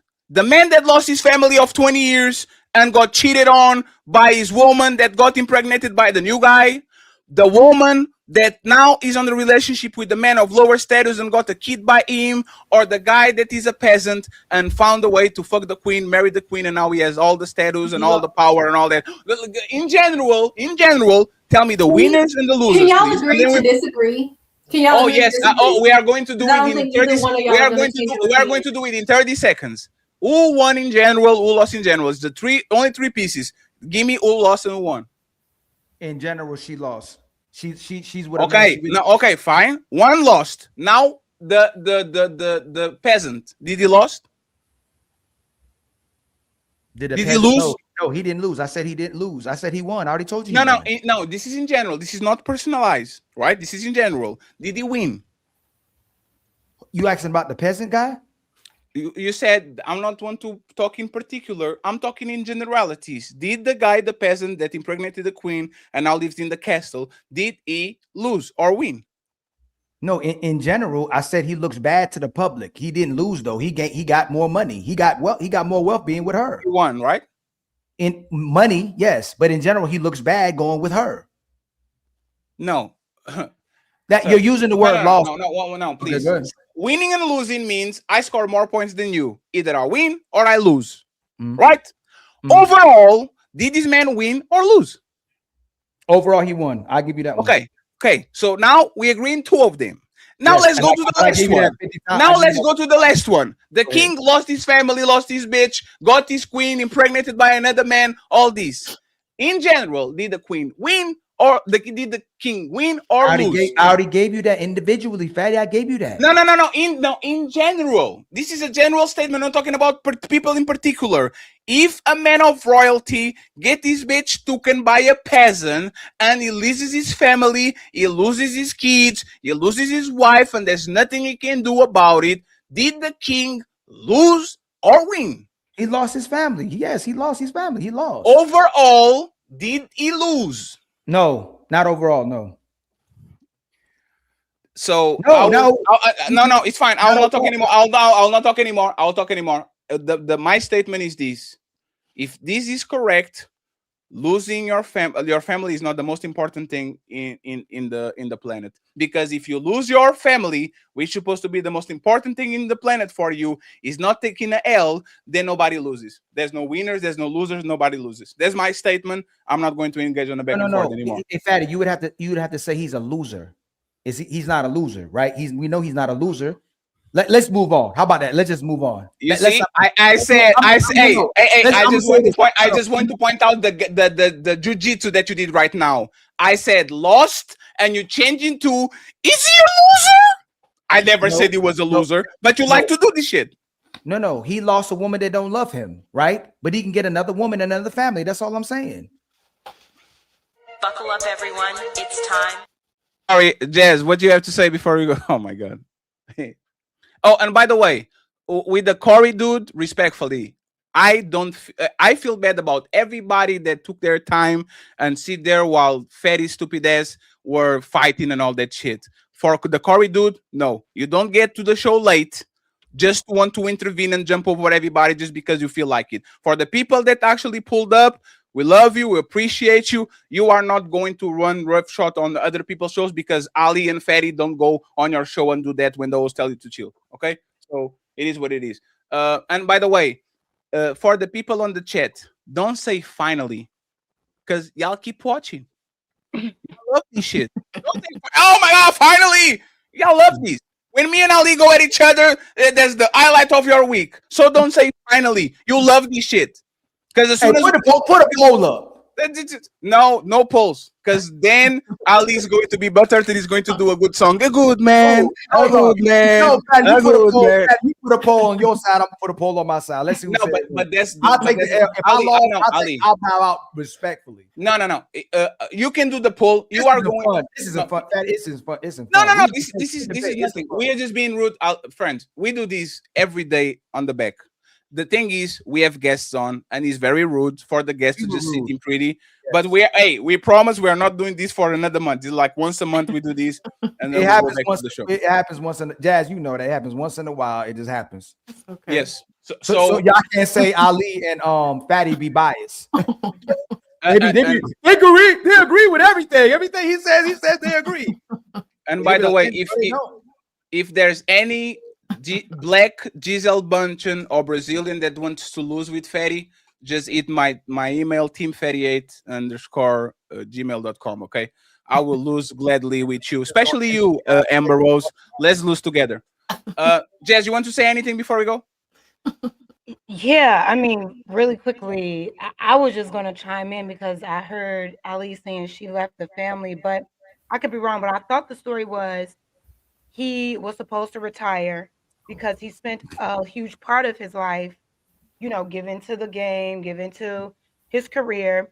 Mm-hmm. His family was suffering because of that. He agreed to retire and spend more time and focus on his family. And then within a year, he decided to go back to play again. And that was Giselle's deal breaker because they made an agreement. That's what I thought I heard her say. I thought I heard him even say that. So I just wanted to bring clarity to the situation because I heard you say she broke up the family. But Jazz, if you ever blow up, and then he kind of broke their deal. Hey, Jazz, can I ask you a question? If you Mhm. ever end up the next Whitney Houston and you star power for 20 years, and me and my family, our family, I've been standing behind you all these years, and you became you became the best artist ever, and you had a great passion for it, and I said, hey man, you were born to do this, and you love this. Do you think that your husband, if you want to if you want to sing for one more tour, should that man support you, or should he divorce you because you wanted to sing one more year when you gave your heart to you gave your heart in singing, that was your passion, if he truly supported you? I think that if we had an agreement that I was going to retire, and I said I need to go back, he wouldn't. I don't think he would be wrong for feeling away if I did. Listen, is it, if one more year, is it worth divorcing over? It depends, because that could have been his deal breaker. You know what I mean? Well, I'm gonna tell you this: me as a husband, if I'm ever a husband, and my wife is special to me, and we really loved each other, and there was something that she was in that might have paid. She was extremely wealthy, and she was the best. She was the best at whatever she did, and she just wanted one more year for something that he can never play football again. It ain't like it's something he can do again. He can never do that again. Once football's gone, he can never play that sport ever again. It's done. Like you age out of that sport. I would think a wife that truly loved her, had his kids, would be understanding and how passionate is man. He played. But I think it's a different situation, because he did all of the things. He went as far as he can go. There was nothing more to accomplish. He won the Super Bowl. He got the rings. He literally did the thing in his career. He went back just because he craved like the camaraderie of his teammates and like the fandemonium and all of that. No, he loves football. The story goes. Can you flip it, Jess? Can you flip it? Can you flip it? Let's do this, right? Giselle's still a semi-active model, right? Imagine that Giselle at 41 said, hey, baby, one more year, we made it, now retire. And she, like, they had an agreement, they agreed, and by the end of the year, she said, hey, baby, I know I told you I was going to retire, but that this big opportunity in the sponsors that are looking at me, I want to do 3 or more for fashion shows, and then I'll wrap it up and we can stay 50 years together and right to the sunset, we go whatever you want. And Tom Brady turned around and says, nah, you said you were going to retire. If you don't, I'll leave you. Wouldn't we, all of us, be calling him like stupid, throwing your family away for 1 year when you can literally have that woman for 50 years and they can be together and all that? Wouldn't we call that man delusional and kind of like, in my opinion, you could call him that, but no, Jess, you yourself. If that man like left his family, matter of fact, let's actually say what he did. If that man showed up with his personal masseuse and he got her pregnant and they were together, and the justification was, I got this personal masseuse of mine pregnant and married her and have a baby on her because Giselle told me she was going to do 1 more year, which we didn't agree upon, wouldn't you look at him crazy? Well, yeah. So, Jazz, if you look at him crazy, that's what happened to because him. you just added No, I didn't add it. No, it was literally the story. Unmute yourself. Jazz, unmute yourself. No, I didn't add it. It was literally the story. That's what happened to Tom Brady.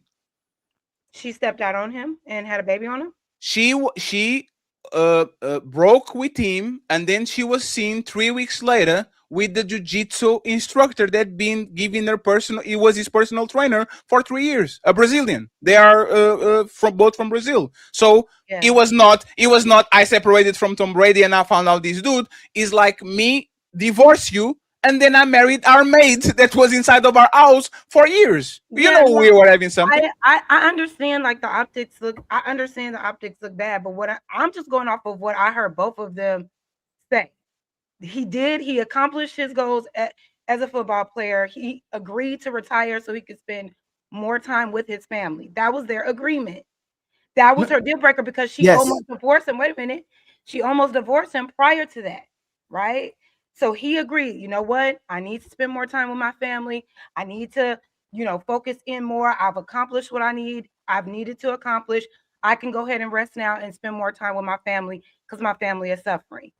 They No, agreed no, to no, no, do no. that. Nobody. No, They agreed to do you that. can put the suffering part that Well, was what I'm on saying is her. they were suffering Jazz, in terms his of he kids wasn't are there. almost grown ups. Jazz, his kids are literally on their way out. They are not What I'm kids. They are saying grown ups. is there was a part of his family, obviously, that was suffering, whether it was the kids not seeing their father, her not seeing him enough, them not even spending family time together. That part of their dynamic, I guess, was suffering. That's what they said, right? No. But It I was think he was the both. kids' jujitsu trainer. The kids Yes. first, and then he started training her. Yes. Yes. Sorry, Jazz. I'm losing my voice. He was the kids' jujitsu, whatever that word is, trainer. And then he started working with the mom. And I think that's the more messed up part. I get that, but okay. So did she? Jess, Was she seen this is with? why we stop. Jess, if this was anything I'm in just reverse, saying, if there's let me just get it off because I'm not arguing with y'all. If it looks bad, it looks bad. I'm just saying that if there's a dynamic where we agree, hey, you've done all of the things, now it's time to retire and focus on family, and then you break that, not even 6 months to a year later, you back on the field, you back spending majority of your time where you said you were going to be done with it. I'm not saying that it's okay for her to just up and leave, but they had an agreement, and that was her deal breaker. Jess, because that's crazy, Jess. Think about That's Jess. crazy to you. Jess, you are doing the think about it, Jess. Me and my woman agree we are going to have 7 kids. And she give me 6 and says, Fatty, I can't do it no more. Sorry, man. Like these last 2 just busted my ass. I'm leaving you because we had an agreement and I want 7 because that's my lucky number. No, everybody is going to look at Fatty crazy. This woman gave you 6 kids. She made an agreement with you because she thought she was going to do it. It's not of bad faith. It's just 1 kid. It's not that she didn't give you no kids. Just give you 1 kid. She gave you a basketball team plus a coach. That's 5 plus 1. Why are you leaving your family for a promise that is easily kind of corrected? This man is a football player. He doesn't have it in it anymore. Jess, it's not like one second, Jess. Hey, Jess, let me just say this there, Jess. It's not that she didn't know that he was going to be retired for 50 years. She knows. Football players work until they're 40 few, and then they retire. She knew she had 50 years with this man. If they both healthy and they ride to the sunset. She did it because she wanted to do it. Has nothing to do with spending time, because 1 year, Jess, 1 year together doesn't I don't know what the word, impose 50 years of doing anything you want because we are billionaires and we run around the says. If you really wanted to spend that much time with him, you would put the 40 years y'all going to spend together over the 1 year that he's playing football. I mean, and the football season is like 6 months or something like that. He So decided to put his career over his family, and her choice after he did that was to leave him because she was. Would you put your career over your family? She had said that she had, sacrificed that, and he said it himself too. Like he put. Would you put your career? Would you put your career over your family? Would I put my career over my family? Yes. No. So if your man told you, if my family was suffering in any way, I would put my family first. So if your man told you today, quit the singing career, I'm your family, what would you do? Would you quit? I don't know. We don't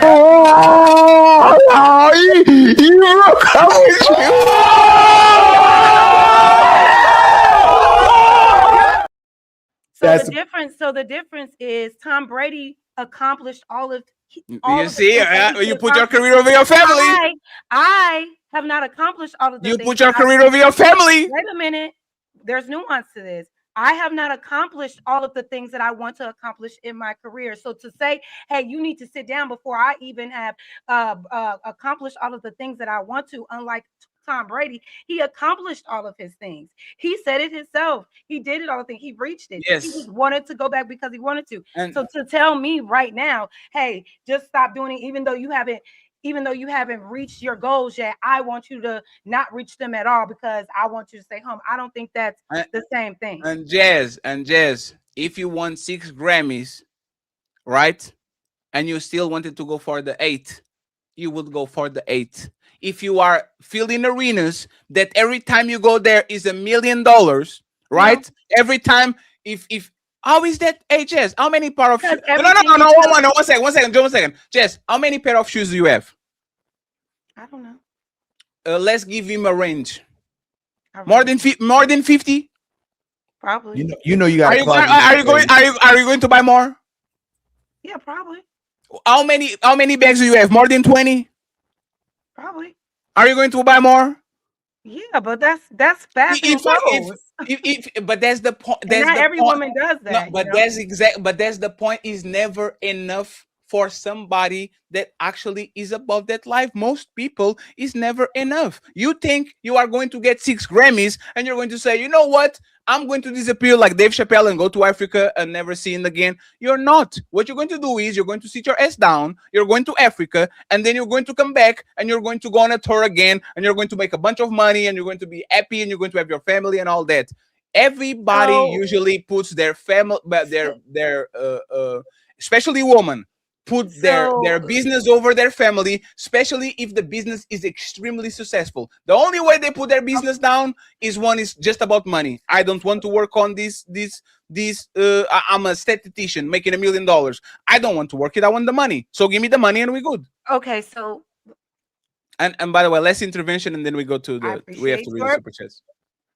I appreciate your point of view. However, I still stand by what I said, because for me, if I am super accomplished and it's time for me to be with my family and my family is telling me they need me, I'm going to go with my family. I understand that for some people it's not enough.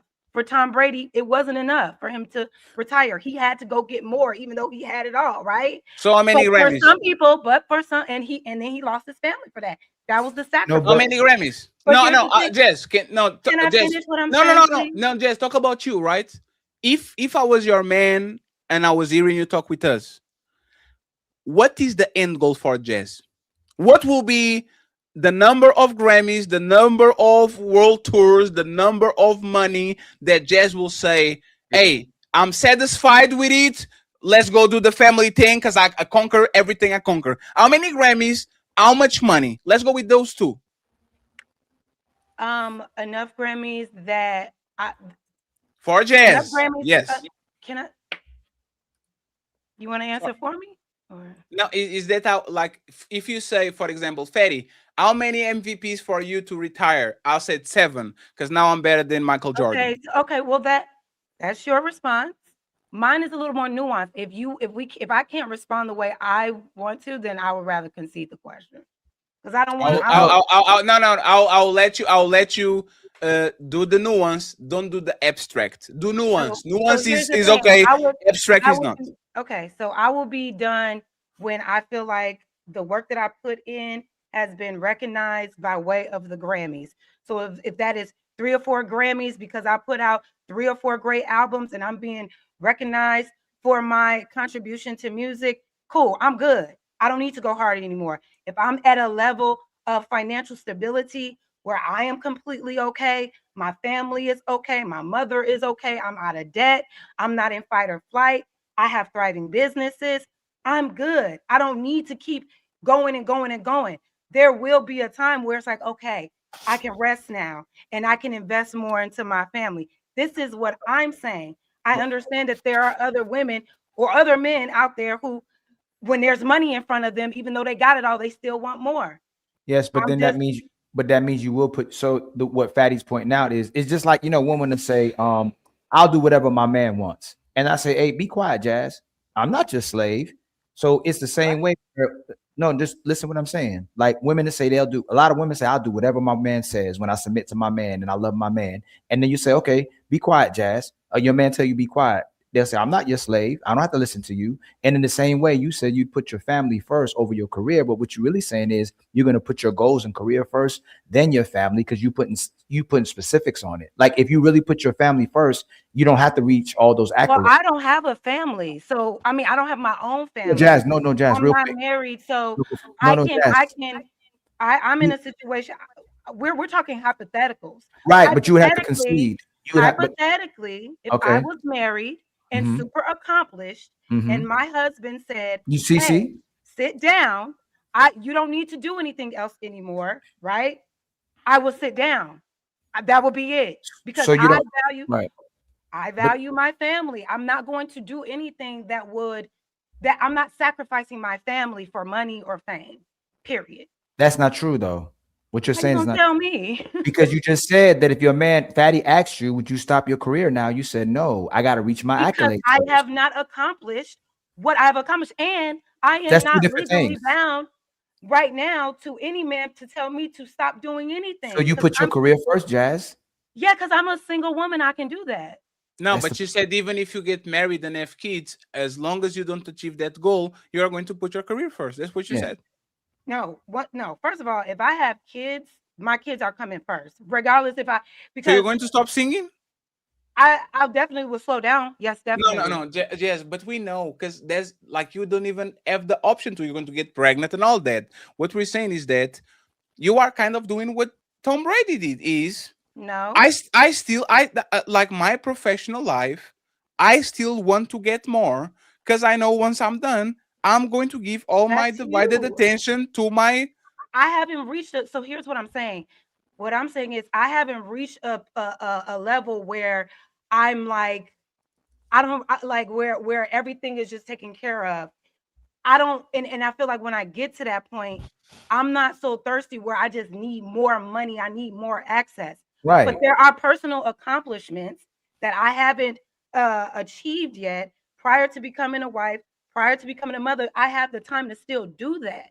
Okay, Yeah, but you don't have the goals. But you Hold don't on, have the numbers. You don't hold have the on, hold on, numbers. hold on. Like So- if I went to the league, I would say this is my numbers. I want to play on the NBA for 10 years. I want to win 6 championships, 7 MVPs, and live as the GOAT. You don't have those numbers, meaning just like human nature. How many times, Jesse, you went and said, this is the last pair of shoes I'm going to buy? How many times you say this is the last Twinkie I'm going to eat? This is the last time I'm going to smoke. This is the last time. And you know what happens? People break their promises even to each other all the time. So if people even break their promise to each other all the time, it's not out of scope that you are going to break some promises that might hurt you in the short term, but on the long term are nothing. Because if Michelle Obama did the same thing that Giselle did, she said that she was miserable for 10 years during their marriage. If she did the same thing that Giselle did first year, I'm out, and everybody will be saying, "Oh, look at Giselle." When the like you are show that you are a quality woman when you don't get your way and you still rock with your family and your husband. That's literally what it is. You prove that you are a quality woman when you don't get your way and you still fuck with your husband and your kids and you put them first. If you don't get your way and the first thing you do is try to go and do your way with another person, now we are into trouble. But I kind of understand what you're saying because that's kind of most women. They are not going to abandon their dreams and their hopes if they don't get highly compensated for it. You have to buy them out. And except for when they have children, I would say. Yeah, for me, Except I when don't. they have I don't have children. I don't have anything stopping But me. you want children. Going, yes, and when I have children, I'm sure my life is going to change. So, but so I'm can not. that's I'm not. Ali, And, no, and, Ali, and I'm Ali, okay Ali. with those changes. If I decide, first of all, I'm not having a kid until I'm married. But what I'm saying is, I understand that once I become a wife, once I have a family, once I have children, my lifestyle is going to change tremendously. I understand that. But that So doesn't mean you're going to stop singing. yes, I'm sure when I become pregnant, I already know I'm not going Jazz, to you are not Jazz. No, I already know.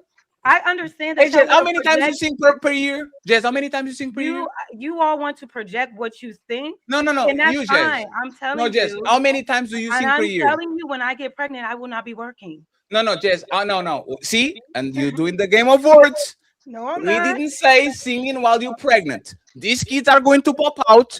They are going to start walking and wanting to eat some yogurt. They would have to be able to formulate full sentences, have a good understanding. So it's 2 years. So it's 2 years break. Absolutely. I've already said Yes, this. come on, Jess. You did that too much, Jess. That's crazy.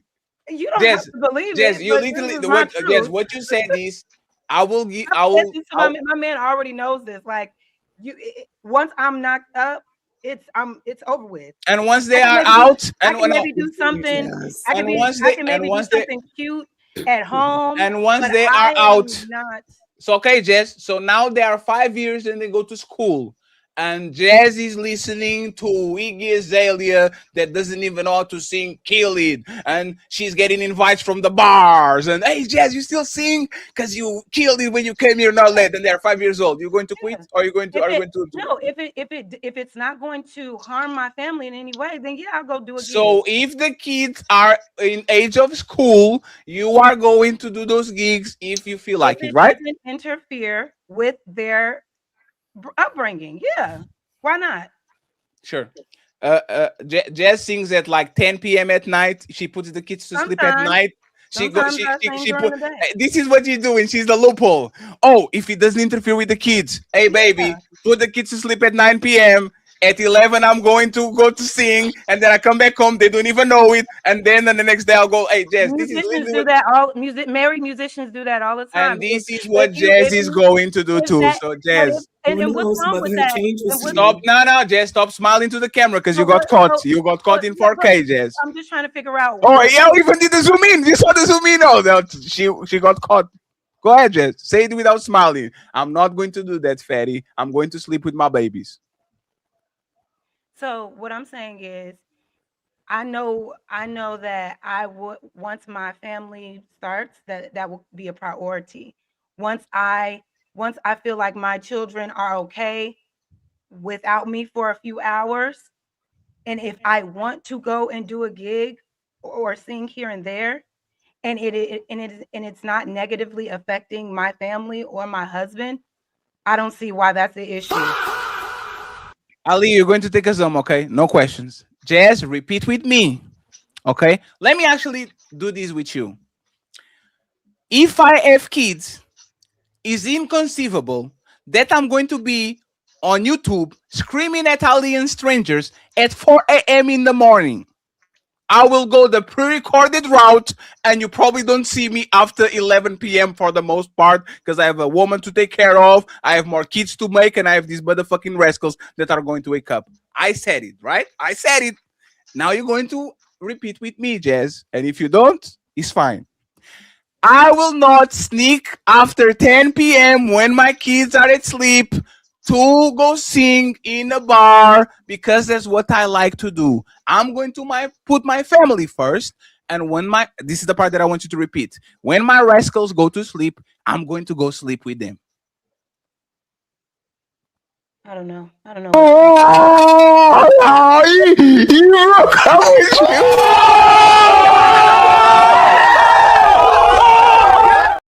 And this is what Tom Brady felt.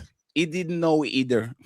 He thought he knew until he didn't. He thought he was going to put his family first until he didn't. You see, and Jess, it's normal.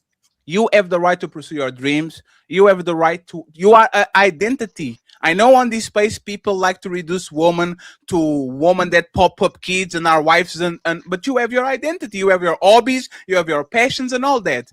I just don't understand, why would the man sacrifice 40 years with a woman for 1 year of her singing, playing basketball, doing Yu-Gi-Oh, whatever she has going on. Okay, Ali, please take us home. No questions, so we can read the super chats and we can go to the main event, friends. And by the way, this being a very contagious show, Krish and Bean are going to carry the show from now on. Thank you, Summer. Thank you, Summer and Coco, for pulling up. We appreciate you. Let's go ahead, Ali. If you want to say something, please. No questions, please. No questions. Oh, you're muted? That's crazy. Let me do a commercial break. Tomorrow at 5 p.m., Monkey Business.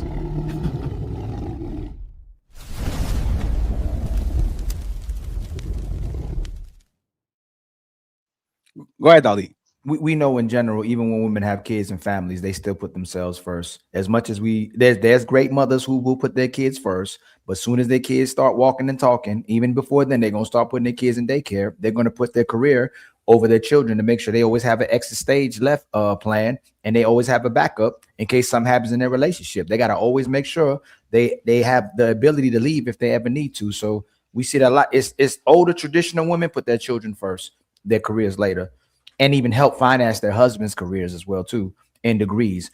But new women, they want to make sure they're equal to their man and able to negotiate with that man, so they don't put their kids first like they used to.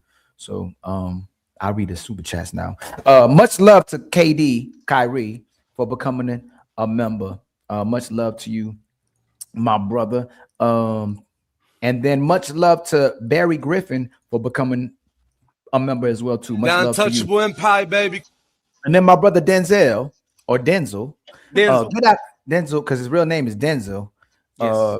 But they changed it to Denzel, so it sounds better. Good afternoon, Ali and the Untouchables. Hope y'all enjoyed the weekend. The Untouchable Empire, baby. Ali, let me just stop you for a second. Can you check the cash app? Let's do the cash apps first, okay? Shout out to Carl Anderson for the $25 PayPal. I appreciate you, Carl. Thank Another you very 25. much.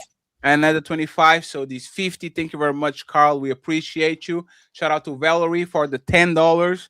Thank you very much, Valerie. She says support with some art emoji. So there's 60. Thank you very much, Valerie. We have CEO with $5, making 65. He says Another 5.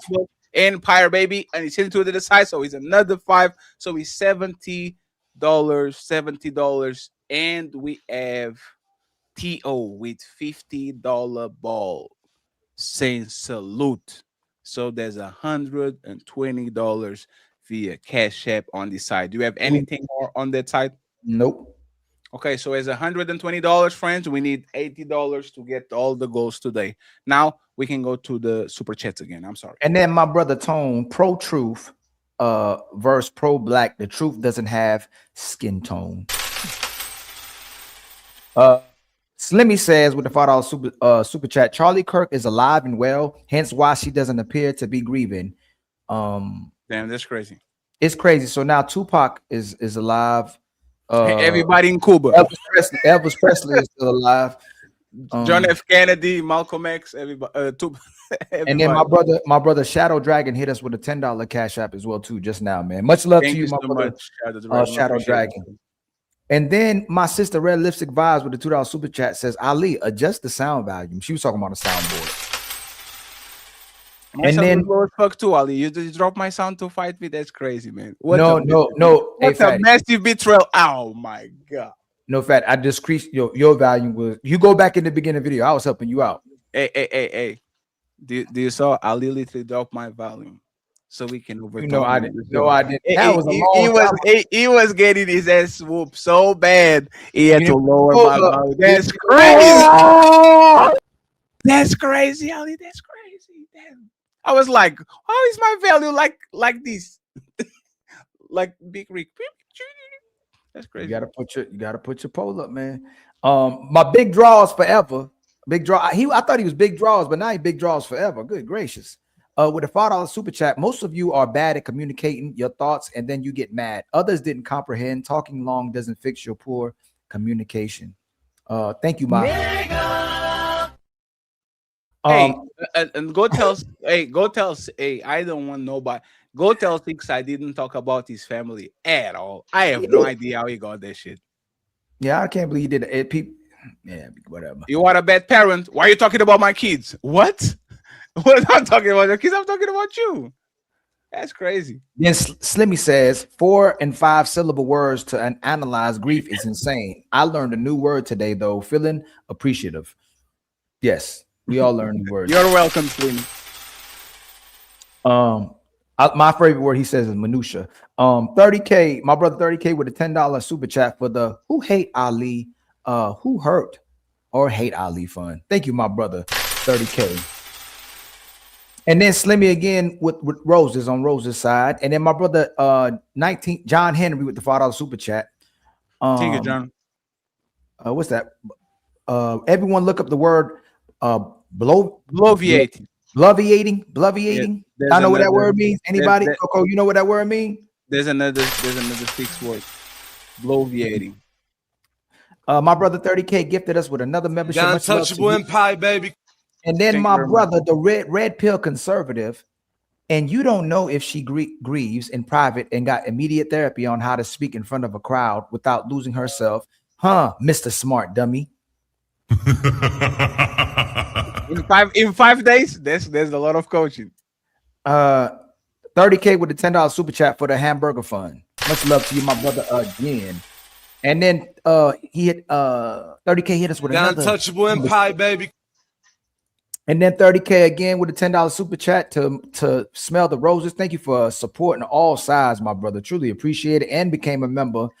Gave Roses 2 memberships, man. Much love to you, The my untouchable brother. empire, baby. And then Carl Anderson hit us with 5 gifted The memberships. untouchable empire, baby. And then 30 again with another Smell the Rose membership and another fatty. The untouchable empire, baby. And then TJ Shippy with a $2 super chat. God got him now. Let's get this money. Yeah, God got him now. Damn. I ain't even gonna say nothing. Is it Ducey? Ducey? My brother, I still gotta figure out how to pronounce your name. Ducey with a $2 super chat. I felt like I want to say something else with the untouchable empire, baby. Forever. And then Matreon Roberts with the $2 super chat. Is Erica's ex now employed? TP. Yes, she's the CEO. Erica X, her ex-boyfriend, is employed with them. That's what they were trying to say. Jesus Christ. There's no. Wolfman, my brother Wolfman with a $2 super chat. This is bull. She's not even seeming like she's hurt. I ain't seen a tear yet. Wolfman with a $2 super chat. If you don't grieve, something is wrong. Right. There's something I could relate with 6 though. I felt so much pain. It's very difficult to hurt me, but I just don't understand when a loved one or a close person, I'll still hurt if I lose a very close person to me, but I'm numb to a lot of things because how many people I lost as well too. Mr. Walker with the $5 super sticker. Much love to you. And then CEO with the $2 super chat. Much love to you, my brother. And then Charleston White. No, I'm joking. Charleston SC with the $10 super chat. This is exactly why some women stress about financial security. So when you die, she gonna ball out with little care of you and you bury 6 feet under. It's the cold hard truth, fellas. They don't care about us. And then oh, did I hit the right one? I think I passed it. Chronically Growing with a $2 super chat. Salute, good show. Much love for you. And then my brother 30K with another $10 super chat. Wow, combat veterans have lifelong PTSD from their buddies dying in front of them. Well, I'm doing good now, boy. Translating. Having your spouse leaking out in front of you is even worse. What the are we talking about? This is wild. Yeah. Fulio with a $10 super chat. That face mask, I can go a quick come up. And then my brother Striking Rich with the $5 super chat. After hearing JB Reacts take on Erica Kirk, I realized there is no reason to watch his channel. That's great. Chill, man. Hey, relax, chill, man. bro. The world has enough fence sitters with no take. Much love to you, my brother. Well, hey, go to sleep, man. It's 2 a.m. on the United Kingdom. Oh man! Hey!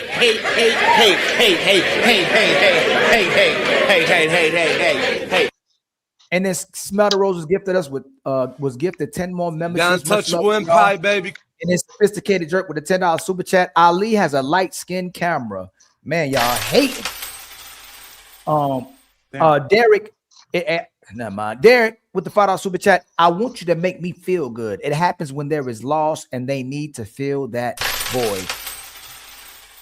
Uncle Rick with the $5 super chat. Go ahead, Jazz. Hair flowing. Just let your soul glow, baby. You know, Jed's not about to retire.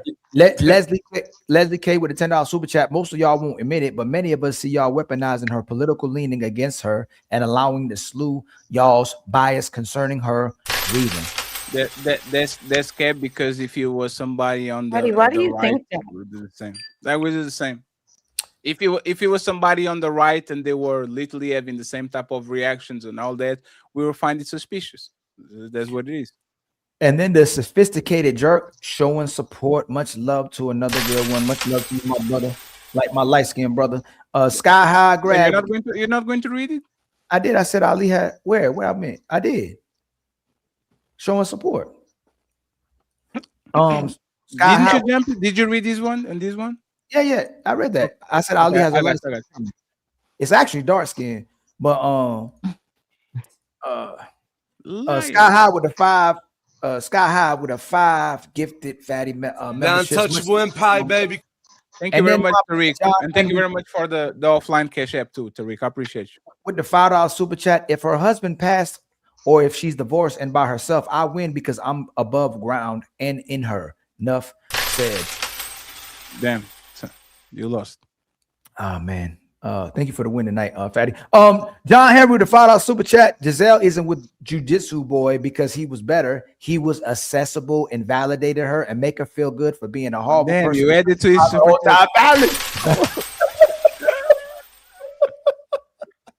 The sophisticated jerk.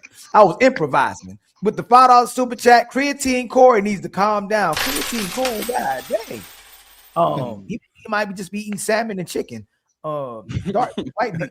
Striking and chicken breast. Striking it rich with $2 with the $2 super chat. Pete Davidson got Kim K after Ariana Grande, and then she got rid of him after she was bored because she really didn't want to be with him. She just wanted to get under him to make Kanye mad. He got another supermodel. He got another supermodel pregnant right now. Frederick Howard, gifted Smell the Roses. The untouchable empire, baby. Insane one with the $5 super chat. Tom wins overall. Thank you, my brother. Took her best years. Kids already made. Free from her drama. He's still up. Money and notoriety. Still gets women that other men want while she got that scrub. I heard Ali, can I ask you a question? Question? Can I ask you a question? Yes, Do you ma'am. think Tom Brady put his career over his family when he went back after retirement? No, I don't. Not technically, but I would have to concede to you and say yes because he went back. If she gave him the ultimatum and he picked that, and she said I'm leaving you, he ended up putting his career above his family. Yes, I have to concede to you. He did it for a year. It was temporary. He definitely put his career over his woman for one season. So he's a temporary. I don't think. And just so you to like, this is day-to-day life for everybody. Everybody wants to spend more time with their family, but they have to work one more extra shift, one more extra job, one more extra project. This is day to day. If we wish to quit on each other because Krish now has to do another shift, and all of a sudden, like I want you home, but we need it. Like, see what I'm saying? Like everybody will quit on each other. We sometimes during our life prioritize sometimes our career, then our spouse, then our kids, then our friends. It is a cycle. See what I'm saying? So I was just curious because I was just curious. If she wasn't rich and he had to work for a living, had to take care of the family, she would have never made him quit. It was for her that she wanted him to quit, Jazz. Like if she didn't have the money and they needed it, she would have made sure he kept working. Like most men go to work to the day they leave Earth. She wanted him to quit for her, and I think it was selfish of her because after he played that one more year, it was very selfish of her because he didn't play for clout, Jazz. He's not that type of guy. Like he goes play football, go home. He's not that. And Tom Brady is not that type of guy. And there's the thing too. He's like he's nobody talks. Like he's the like nobody. I never saw anybody talk shit about Tom Brady ever. No, I was just curious if y'all considered that as. Hey, Jazz, I believe you. I'm giving you grace. I really believe if it was your husband and he was the best football player ever, and y'all made an agreement. And even if you said you leave him, I think you would have ended up not leaving your husband. If you stayed with him from that many years and had a family with him, I believe you, Jazz, would not have left him because you know he did it for a passion. He would never be able to play again. He wasn't technically trying to compromise his wife or his kids. He was. You know what? I probably wouldn't be quick to, but I would honestly ask, is this really the last time? Do you know what I'm saying? No. You would give him hell. And you would give him this is your passion, right? And you're saying, I got to go back just this one time. Are you going to have that feeling again a year later? If he does it twice, he can't play Jazz. He old. Yeah, but Jazz, that's the thing. I'm just in general. No, we can see it. If the agreement is to quit for the family, and you want to go back that one time, and then you say it's that last time, and then you want to. No. I will concede, Jazz. I think everybody concedes. One time is a mistake. You didn't know. The second time is a choice. If he did it, I promise is the last one. And then he gets it. It's like a cheater. Oh, baby, I'll never cheat on you again. I promise. You get caught the second time. Now it's a choice. Now I think there's like people would say, oh, Giselle asked him twice. He promised once, then he broke the rule, and then he promised twice. And second time, it is what it is. So we will concede on that if he was a habitual promise breaker type of person. But the rumor was that he had made an agreement to quit prior to when he did, and she made a concession and said, okay, fine, you can continue going, but you have to promise me now you're going to stop. And he said, okay. So they had made a deal he was going to quit prior to when he quit, right? But Man, then he was like, but I still want to play. And then he went, and then he reneged on it. So technically it was the second time. hey, Summer, Technically. if that's true, I take back what I said. Fuck Giselle, that man should be playing ball. Liar. He's the good guy in my story, and you're not going to change that, lady, no matter what you say. I'm delusional. Uh, go ahead, Ali. My brother John Henry with the $5 super chat. If her husband passed or if she's divorced and by herself, I win because I'm above. I think I'm above ground and in her. Enough said. I think I already read that one. How did I get up there, Fatty? I think hit that It's one. because you don't unstart shit because you like to like pile them on. I don't. I take them off, so you know what it is. My brother Zero Fallout with the $10 super chat. I'm with Ali. Men don't lose if another man gets your leftover. Society has brainwashed men into thinking we can't walk away and start a whole nother family and get a whole bunch of kids and do whatever the hell we want to do. This is a man's greatest power. If Jay Prince stole your bitch and put the kid on her, you definitely lost her. There's no comeback from that shit. Never mind. Matreon Roberts with a $10 super chat. So Brady lost. Never mind. So Brady lost because his woman made an impulsive decision. That's how y'all know we really debaters. He lost his family. Y'all know we really debaters. And I also have one more question. So it did come out that she was cheating during their marriage? Oh no, yeah. no, it didn't come out. No, it did. It's a 2+. It's a 1+1, Jess. It's like this, right? You're This is looking what, at like the time. yeah, this is what we're implying, right? If I was in a massage, remember, if I was yeah, in a massage, remember, I'd use it. Use it. If yeah, I, no, exactly. it's- we actually have a case. Remember Arnold Schwarzenegger, like when he was caught with the maid and shit, right? Imagine that like Arnold Schwarzenegger was caught having a affair with the maid that he had in his mansion, right?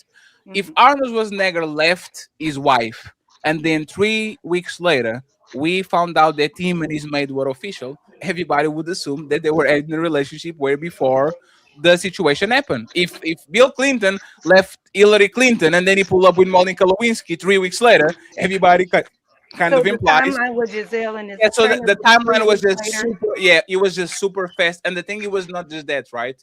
It was inside of their house.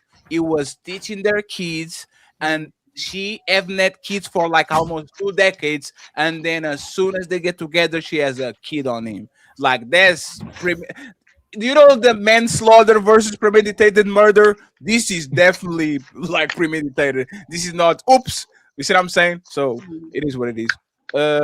And by the way, Zero Fallout, this is the first time that you are wrong on the comments when you say I am with Ali. That's crazy. Don't Go worry ahead. about it, Zero Fallout. I got your back. Matreon Roberts with the $10 super chat. So Brady lost because his woman made an impulsive decision. We all know he did. Yes. Cali Mike with the $5 super chat. So by that logic, when Baidu who has been cheated on are complete losers. No, nobody said that anybody that cheated on is a complete loser. You see, Fatty's good with words, y'all. I'm telling y'all, you gotta watch out. You taking a loss doesn't make you a loser. Being a loser makes you a loser. My brother Thomas Legacy with the $10. God damn it. With the $10 super chat. Both of y'all right. The optics look bad losing your woman to a lesser man. Agreed. But that man can duplicate and start a new family, not adding if he wanted her or not. That doesn't matter. Why are you yelling? If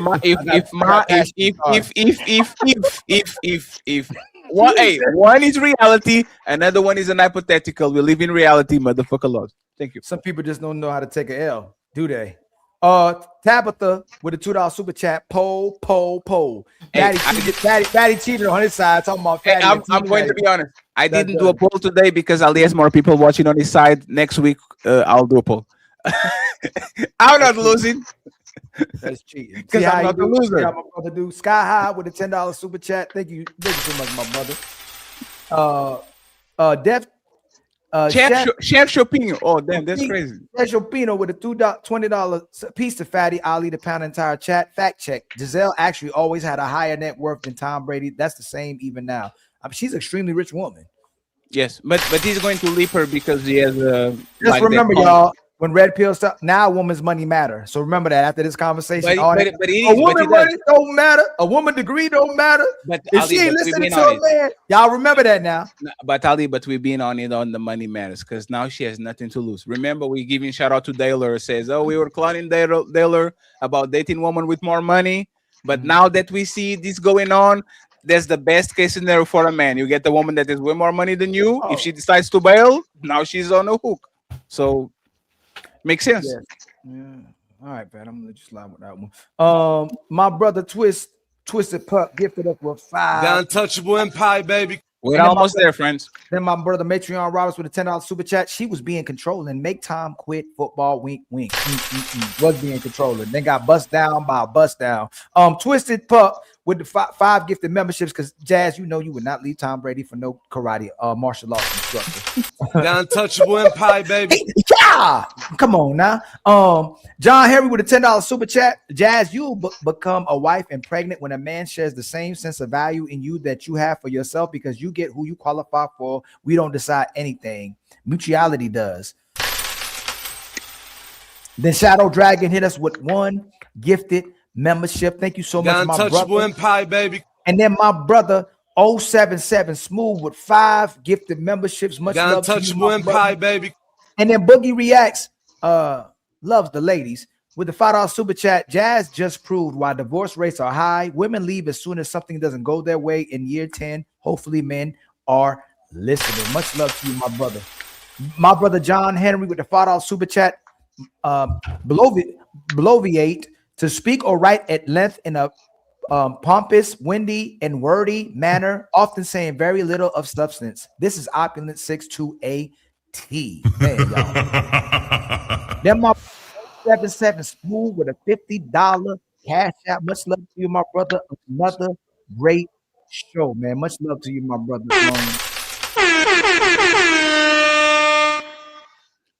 And then my brother 1972 Dog been a member for 3 months. What's good, people? Happy to be here. The untouchable empire, baby. And then John Henry with the $5 super chat. Charlie Kirk was a racially agitating, racist, sexist, egotistical, lying, hypocritical bigot, aka a lying liar. Find the lie in my words. And then Super Pete gifted us with another membership, and Shadow Dragon gifted us with another The membership. untouchable empire, baby. And then Chef Chopino gifted us with another The membership. untouchable empire, baby. And then Boogie said, if losing is when a woman cheats on her man, then let me be broken. And I'm joking. Breaks up her family, then sign me up. She will leave him by 2030. No man can satisfy a woman. Hey, Boogie, you are a reactor too. Hey, Just because she lost doesn't Dang, mean I that did it she's talking. again. No, it's Boogie. No, I did it. I called a 077 Smooth. Look, there's no way I would anybody think that's a sister with that name? What? No, it's because of the. That's a sister. They're a woman. It's because of the style of the avatar. Looks like he see boots on the ground. He looks like a giant. He looks like somebody in the military. But wouldn't the name too 077 Smooth? He looks like a spy. Yeah. That looks like a woman to me. Finally, 077 Smooth sister with the $10. It's crazy. $10. And she keeps saying that. He's the avatar lady. We apologize. And then my brother Chef Shapino again. Iraqs. Chef Shapino again. Chef Shapino with 5 more on fatty side. Damn. More God dang membership, man. Untouchable empire, baby. Damn. And then there was none. Damn, that's crazy. I just want to say these 2 Boogie comments real quick, and then we'll go to the main event, right? Y'all have to understand this. I say this all the time. Just because I lost, that doesn't make you a winner. You already lost your woman. Whatever happens afterwards is nothing of your business. That's none of your business. You already lost your bitch. Now go cry in the car. If she becomes an alcoholic, that's the mother of your kids. If you are if you don't have no kids, no nothing, you don't lose no property, no nothing, fine. You didn't lose nothing. But if you lost your family with her, respectfully, like we need to if your family will break your family or you lose your family, you just get another one. I don't agree with that, and I think the people that actually say that, they will be into a tremendous amount of pain and always regret that they actually lost their family once. So maybe it's me, maybe I'm wrong. Krish, Bean, Summer, and Coco, very sorry for what Okay. happened here, but today is not ladies first. Okay, That's okay. so we're going to give you like 20 minutes. I see you, Ali. And then we are going to make sure that we get. Are you guys familiar with Nicki Minaj and what's going on with her? A little bit, a little bit. Let me I let read me the play. questions. Yes, let me play this real quick. It's a small video we have over Mhm. here, and then we go from there. And friends, we're not going to stay for hours, 1 hour, three. Let's say more 20 minutes, and then we go about our lives. So, Nicki Minaj. I'm with my favorite president, the best president of all time. And I'm with the queen of rap. Oh man. Hey, you know what's funny? This is so corny. I thought it was AI. Like I literally like, no, this has to be AI. And then I went back and saw, oh, this was literally tweeted by Donald Trump. So even if it's AI, it was by the official commander in chief, right? So, question or Bean, because she's already asleep, and then Krish, right? Is Nicki Minaj betraying black woman by openly supporting Trump? It's time to do. Absolutely. Oh no! Why you say that, Bean?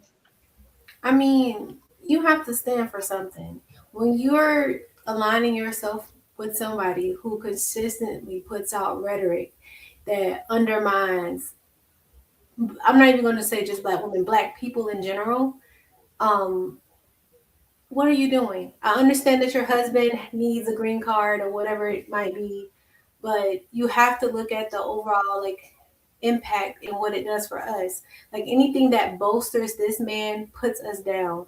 Um, he's done nothing but put out legislation, rhetoric, energy that puts us in a negative light. Um, Anywhere from the DEI stuff, from Doge going out and firing a bunch of federal employees. That really hit us, Black women, because, well, the federal government is a huge employer for Black women, right? So we saw a drop in the unemployment rate for Black women when that happened. And then the DEI rhetoric that's going around, which is extremely misinformed. Because those policies were put in place so that we could get a fair shot at employment, right, in these institutions. So they're saying like, oh, DEI hire, DEI hire. So for us Black women in a professional space, it's this lens that's being projected upon us. Oh, she's not qualified to be there. If she got there, she was an affirmative action hire. She's just there to fill a quota. She's not competent. She's not smart. So it not only do you put out this mediocre rhetoric about us and that dehumanizes us. You call us like like we rely on food stamps, like we're not educated, we're not smart, we're not this and we're not that. But then you actually take the successful Black people and you undermine them in their hard work. It's just disgusting. And for her, it doesn't matter because she's very wealthy. You know, as long as she gets what she needs out of the situation, I guess that's all that matters for her. Krish, do you Okay. think Nicki Minaj is betraying black woman by supporting openly Trump? No, and I'm gonna tell you why. Number one, I don't look at no disrespect to her. I don't look at Nicki Minaj as a legitimate representative for all Black women.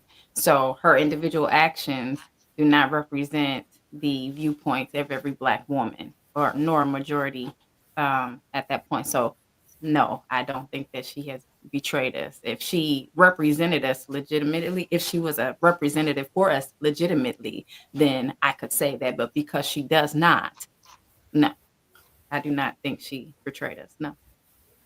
Summer. I don't think she betrayed us either. I agree with Chris that she never represented Black women to begin with, in a positive way, anyway. But I think she's going to get in where she could fit in. She's doing what she needs to do for herself, um, and that's where I land. I don't think she's betraying Black women. She never represented us in the first place. What about you, Coco? You're muted. I don't think that the Nicki Minaj has betrayed Black people. I do believe that the Democratic Party has betrayed Black people, and unfortunately, Black people continue in droves to support the party that is no longer looking at their interests. They're looking at the LGBT community. They're now looking at the Hispanic activity and the people who are migrating into this country, but they don't care about whatever Black people or the Black community wants, because they know that they're going to get their vote regardless. So, and what Nicki Minaj has shown is that I'm going to go where the power is. The power is not with the Democratic Party currently. The power is with Trump, what he's doing internationally in terms of his moves. I know people get enraged by the theatrics, but they're not actually paying attention to the policies and the pieces that are being played for it to affect the world dynamics 20, 30, 40, 50 years from now. And Nicki Minaj was a staunch supporter of the LGBT community. I mean, Like, honestly, she was hyper, so like, Patty, especially. can I tell you Yeah, something? sure. Black women are not in generally a staunch supporter of that community. Let me Yes, tell they you, are. they say so. No, they But are. they really, well, Fatty, let me tell you why they're not. Because when it comes to an insult, what will a Black woman say? Generally, I don't do this because Yes, but this is towards you. It's not because you don't are supporter. Is, for example, I'm a lefty.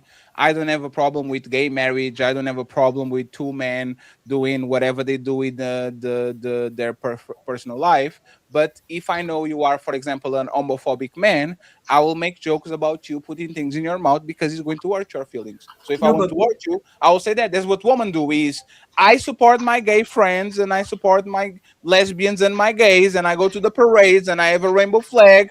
But if I know a man gets offended for me calling him a dick, whatever, I'm going to call him that because I know he's going to be offended. So it doesn't contradict both.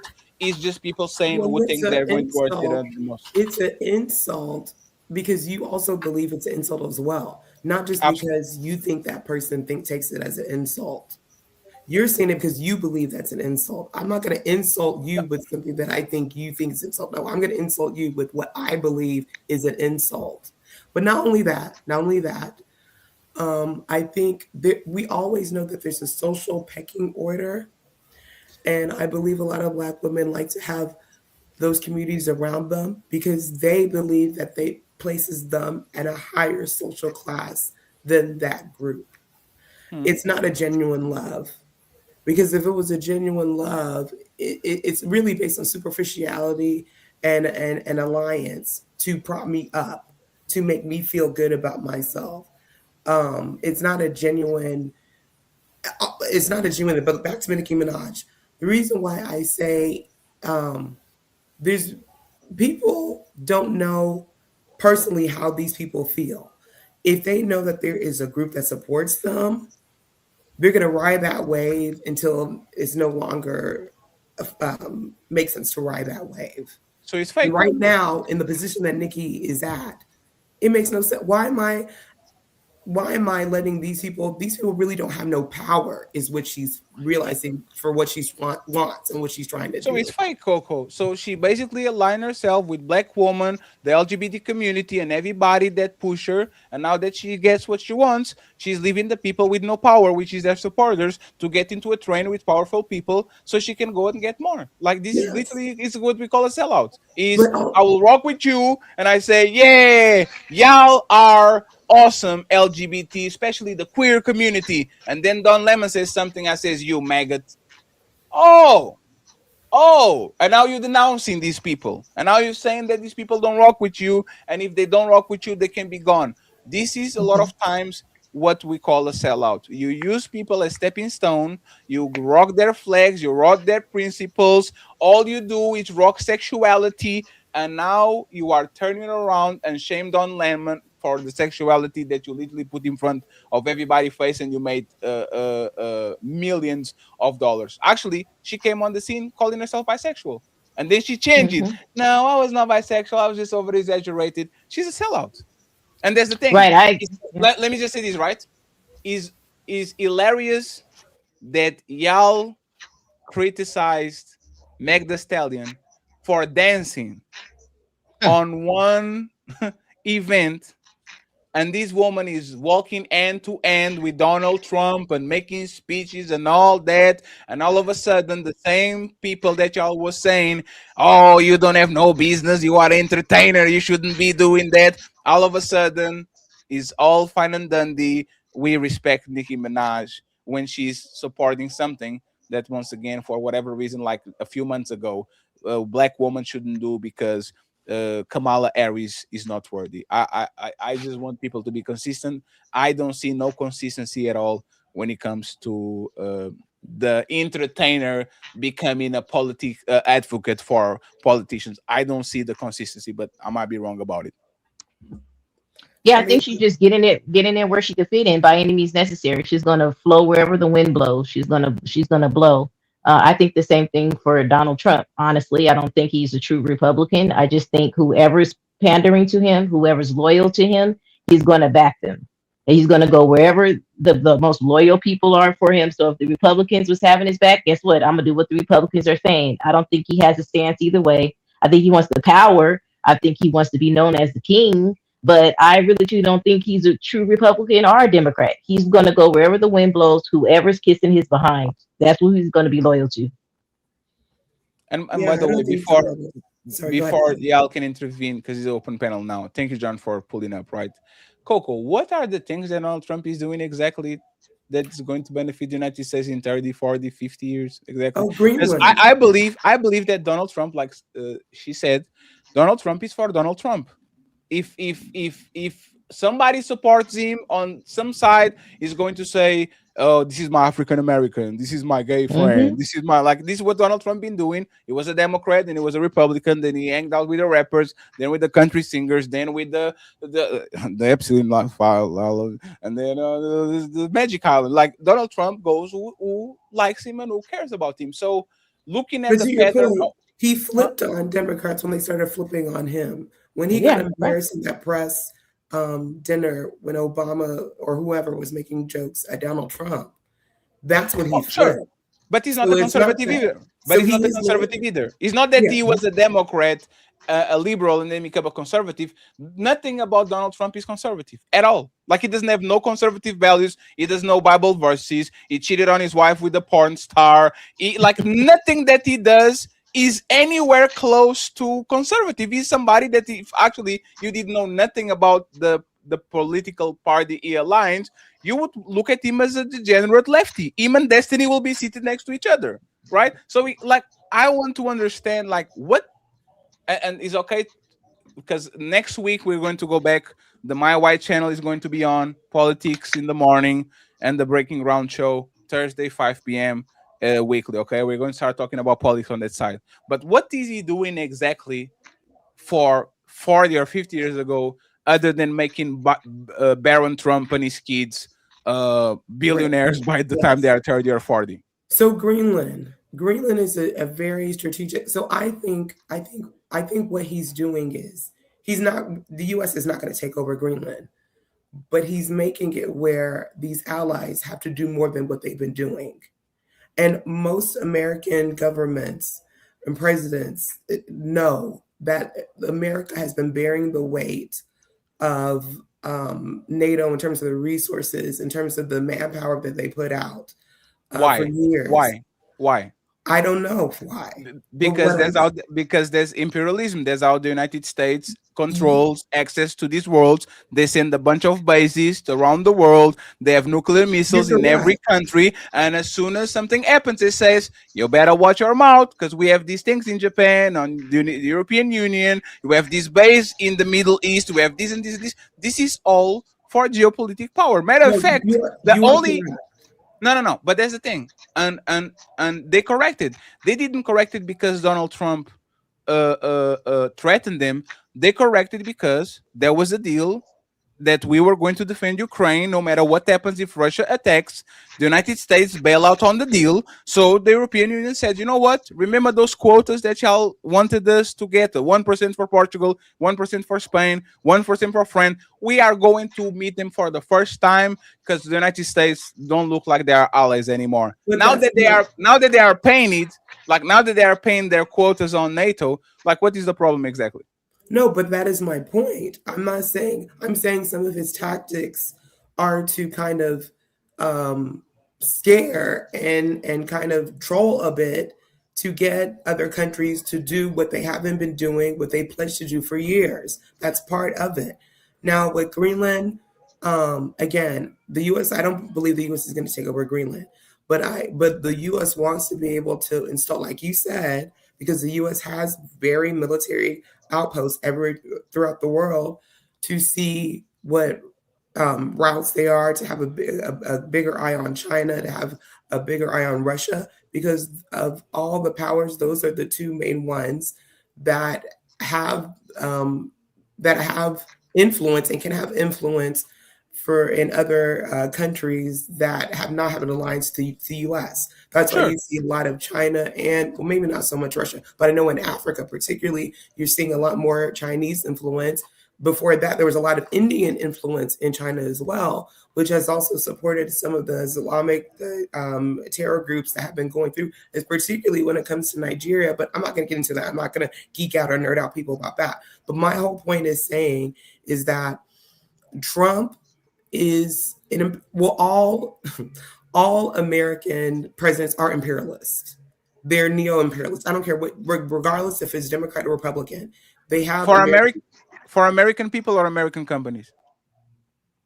I'll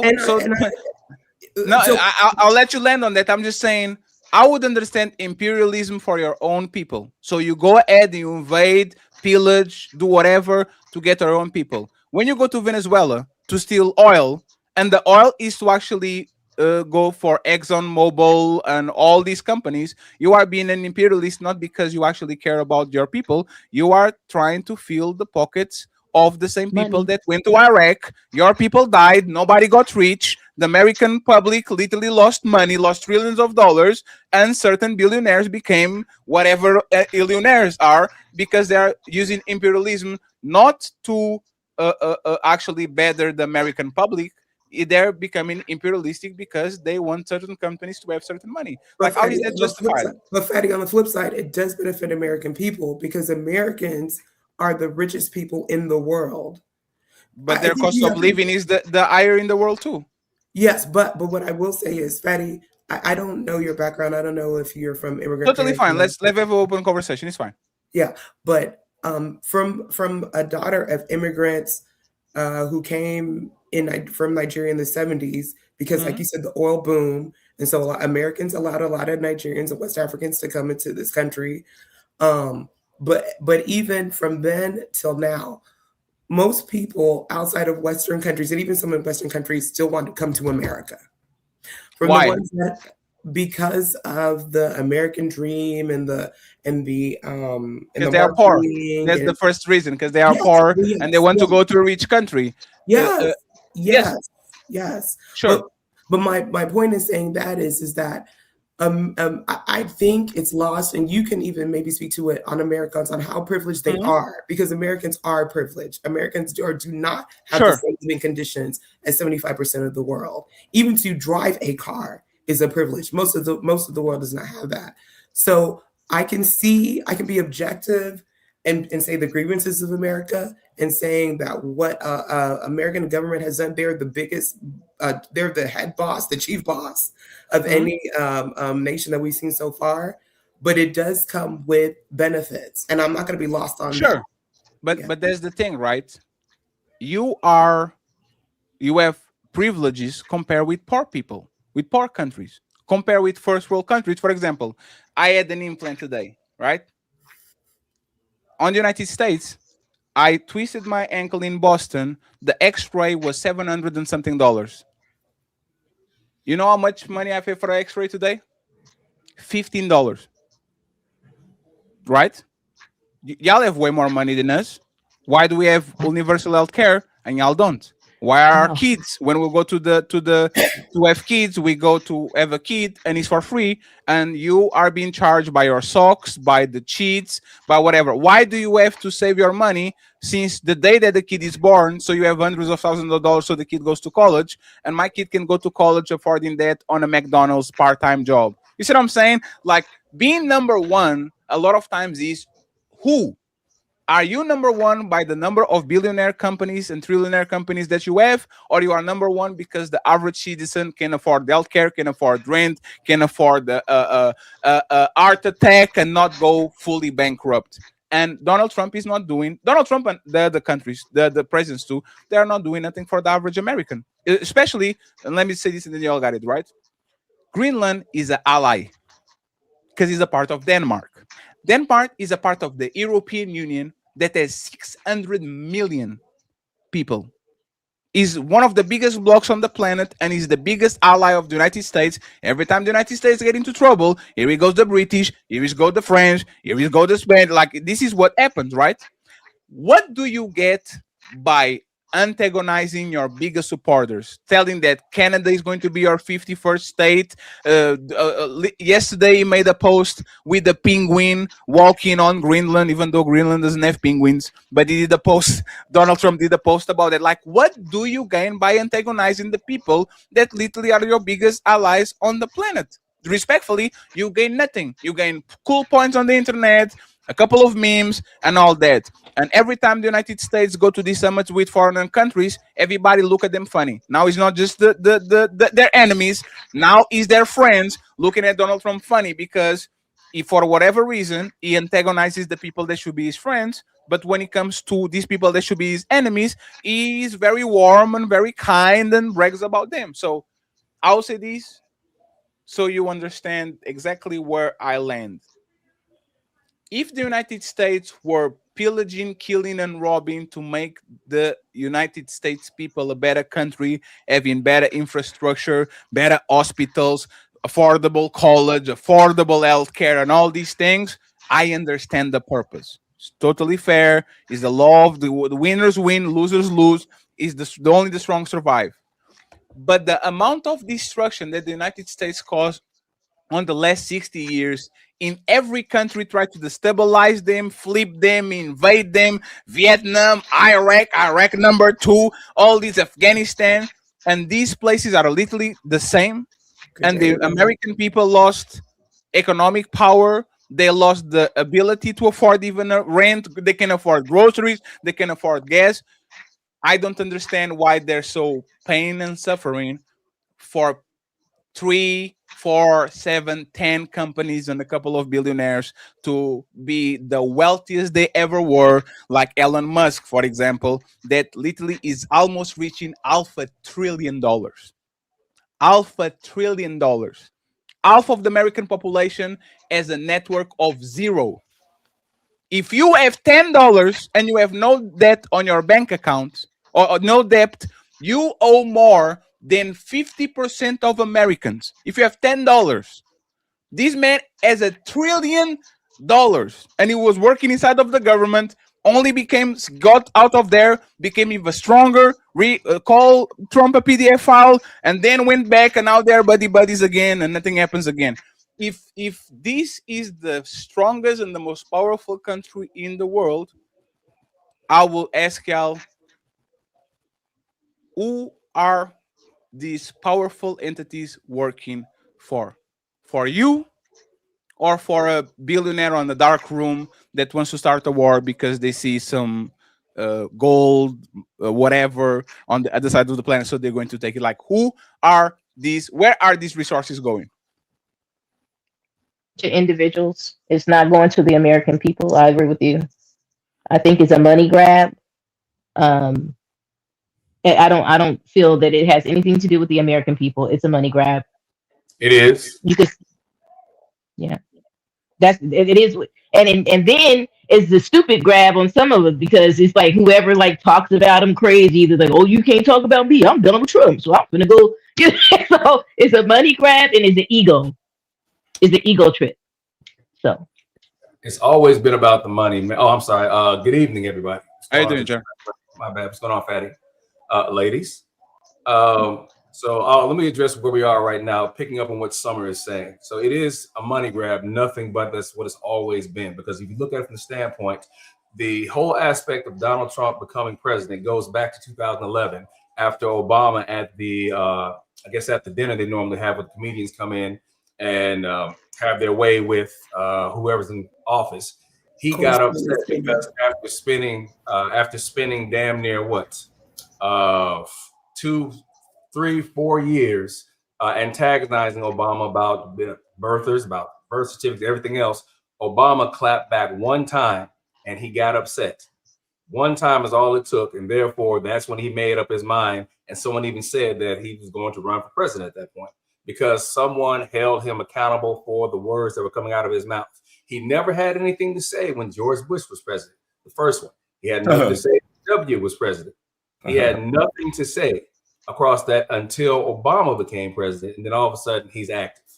Even when Clinton was president, he didn't have anything to say. But it's always been about money, and he has increased his wealth because by becoming president, that means now he can talk directly to other world leaders from a position that gives him the capability to now talk about putting hotels in Palestine, putting hotels in Russia, or whoever it is he's speaking to about right now, of just increasing his substantial holdings. Even Jared Kushner is back in action again, talking to people about real estate. So it's been a money grab for the most part, and it's something that he's enriched himself with by being in the presidency. Going back to what we're talking about, Fatty, if I may go another minute here, I look at that point, we're talking about who Nicki Minaj betrayed. She didn't betray anybody because Nicki has always been about herself. Now, what I think is a betrayal is listening to Black people sing the praises of Donald Trump.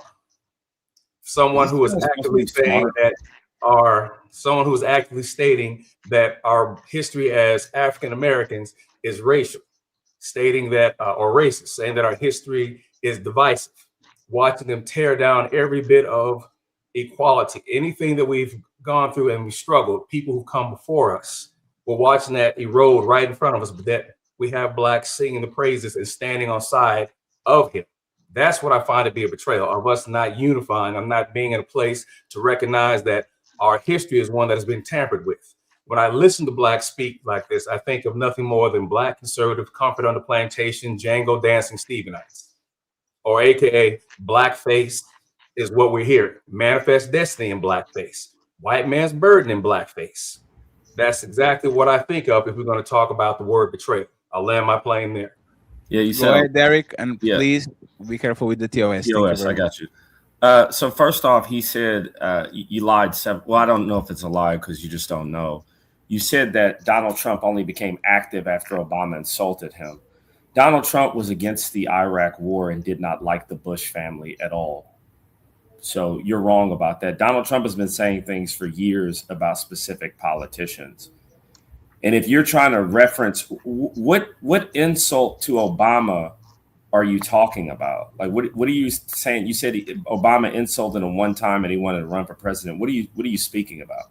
All right, so let me correct you, Eric, that when I say he became active, meaning that he became active wanting to be a politician. That's what I'm speaking about after the incident with Obama. So please don't consider. What year was that incident? 2000. It was at the correspondence dinner. Yeah. He tried to run before then. And the correspondence dinner was the one where it was actually Seth Meyers that said something about Donald Trump. And, Donald Trump appears on the Fox and Fox appears on his head. No, Donald Trump had been trying to run for president before that because one of first Seth Meyers' jokes was, I thought Donald Trump was running as a Republican because I always thought he was running as a joke.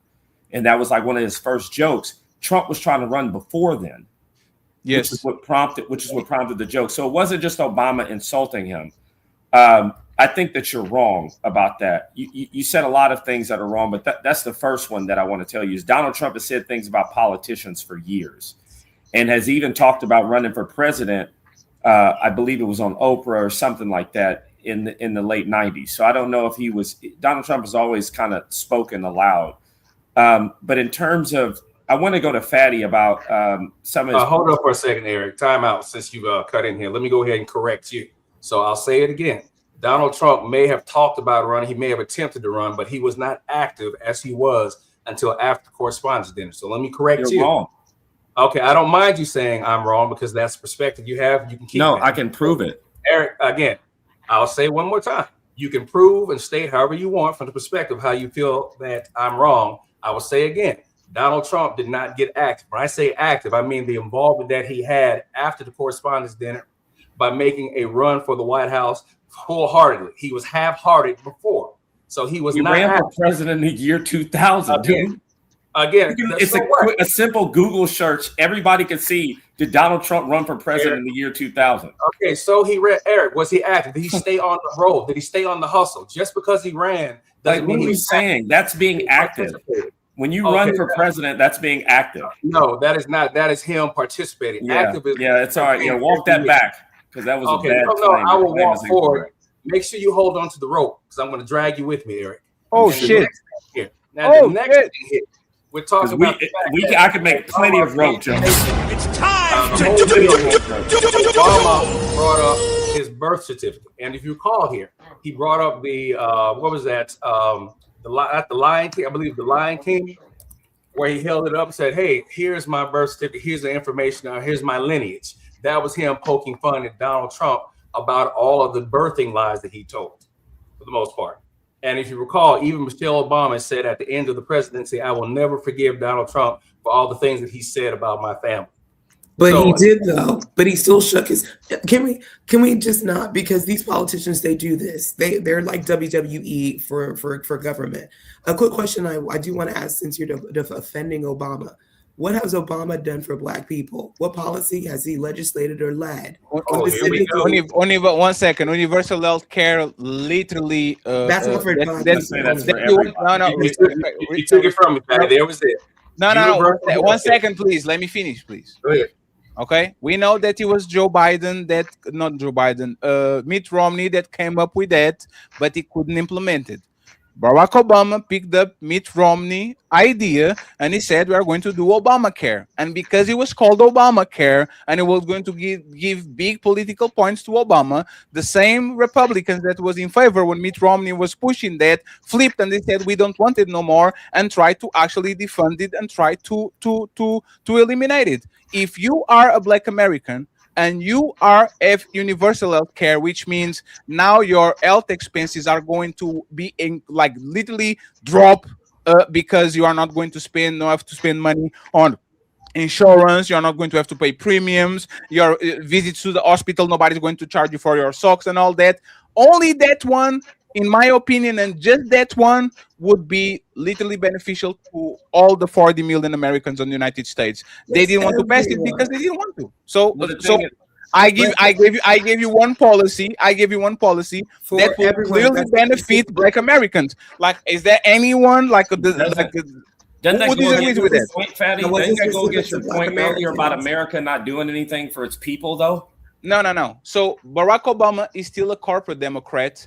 Barack Obama is just the lesser, in my opinion, of several evils. Even though he's still going to work for big companies, Barack Obama had certain things that he wanted to pass that he didn't. For example, close the Guantanamo, and then he went to talk with the guys on the back end, and they kind of says you can't do this because we have no place to actually put this person. For the most part, once again, I believe that inside of the corporate Democrats, which in my opinion are bad, right? Barack Obama at least tried to push things that were going to be good for Black Americans and regular people overall. What is the disagreement that? Well, the thing is, they're going to say that they're going to say if it's not specifically, we can just buzz through this because I do agree, Patty.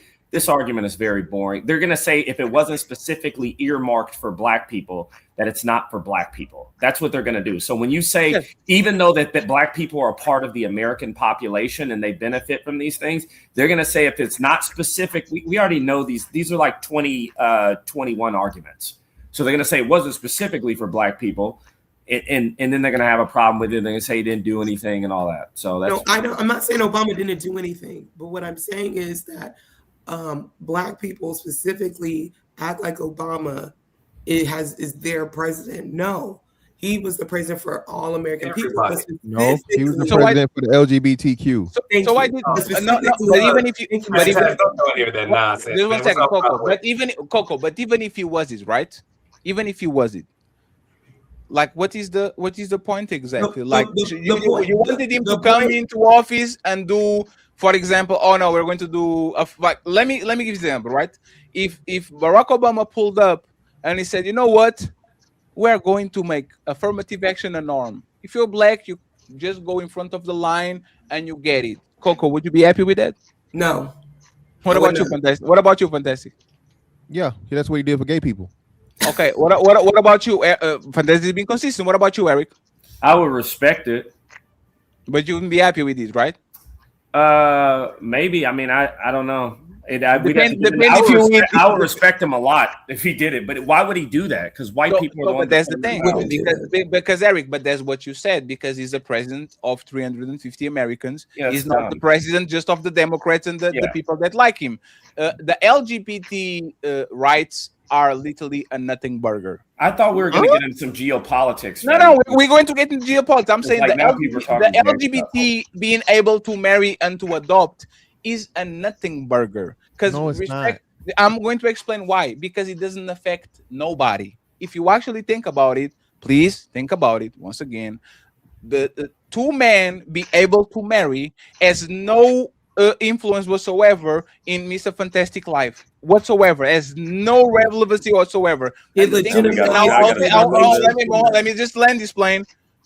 Every baby or kid that is adopted by LGBT families was abandoned by a heterosexual couple. This is a fact.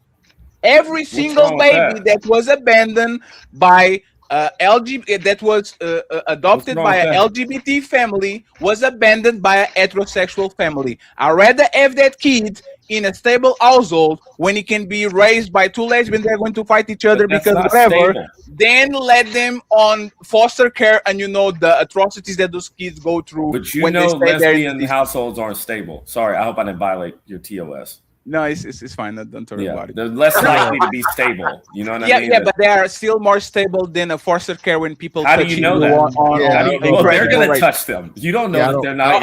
Eric, you know, Eric, I'm sorry. Eric, I hope I'm not crossing the line. You said Eric, have you ever met a grown up? They've been on the foster care for like 6 or 7 years. Those people have some horrific stories, bro. Yeah, a lot of them end up being of that LGBT community. Yeah, so but that's what I'm saying. Eric, That's Eric, that's they the do final not, product of that. So, Patty, you're just sending them into another. I got you, Coco. Don't worry. I got you. Go ahead. I'm sorry. I'm just going to make this quick. The reason why I brought up Obama is because main black people's issue with Trump is because they feel like Trump attacks black people and is not supportive of black people. But Trump attacks everyone. Yeah. And so That's when what it doesn't like.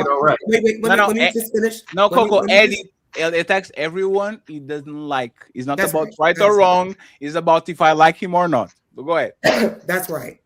And so when people are the reason why people love Obama is because it's of identity politics. Because a lot of the policies outside of the affordable health care, because I agree with that. But if you speak to anything else about, well, what has Obama done for black people or blah, blah, blah, they can't really speak to that. Black people cannot speak to what Obama has done for them. but then they will say things that Trump has done that Trump has not done to Black people. I'm not defending Trump. He's been outrageous, like you said. He said a lot of things to his allies, so that's not going to work in favor. But I can be objective and look at each president and see what they have done and what they haven't done. And Black people put a lot on Trump that he has not done specifically to Black people in terms of policy wise. I'm talking about specific to policy. But lastly, the people that have come here under starting in a Biden administration, a lot of Chicago and Detroit people, Black people, are not trying to be Democrat anymore because of the money that was poured into those people who came into the country illegally that they didn't receive. Why is the federal government putting people in hotels and having buses to bring in people, spending billions of dollars when the citizens that have done what they were supposed to do, Black people, have not received that money? So sure, the same way they're spending trillions of dollars in wars that are unaccounted for. Literally a few days before the towers got hit, $1 trillion, $2 trillion disappeared. Matter of fact, the Defense Department, which is the biggest on the American budget, can't account and do an audit to his own department, I think, for the 8th year in a row. These little things are basically distractions. The big money is going to dark places that nobody wants to actually investigate and nobody wants to account for. My question, I agree, but I just want Black people to really kind of be more objective. But my question to you, Coco, and Donald Trump was elected on identity politics. And if Kamala won, it would be about identity politics too. Yes, yes. One second. We all are looking at Andrew Wilson meteoric rise. That motherfucker was literally debating me 3 days ago. Now he's on Joe Rogan. There's I can see you. There's a massive conglomerate of white nationalist Christian men that feel like they were affected by Obama 2 presidencies, and now they're looking for their savior to put them back on place. This is literally identity politics. I'm going to pander to the religious people. I'm going to pander to these white people. I'm going to pander to these people that live on these states where they are highly proud of their heritage and who I am, and look at that. I'm going to use it against the Democrats. Every single respectfully,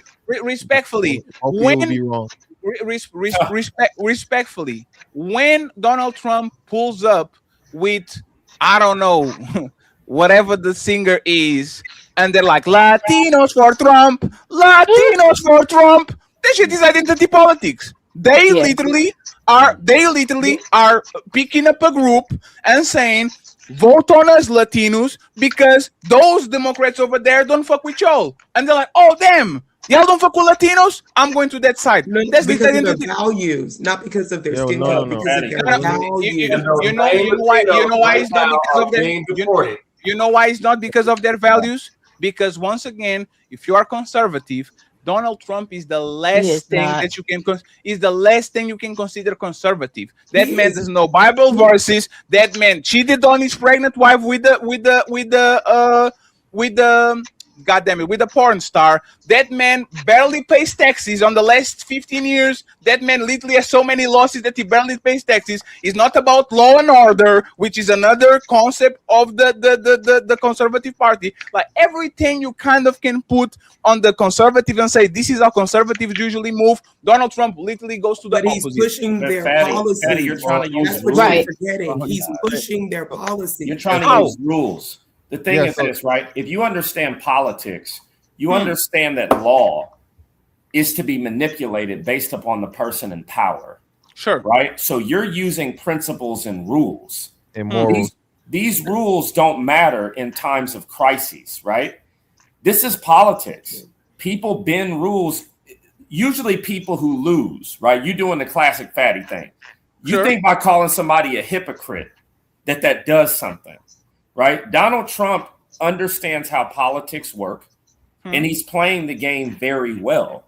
Sure. Right? Obama understood how politics work, and he played the game very well. He did. Now, the thing is this. I agree. When it comes to identity politics, it went away for a while. It went away for, I don't know, 20, 30 years. But you can't lie, bro. Like, Obama was the beginning of changing that Uno card. And now Donald Trump is just playing the same card that you had to have known. You had to, like, I always see the turnaround from things, right? You cannot walk down the streets saying BLM and the white people did this and white people did that. But you really believe that the white man is bad. So you're going to go in the mirror and say Candyman 5 times. And then when Candyman shows up, now you want to be the victim. Sure. But So people admit it. No, but people admit it. A lot of people voted on Obama because he was black. A lot of people voted on Hillary because she was a woman, and a lot of people vote on Trump because the pendulum swings so much that they were thinking, oh my God, now he's woman running and there's black men running. We need to take our country back. One second, please. 1 second. Matter of fact, what do you think Make America Great Again is? Is literally, let's go take the shit that was ours from the begin with. Respectfully, everybody's playing the identity politics. Y'all just don't like it when we point out that these white people are literally going ahead and make sure that they get themselves represented because they feel like on the last 8 years with the Me Too's and the feminist movement exploding and LGBT and all that shit, you find so many white men saying the white man is the most affected and the most scrutinized on the United States. So you want to be a victim now. The things that you fought against, being a victim and have a victim mentality, now the white man all of a sudden wants to be a victim and say that he's being oppressed because he can say the word nigger on the internet without getting smacked. And Donald Trump played on their emotions because he was going to get in where he could That's fit what in. I was going to say, right, Summer? I got you. I'll give you the microphone back, right? And Mr. Fantastic can go, and then the rest of the people. Respectfully, it's very easy to be a populist. I just have to say what you want to hear. It's so easy to be a populist. Oh, you want abortion rights? I got you. Oh, you want no wars? I got you. Oh, you want... The problem with Donald Trump is this, and with the Republicans. Y'all were supposed to be the party of law and order, and now you are pushing unlawful shit to happen all the time, every time, like this Trump gold card that he's pushing, that has nothing, that it wasn't approved, it wasn't passed by nothing, but now all of a sudden you want people to get riled up and put on boats and be sent to somewhere. If you are the party of law and order, you should want people to have due process and for people to actually have their rights before they get whatever consequences they have. Y'all are not the party of law and order. Y'all are the party of revenge and mean girls. Go ahead. Eric, 30 seconds and then Fantastic and interrupted. Okay, the thing is this. You know Donald Trump, when did he ever say he was going to be fair with his enemies? When did he ever say that? He's been talking like this for years. You should have known what's happening right now was going to happen. Okay? When we say we don't want these immigrants here, they're gone. Okay? I don't understand. You Cap. I can prove it. Fatty, I can prove it. Okay, Eric, I can prove it. Fatty, can I say this one thing? You're going to say that he didn't. Okay, the thing is this. For the first time in 50 years, we have had negative migration into the country. We're at a negative level. And for the first time in like 60 years, the white birth rate is the only birth rate that has increased as of 2025. So you can give me all the stats that you want to, right? You're going to bring up, oh, they're still bringing people from India. They didn't ban Mexico. They didn't ban Venezuela. We got it. Largely speaking, right? Generally speaking, you're going to look out for details. But the immigration system as of 2026 is nothing how it was in 2024 or 2023. Sure. So what has always been in place, though. Yes. So what was the last point that you made, Eric? What was like the last point that you made about... Oh, okay. I remember now. So thank you for admitting that Trump is a massive liar, right? He's not going to be fair. He's going to do what he needs to do. Trump he's pragmatic. Yeah, but he's not, because think about it, right? Trump had a very we are going to deport every illegal in the United States, because this is what my fan base wants. As soon as the hotel people and the farmers went up his ass because they was losing millions and billions of dollars. Donald Trump come to the public and said, you know what? We are going to appeal to common sense, okay? We're not going to deport all the illegals that work in the hotel industry and on the farming industry. We're going just to deport over there. He's not against immigration. And I can prove Eric, I can prove it. I can prove it, Eric. He gave them amnesty? And no. But he was so they can still be deported. Eric, he wanted to pass a executive order that gave opportunity for these illegals to work on farms and to work on. Did he pass it?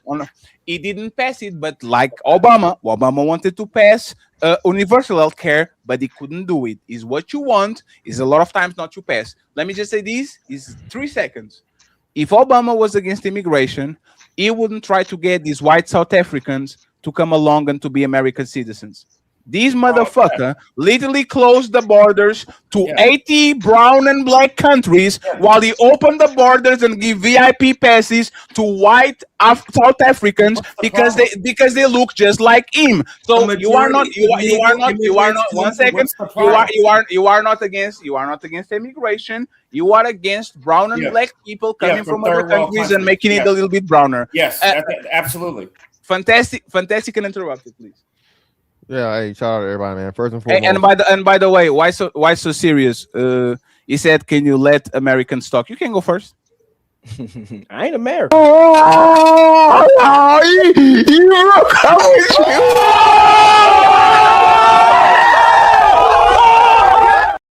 That was a surprise. You are a terror? Yeah, I'm Sudanese. You live where? I live in America, but my ethnicity back home. Go back to your country. Nah, we make more money over here. I'd be a damn fool to go back home. Go ahead. Hey, why so serious? Just for curiosity, you think if Donald Trump could, do you think he'll send you back to whatever you come from? He can't because I got a birth certificate. Damn, that's crazy. Yeah, reverses that 14th Amendment. Mr. Fantastic and interrupted. Shit. Hey, I just whooped Mr. Fantastic 2 days in a row. This is going to be the third one. Let's go. You a damn lie. What are you talking about? Only thing you whooping was that toilet. But anyway, it's kind of crazy. It make no damn sense, man. And it's factual right. So I'm not even going to fight that one. Listen, man. Hey, it wasn't a fucking identity politics thing. You don't have a leg to stand on when the man swept he won every swing state. That's not identity politics when you win in that much of a landslide. So that's one off the rip. You checkmated yourself, Fantastic. Oh, I did. Because Obama won in a landslide two times. He's talking about messaging. Yeah, but still, He's not talking about actualities. He's talking about messaging. He's saying his message. The messaging wasn't identity politics either. The messaging is, hey, his messaging was fucking Joe Biden sucks. That's his messaging. So if you're calling that identity politics, that's not identity politics. It's like, hey, the last guy's fucking up. He's trash, and he's not even fit to motherfucking stand duty or be rerun again. And so he was inept and fucking handicapped. So they just throw this other woman in the thing, and she's even worse than him. So if you're calling that identity politics, that's just not. It's the messaging. It's the messaging behind it. When you say what make is the great again. So what is the message that Donald Trump pushes that go against? So what is the message? Like we see him passing messages about brown people, black people, immigrants, DEI, woman. Like he targets a lot of groups, right? LGBT. What is? Give me one message that he pushes that goes against the white 40-year-old man that is struggling. Like what's the message? Liberal extremists that believe in there are more than two genders. All of these things that were mostly. Come on, Fantastic. Y'all keep cutting me off. I didn't shut the hell up for the whole time. Now. I know. I want to say this. I apologize because you don't do that to us. Go ahead. So this is what I'm saying. Y'all keep saying identity politics when again this is a white people versus white people thing because white people hate Trump the most. White people are the greatest motherfucking by a lot. So this is why I'm saying you can't say it's identity politics when he swept the white people and he had the most minority votes of all time, even more than what it was last time. So you can't say it's identity politics when the people that shouldn't be voting for him voted for him at the highest level. Okay, this was more economic and policy. And people worried about their children and parents where, little Timmy can be little Susie and a dragon and a unicorn all at the same fucking time. So if you want to call that identity politics versus saving the family, that's not identity politics, bro. Yes, it is. The LGBT is a part of that. Yeah, but bro, again, okay, I'll give y'all that. I'm just not seeing it the same. Obama's identity politics was I'm a black guy. It's time for a change. Let's go with that. Yeah, sure. Okay, right. So that's when you say so. To me, this is how I'm registering identity politics.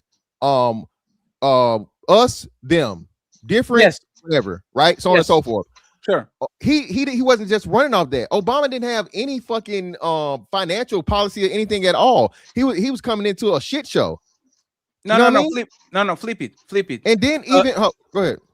No, I'm just saying identity politics means I will use your identity to rile you up against other people and get votes. Like, you are a woman. Oh my God, you are oppressed. Oh my God, you are the LGBT community. Those guys over there don't like you. Like, that's identity politics. That's what I'm saying. You're black. Yes, you are black. Yes.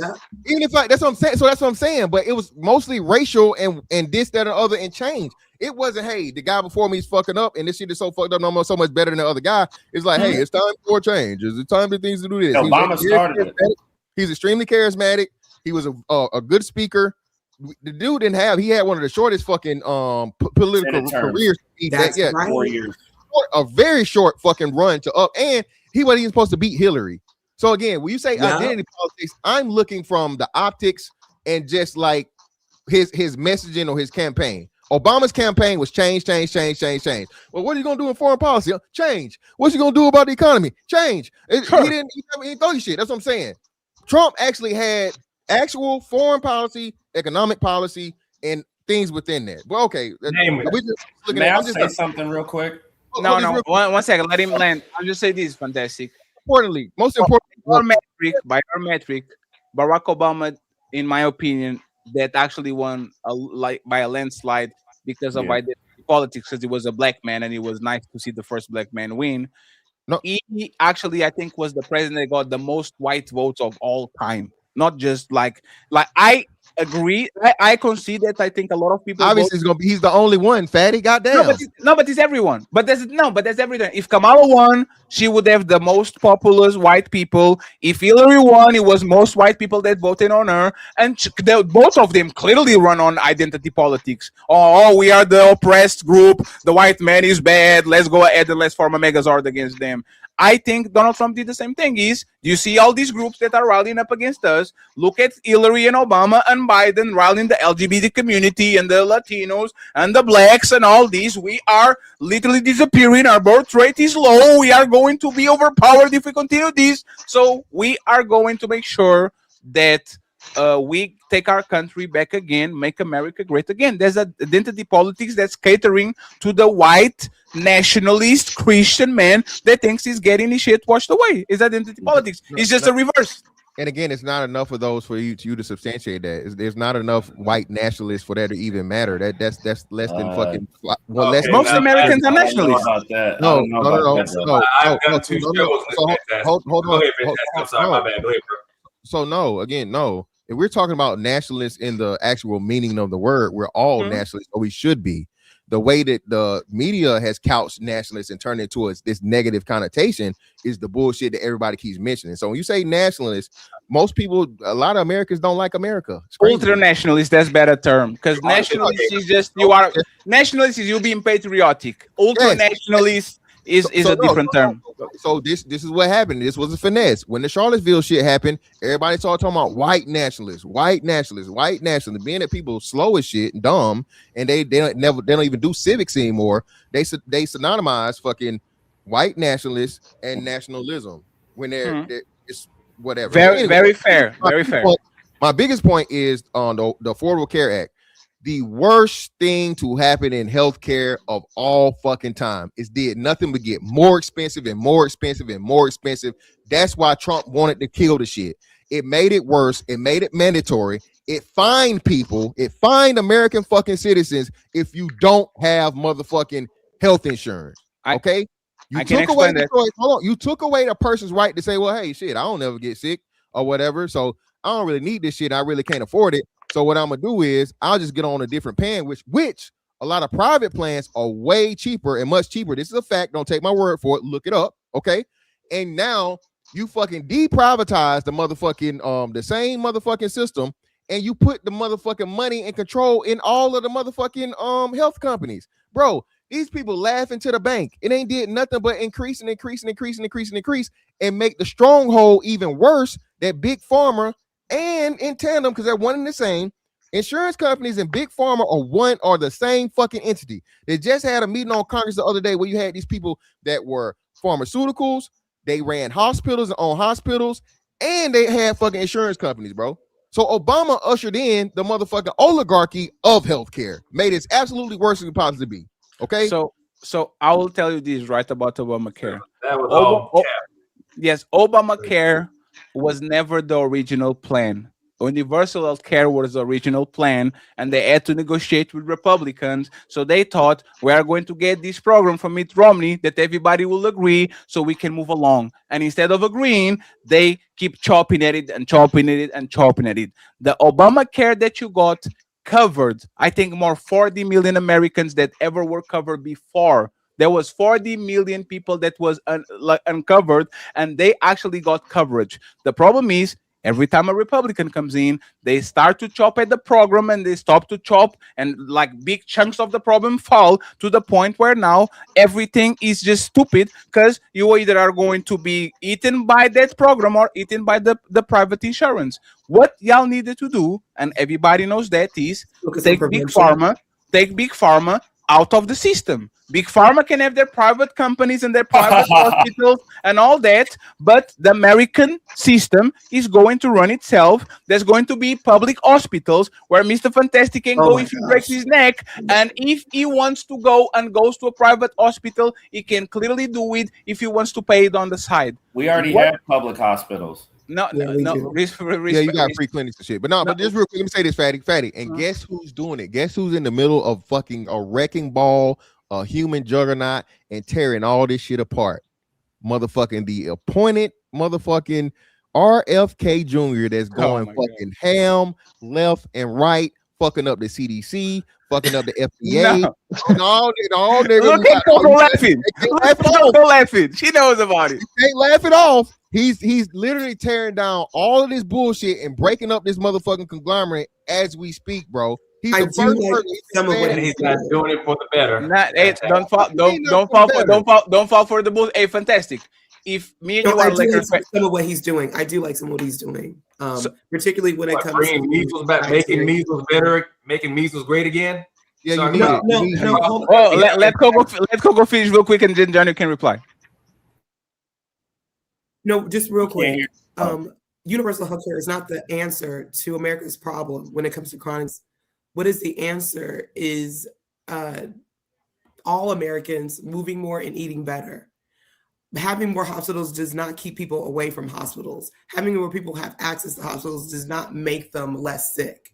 No. But I'm not going to get into all that. Let's stay there. Who is regulating these companies that are putting poison on your supermarket and you go ahead and eat it? Isn't that the same person that Mr. Fantastic was applauding right now? He literally is cutting regulation. One second, Gogo. I got Gogo. The microphone is yours. If eating well and doing exercise is what makes you actually not become a sick country, and we have RF Kennedy and Donald Trump that literally are dismantling every single institute that controls, that checks for. If you can get a bucket of Häagen-Dazs on the United States that is this size, and in Europe you only can get this size, you know who is actually poisoning you. These people are deregulating the market so you can buy that Häagen-Dazs, that McDonald's, that those food that are extra, and now you go to the hospital and all that. But now they're giving you freedom back. Hold on. I'll just say, no, I got you, Fantastic. It's just this. They are actually making money off both sides. They are deregulating they are stripping the regulatory systems, poisoning your food, poisoning your water, making a bunch of things so you can get sick. And then they go to the other side and they say, hey, Big Pharma, you want to make money with us? Go ahead and treat these motherfuckers, but never give him a quote so we can make money on both sides. They're not that powerful, bro. Hold on. Let me say this real quick. That's what RFK is fixing, Fatty. He's fixing that fucking evil fucking cycle. Yes, he is. Listen to me. Because remember, and I know I'm right. Remember the EBT shit. because of RFK, you can't eat motherfucking sugary drinks and Haagen-Dazs and all this other shit with EBT anymore. You can't go to the motherfucking snack aisle and let 90% of your motherfucking food be in motherfucking boxes full of preservatives and sugar. So actually, he's doing the exact opposite. Okay. And then turning around and telling people the truth about the shit that people that known this, flipping the food pyramid and debunking a lot of these lies that the fucking medical association and FDA and all these people were telling people. Fantastic. Yes, I'm dead serious, brother. The food pyramid is trash. Yeah, exactly. That's why the food pyramid was always trash. It was based in motherfucking carbs. A day? Yeah, it was based in fucking carbs. That's what was killing everybody and making everybody fat and giving them fucking diabetes. So if you flip it over, when you literally reverse it, okay, and then you tell people the truth about red meat and about fats and healthy fats and so on and so forth, versus you need to stay away from it and all these different things, and then you start talking about the shit that us tinfoil hats, seed oils and the dangers of seed oils and the dangers of high fructose corn syrup. And you actually get this person that's been saying this for years on years on years. He's been saying this for years, and everybody said it was crazy. But now that he's in a position of power, he's had the red dye removed. He's had other carcinogenic stuff removed. He is hitting these motherfucking. In fact, what you're saying, that's exactly what it was. That was the problem. You can't have the people that motherfucking quote unquote heal you in bed with the motherfuckers that feeding you the poison. So he's literally chopping that shit down and splitting it out and say, hey, this is bad, this is bad, this is bad. Not to mention the whole, we get into the inoculations. We'll say that the inoculations for the children and shit, and that science starting to come out and be fucking proven the way he was talking about. Now, people feel away, but it's problematic, and this is why you can't just, give kids motherfucking, I don't know, I think they said like 16 fucking different shots before they even come on, bro. And it's a direct correlation. And now he's actually, because he's in a position, he can finally give the science and the proof of the shit he been saying for years, and people's trying to make the man seem fucking crazy. Because he's crazy, and the thing is, you stripping down system doesn't benefit the system at all. You have to replace him by things that work. This is what happened on the European Union. Every country had different type of regulations. Something successful. Huh?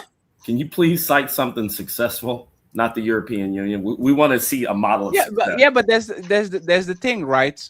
I believe honestly that if y'all spend 2 years in Germany, you will probably understand that you know what, matter of fact, I don't even want to go for Tic Tac. I'm going to let it for my political family. If Americans spent 2 years in Germany, Germany would go back to how it was before 1940.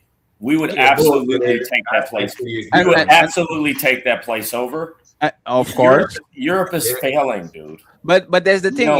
You can't even take Canada down, let alone France. What do you mean we can't take Canada? No. Think about it, right? You literally are complaining and crying about Mexico and Canada. That's because we want to. No, but that's my point. No. If y'all don't even deal with your own neighbors, why would you deal with motherfucking Poland and motherfucking Spain? You wouldn't do that shit because you wouldn't do shit. Hold on a second. First off, American boots have been in both those places. We done ran through that. We went doing what? We 21 skunked Europe. Okay, 8 years ago. That's a 21 skunk. 8 years ago. What are you talking about? No. 8 years. It's like 8 years ago, right? Dude, how many products around you are American? And that's the point. That's the point. We no. Think about it. Hey, think about it. I can have a Kobe Bryant magazine while live on a country that has health care, where I can drink tap water and not be intoxicated and die. I can go to the hospital. Like, I have all the benefits of the United States system without actually being poisoned by the system. But the thing is this, you can go to, what is this healthcare stuff? What are you talking about? You can go to the What's the healthcare stuff? Have you been here? Absolutely. Most people have health care overwhelmingly. No, Eric. How much does your private insurance cost per month? One second, Eric. I can, like I said today, I had to put a implant on, right? X-ray cost me $15, right? I spread my ankle. I felt in Boston. I felt in Boston on the bathtub just to get the X-ray was $700 and something, $800, right? So I'm going to ask you this, right? Yeah. How much money do you pay for you to have health insurance, private health? How much money per month do you pay? Give me just a range. Most people have insurance through their employers, and most people pay $5 to $10. So this idea that America, let me tell you this. In America, our healthcare system is better than yours. What does it cover? What does it cover? No, I'm covers- asking. Let's do this. I have an employee. I pay $5 for my insurance, right? Correct. And then I have cancer in my throat, stage 3, and I go to the hospital, right? Is there any chance that I get? They say, you know what, friend? Sorry, this doesn't cover.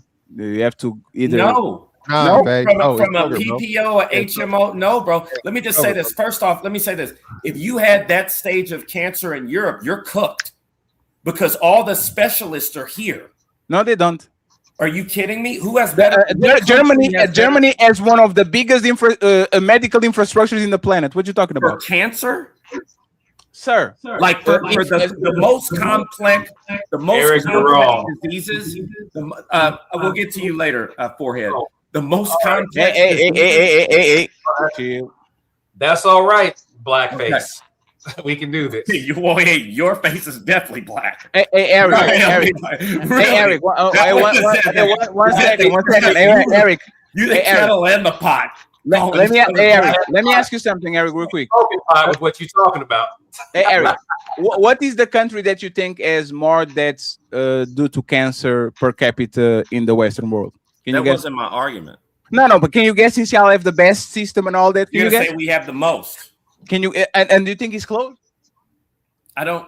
What? What's the question? What's the question? Who has the most What is the country that has more deaths per capita? Actually, let me change it because I don't want to go to care. Now let me do this. What is the country on the West that has more bankruptcies that are connected to a person getting sick in the West? Like, what is the country that when a person gets sick, there's a majority of probability of them going bankrupt because you're gonna say that's they the are United like, States. and you can use ChatGPT. It's fine. Yeah, but okay? the thing is this: you're gonna say the United States, but that's not my point. My point is, first off, we have bankruptcy laws that are lenient when it comes to that to make sure that they get out of paying. But another thing, what I'm telling you is we have infrastructure here for people with medical bills. We have government agencies and things like that pay for those. But when you talk about actual good health care, you guys don't. That's why your stuff is cheap, because when it comes to complex things, when it comes to like, you getting any type of rare disease, when it comes to things where you actually need specialists, you're not touching America because you guys have minimum wage doctors. Okay. And nobody wants to be a doctor and make no money and be poor like Europe. So like, and then when it comes to facilities and research and all these things, you're not touching America. Like the best medical schools are where? Let's go with the United States. Yes, you have the best. You have the best schools. Yes. Okay, so I'm just saying, like, the idea. I get what you're saying for things that are cheap, right? For things that are for cheap stuff. You like Europe, but dude, there's so many issues with European healthcare. Sure, absolutely, but that's the thing, right? And this is what I was actually telling you. At least you were able to get an X-ray that day. I heard you guys got to wait like 18 weeks or something. So Eric, but that's the thing, right? And this is what I'm talking about. You have the public option, which if it's not something urgent, you are going to wait.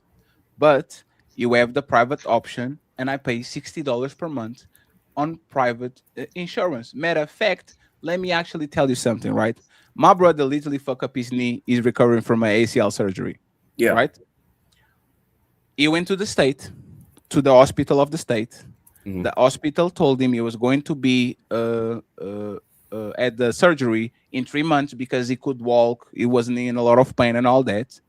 The government has a partnership with the private hospital.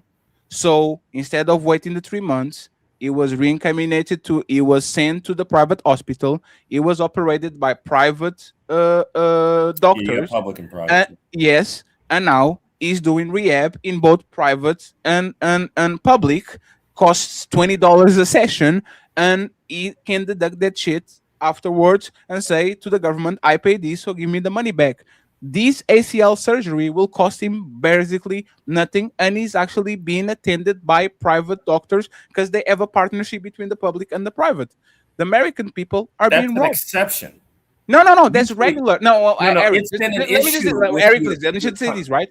It happened the same thing to me. It happened the same thing to my father. My dad literally has a rubber knee. Motherfucker Okay. is the Captain Hook. That shit, like they literally replaced his whole knee. That outside of on the United States probably is $200,000 surgery, $150,000 surgery. He paid $3,000 because he wanted to actually have a rehab in a place that actually was better. But he at least has the option. Y'all don't.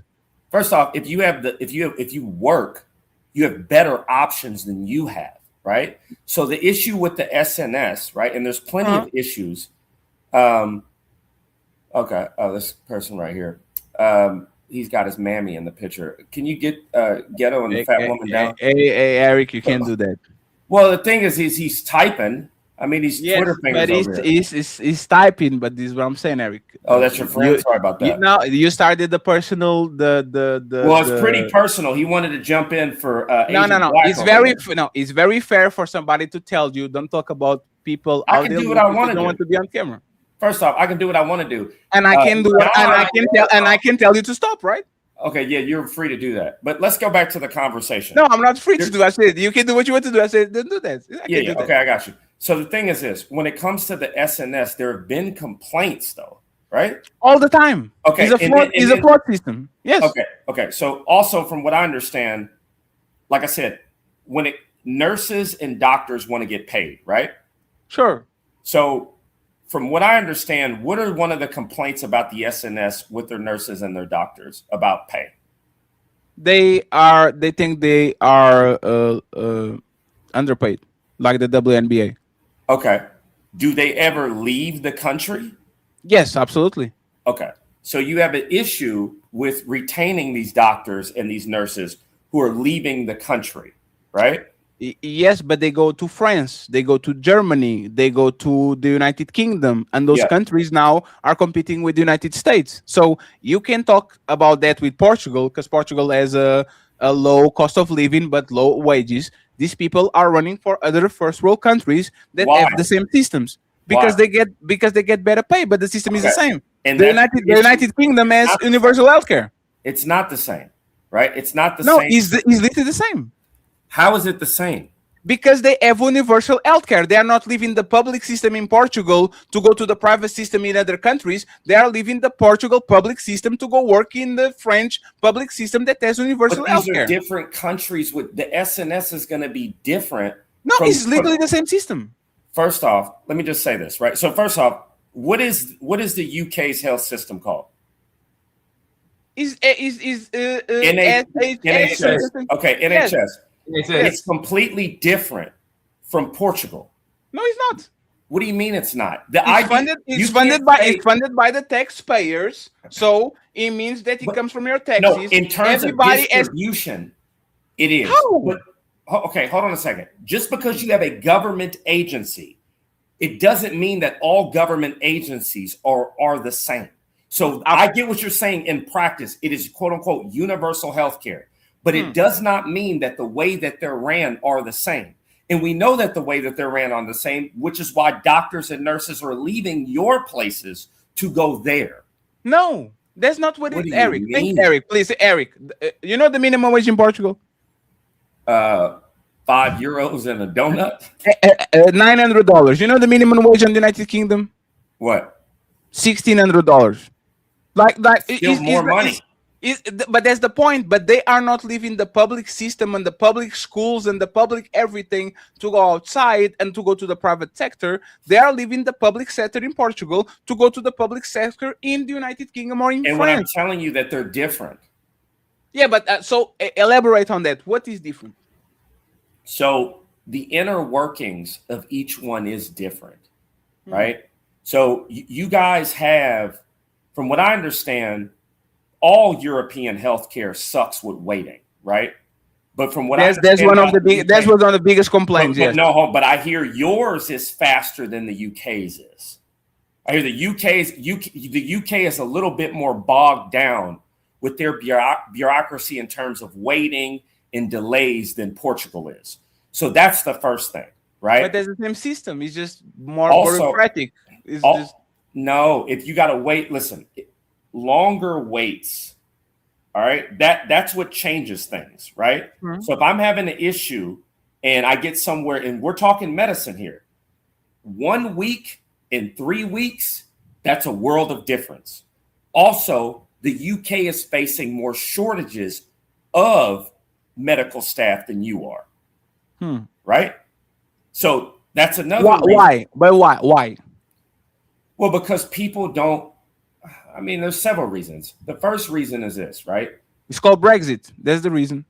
No, what you just said. Yeah, they that's the immigrated reason. there. They You just said isolated they- themselves from 600 million people, and now the people that used to go to UK because they could go with their ID and just live a life like they were a UK citizen, now don't do it because their ID only is let him stay there for 3 months. It's literally they left the So you European saying Union. the immigration system is why the UK is having an issue with waiting times and understaffing? No. Is that the United Kingdom was the prime destination for people that live in Europe, coming from the south of Europe, Eastern Europe, Central Europe. Everybody would order Amazon UK. They wouldn't order Amazon Spain. They would order Amazon Germany. Even though we added, they would actually flux to the United Kingdom. Once the United Kingdom closes their borders, like for example California closing their borders, and nobody that comes from outside of California can be a California citizen for more than 3 months, people are going to start go to Texas, to New York, to Boston,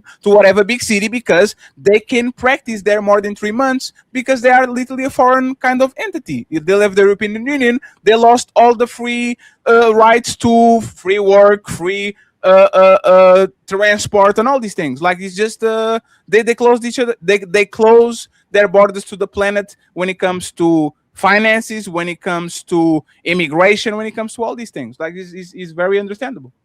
Okay. So the idea that they're completely separate from you now is going to justify why there's longer waiting times and a shortage of nurses? Yes, because even though you said people are immigrating there to work there. So Eric, do you want, like, for example, I'm a Portuguese citizen, right? Yeah. I have a Portuguese ID.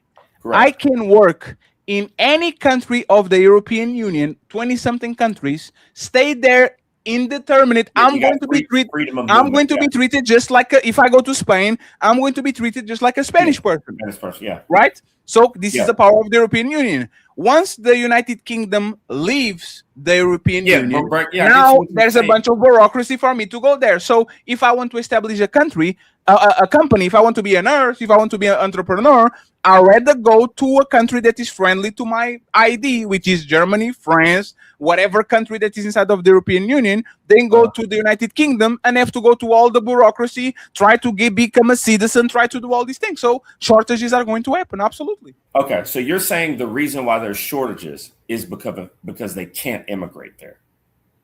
The reason why there's nurses and all these shortages is a lot of it absolutely is because they close the borders. The only way that you can prop up your system is by immigration from other European places.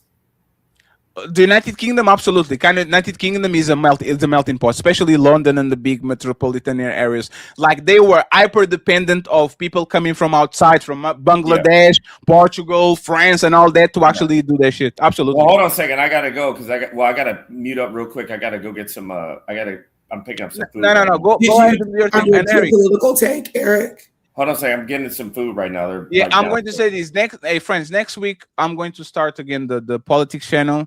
I want to actually have these people that are right here on this panel way more over there. Okay, now we're going to bring the white people to make sure that everybody has the place at the table. But we are going to go crazy over there. In my opinion, actually, that side is going to blow up a little bit faster than the relationship side over here. Let's bring all the extremists back. Gotcha. You don't negotiate with your friends, John. That's the reality. You negotiate with your enemies. Okay, tomorrow, we on the red channel, friends. We are up and running on the red channel. Monkey Business. Fatty is back doing Monkey Business on the red channel, 5 p.m. And then we go from there. I just want to ask one little question, right? Mr. Fantastic, do you see how you actually whoop Opulent 6S? Did you saw? Do you have to learn things with me? Okay. I don't think he rage quit, but I think I did a better job than Fantastic. So respectfully, I'm the captain now.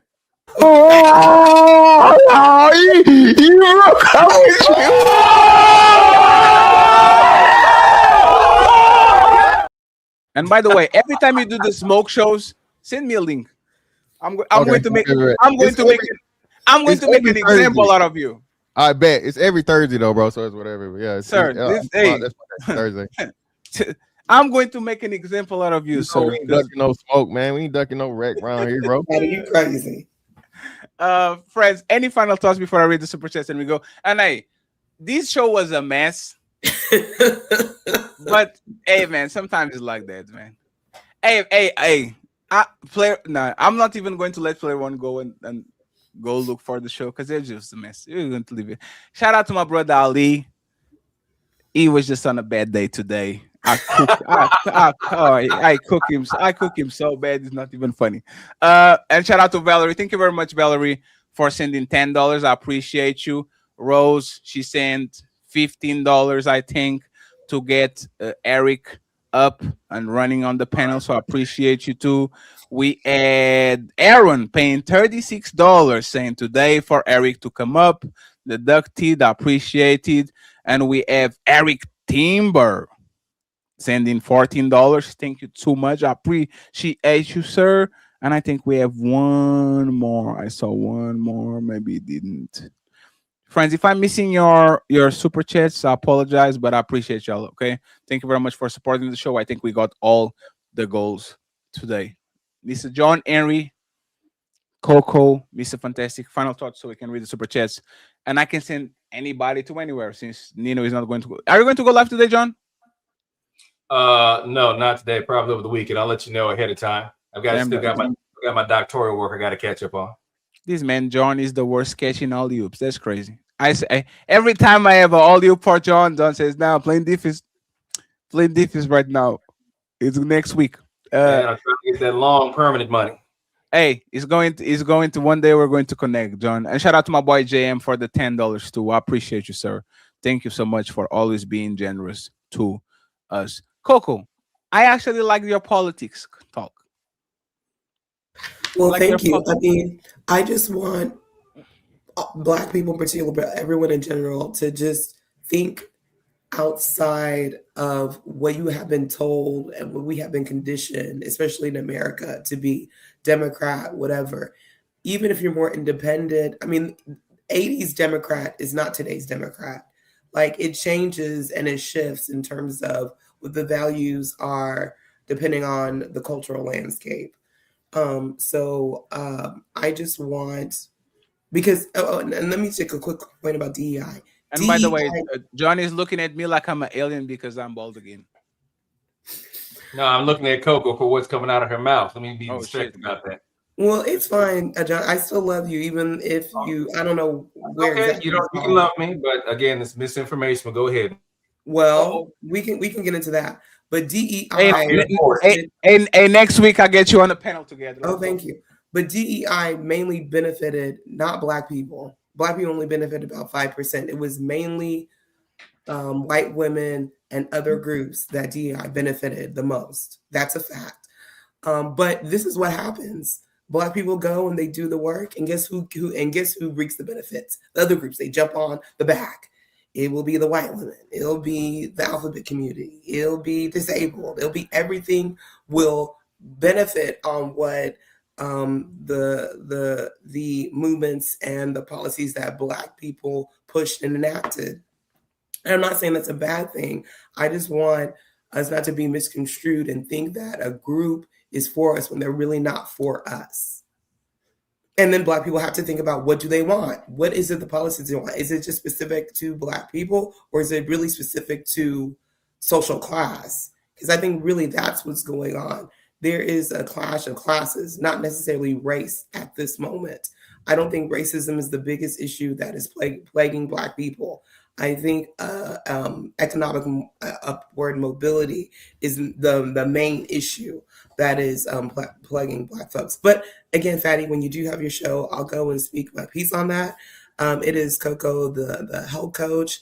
Again, Black people, please do not get into Trump derangement syndrome. I don't agree with a lot of things that he says and the antics that he uses, but let's look at the policy. Let's look at what policy is stating and if it benefits you or not. That's the main thing. Hey, Coco, question. Did you saw what they found out about Trump today on the Epstein file? Wait, did I hear what? Did you saw what they found about Trump on the Epstein files today? Oh no, I haven't heard about that. Yeah, I wouldn't be shocked. I'm not saying. Look, he's not a morally corrupt. He's not a moral person. I'll never say that Trump is a moral person and he's done everything great. I will talk with Child next week. Oh my God. Okay, Fatty, may I give 2 symbols? Absolutely, and then Miss Fantastic take us on. 13. I'll leave it at that. Man, that's crazy. We know too that Bill Gates message Epstein asking for antibiotics because he was fucking Russian prostitutes raw, and he wanted to give it to his wife without her knowing. So, hey, I'm going to have a lot of fun covering I love politics. your faces, Mr. Fantastic. We are going to have a lot. I'm going to have so much fun covering politics. It's going to be hilarious because it's probably the easiest money I ever going to make in my life. I'm not even, because this information cycle is just ridiculous. And by the way, fantastic. Nonsense, right? Fantastic. Hey, Do more of what you're doing today, man. Like, come on, man. You are like, I love people that are actually entertaining, reacting to shit. I'm tired of these lame, no spirit, no passion, no knowledge, no. Come on, man. Come on, Fantastic. You got it, man. Just don't do it only when you get into it with Six the Goddess, because he called me Raquel. So like he called me a feminine name today. So I'm going to call Six the Goddess at this point. I just came in, bro, for like the last, like right before I hopped this. I gotta rewatch the stream. Right? I didn't even see it got on his field. He got on his feelings for a second, but Six sideways. I went away for a minute. It was all sideways. Yeah, that's all, man. You know, that's how he is, man. That's how he is, man. Yeah. It was like the perpendicularity of the atoms in the stratosphere. Like what?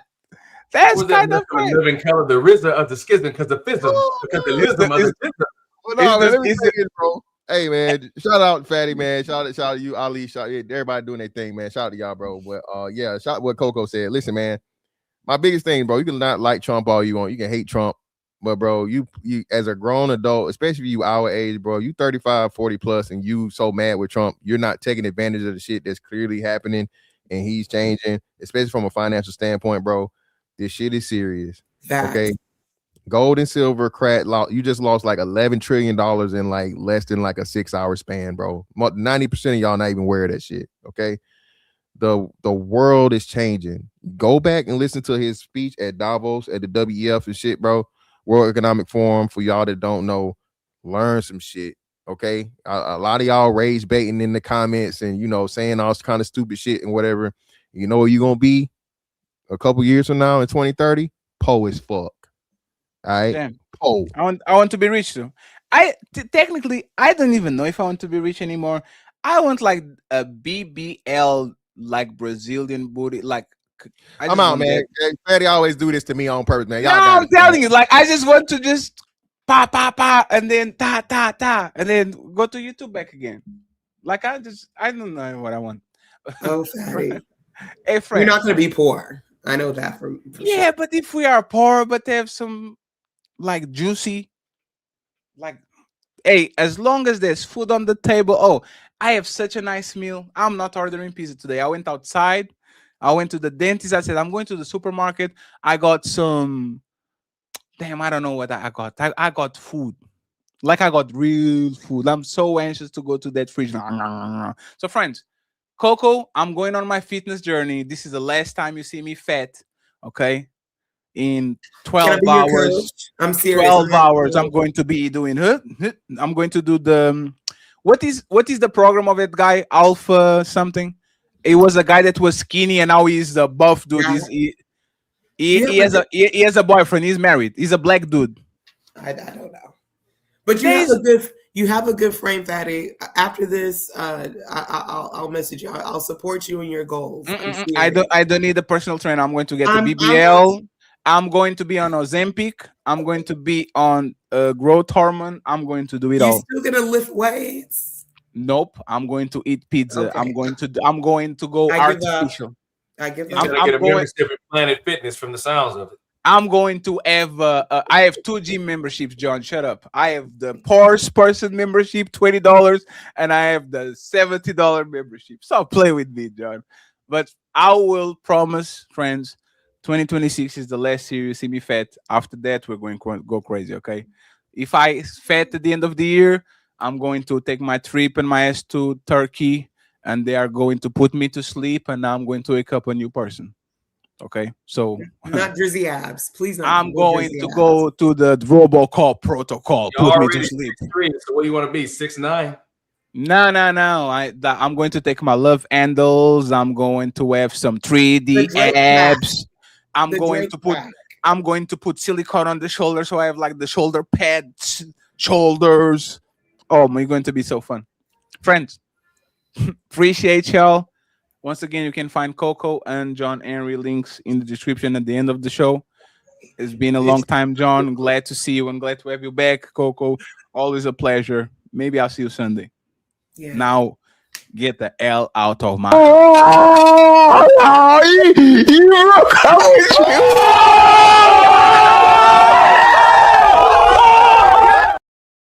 friends. Is a new dawn, and I didn't even shave my head correctly, friends. You can see my hairline a little bit here. I have actually a nice round head, I think. I just need to shave it better. I was running away to go to the doctor, so I didn't have time. So appreciate y'all. Let's go ahead and let's read the super chats, the last ones. Charlie Kirk was racially agitated. I already saw this. Super Pete, I got this. Chef Chopinho, thank you very much. Mrs. Spoot, I am a girl. She was never mine. Okay. Boogie says she was never mine. It was just my turn. Yeah, so why you got with her in the first place? If it's just your turn, why did you claim it? Prada, Mr. Eric, he says, bro, let me up. Eric needs to be on camera, man. Eric needs to be on camera. Make sure that he gets recognized. He is a fair and strong opponent when it comes to politics. He says, give me the fee. I don't look well right now. And Roses and another person got him, and Eric got him the job. Thank you very much. We have my boy John Henry saying, America has always been racist country. Appreciate you. Thank you very much. Thank you. We have Brian with the $10 says the left and the right are killing us. This is a game of Monopoly. I know y'all seen the meme. If we stand up, game over. Absolutely. They work for the same lobbies. So it is what it is. My boy Thomas Legacy saying, how you commenting on someone's looks when you don't want to get on camera? Don't take pictures. Show your face, clown. And then we have Matreon saying he's talking about looks as he calms down. Then Matreon reminded of a point. And finally, Mr. Ordinary. Shout out to my lady Don Quisha. He says, this nigga here. You motherfucking coward.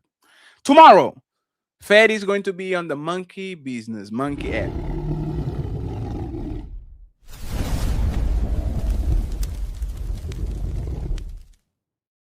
And we're going to have a lot of fun. Red channel, okay? The Shut Up Fatty channel. We're going to have a lot of fun. 5 p.m. Eastern. Kind of relax a little bit. Make sure that we do our thing. and we go from there. Let me see what I send you. Where can I send you? Where can I send you? Where can I send you? I'm going to send you to the Powder Dusty. The Powder Dusty. Here we go. Oh. And Cammy going live tomorrow with 2 friends. So don't forget to go there. Team Fatty says goodbye to you. Ball nigga, ball nigga, ball nigga. What the